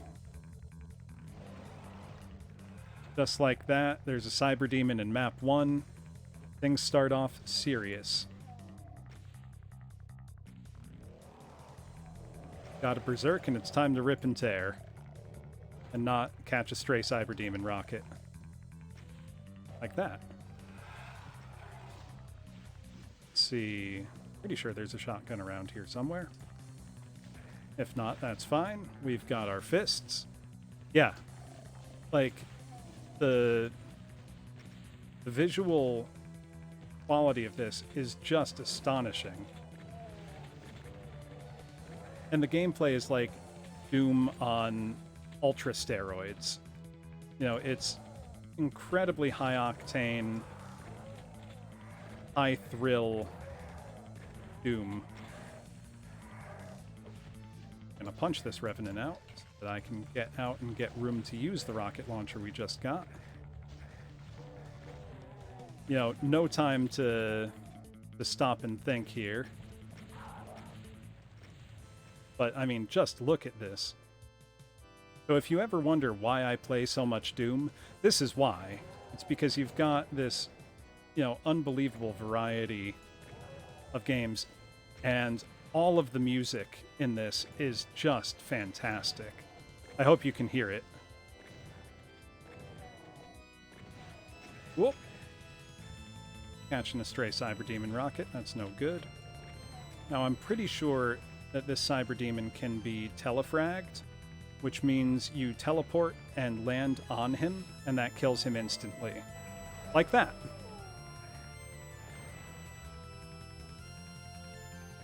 And now I can clean up the rest of the stragglers in the level, provided I don't catch another Revenant rocket to the face like that. If I see some health in there, that would be nice.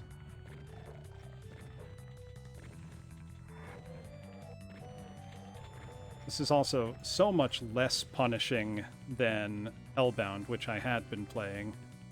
Get out of the way of that rocket. There we go. Okay, that's all the enemies, and that was the whole map. Short and sweet to start. It obviously gets more difficult as you go on. But incredible visuals. I'm going to skip ahead to what is my favorite level, called Culture Shock. At this point, the game essentially tells a story through the settings of the level. Like, at this point, you have boarded and stolen an alien UFO. I mean, look, there's clouds passing by. Gateway of Knowledge pinpointed 14,000 miles above the ocean on planet Tor.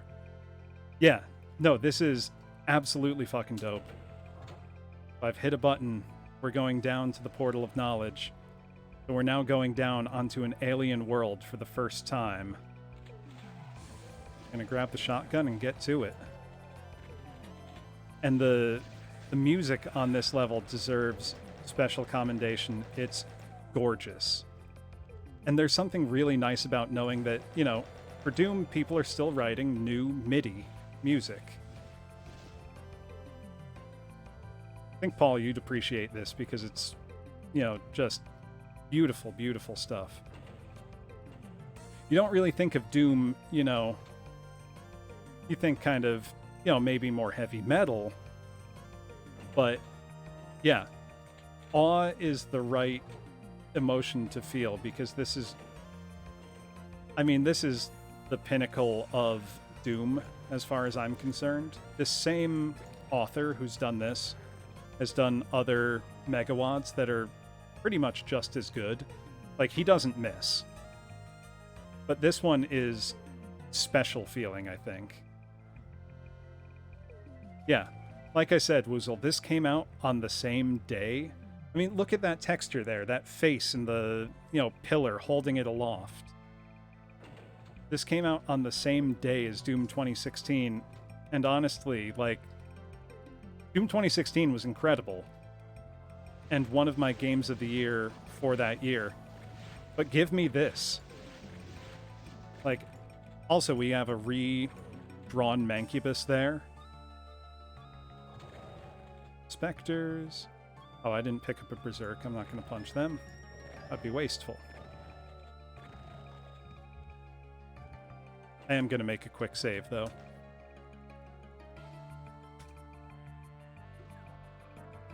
Now we're going to go... Oh, yep. There were custom enemies as well. These very tricky aliens. So now we're going to climb up this rope and emerge planet-side in an alien world. And, like, just look at this. Whoops. Look at it, provided I don't die again.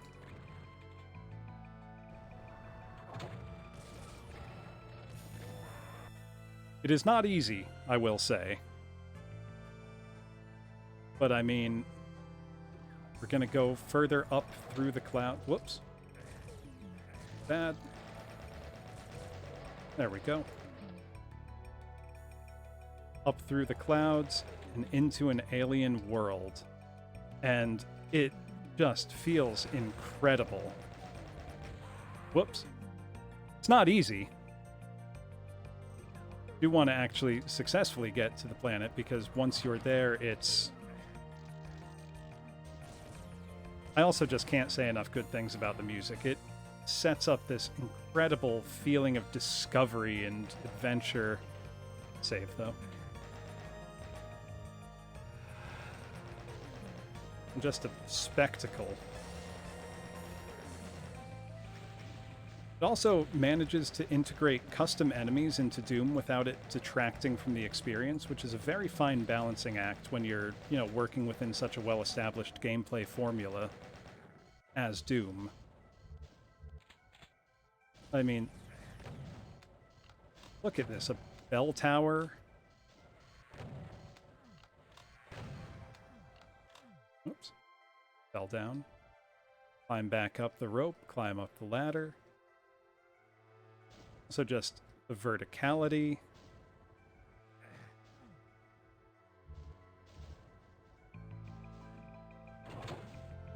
Lower these beautiful platforms.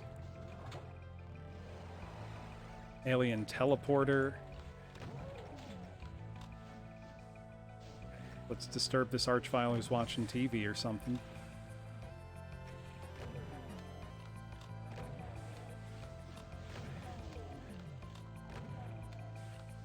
And the difficulty of this relative to, you know, something like you were watching me play earlier in Bloodstain, this is nowhere near as difficult as that. It's still hard, but it's something that I think anybody can conquer. You know, it's not prohibitively difficult. You'll have to, you know, learn the levels and get good at playing it. But I think anybody with a little time, patience, and even just playing on a lower difficulty, you don't have to play on ultraviolence, could clear this. You know, it's very approachable in that regard. I mean, I am playing on Ultraviolence. I'm playing on, the hardest standard difficulty there is. But you don't need to do that, class. I do, however, encourage you to play this if you can, because, well, one, it's free. Just download GZ Doom and download Ancient Aliens, and you're off to the races. Oh, is it when I take... Yep, it's when I take the key that he stops sitting in his chair. But I mean, who would think that, a game from 1994 fundamentally can look like this? Just stunning. Whoops, something got me. All right, I had stopped keeping count on my death counter, so I think this will be where I call it a night. I am so glad to have cleared Bloodstain without resorting to any trickery, as I feared I might have to see the end. Thank you all for listening to me ramble on about Doom level design. It was actually quite fun. And for showing you, little snippets of other Doom WODs I like a lot. For the next game I play, I probably will play something other than Doom, finally, because I've realized that that is the only game I have played on stream. So, probably good to mix it up a bit. Let's see. News. Tomorrow, at 6 p.m. Eastern, I will be holding the first rehearsal stream for the VTuber choir I've been putting together. So tomorrow I will be rehearsing the basses. I know that Kaji Oniyama and Shanaha VT will be joining me for that, and I think Elliot Ambers may be as well. I would need to confirm with him. Going to just shout them out quickly. Because they are stepping well outside of their comfort zone to give choral singing a try. We're going to be singing Mozart's Ave Verum Corpus, which is a really lovely piece, and it's not that unapproachable, I feel, for people who may be new to singing. So over the course of the next few weeks, there will be rehearsal streams for each voice part, bass, tenor, alto, and soprano, and I've recorded learning tracks for everyone to work from. So the end goal is you will see all these different VTubers on screen together in a pre-recorded video singing this piece of classical music. So it'll be a lot of work to get to that point, but I think everyone will be very surprised at the outcome. Actually, why don't I play for you... So I recorded all the learning tracks already and did a stream of that. This is what they sound like together.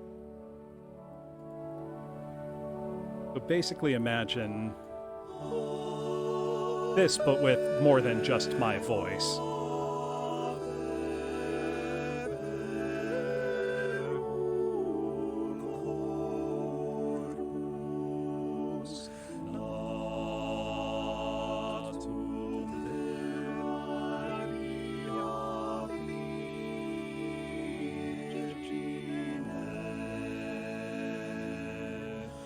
So that's the basic idea. So on those streams, I'll go over, how the individual parts go, and then walk everyone through it so they can learn it and feel comfortable when they go to record their contribution for it. So I really hope to see you there tomorrow. I've realized that will actually be my first collaboration stream. I realized that I had not gotten around to that. It is a little embarrassing. Oh, I did see... Yeah, let me shout out Elliot as well, because he will be singing the bass part. That will be at 6 p.m. Eastern. So I am very much looking forward to that. And that stream will probably be just about an hour or so. Won't take very long. Nice. If you do want to participate, Woozle, let me know. We can still accommodate. Even if you decide after the fact that you'd like to give it a try. I can always edit more voice parts in. LMAO, no. Well, I have to ask. I enjoy teaching people, so I'm very much looking forward to getting people to step outside of their comfort zone for something new like this. So why don't we now see who we can go raid? Because it is getting a little late on my end, and I'm getting all excited thinking about the classical music project. So who is streaming right now that we can go raid? See, Margot is streaming. She's going to... Oh, she's playing Boktai. She's going to be participating in the VTuber Choir, so why don't we go pay her a visit? How about we make School's Out our raid message? That sound good, class?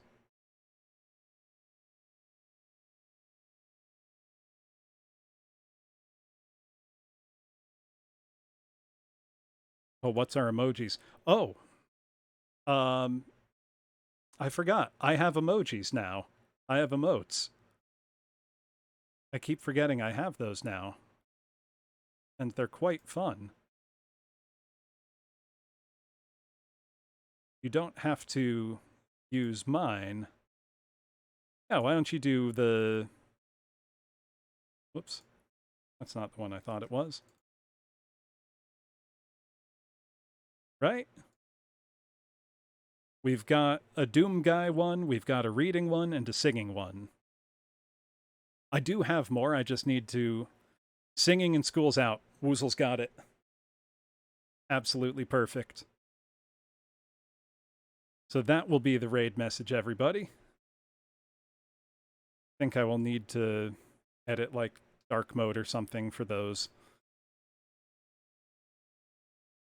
I like the one with my little singing guy. Little singing bloom. So let's go raid Margot and tell her that school's out and that she doesn't need to be in school right now. Unless she's playing Boktai at school, in which case, yeah, keep doing that.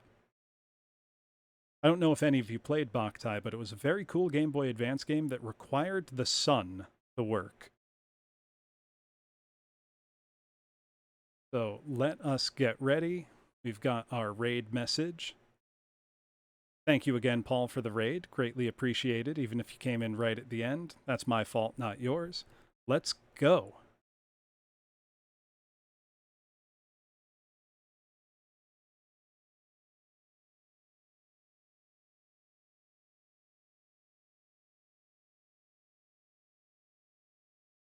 For the raid. Hello.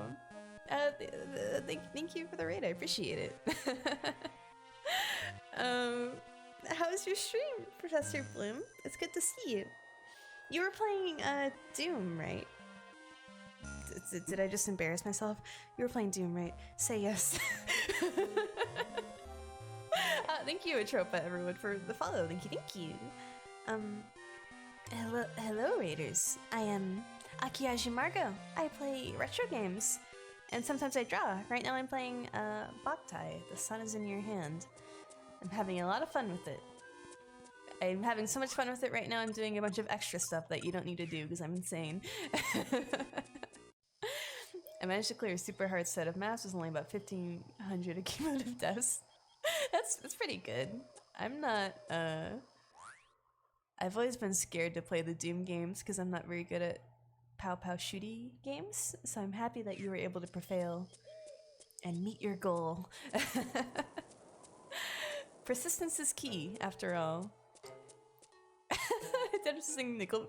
What was the cap for not being punished? What did you like the number of deaths? So it's like if you died a certain amount of times, you'd be forced to sing certain songs. Okay, I'm back at the Suffer House. It's the Doom House, where you'll meet your doom. Oh fuck, I hate these guys. Okay, this is the Suffer House. They weren't kidding. They weren't joking. I had set out to beat the game in the stream before this one, and after 8.5 hours, the punishment seemed in order. I see. I'm sorry, Bloom. But you did your best, and that's what matters. Even if you did have to sing Nickel.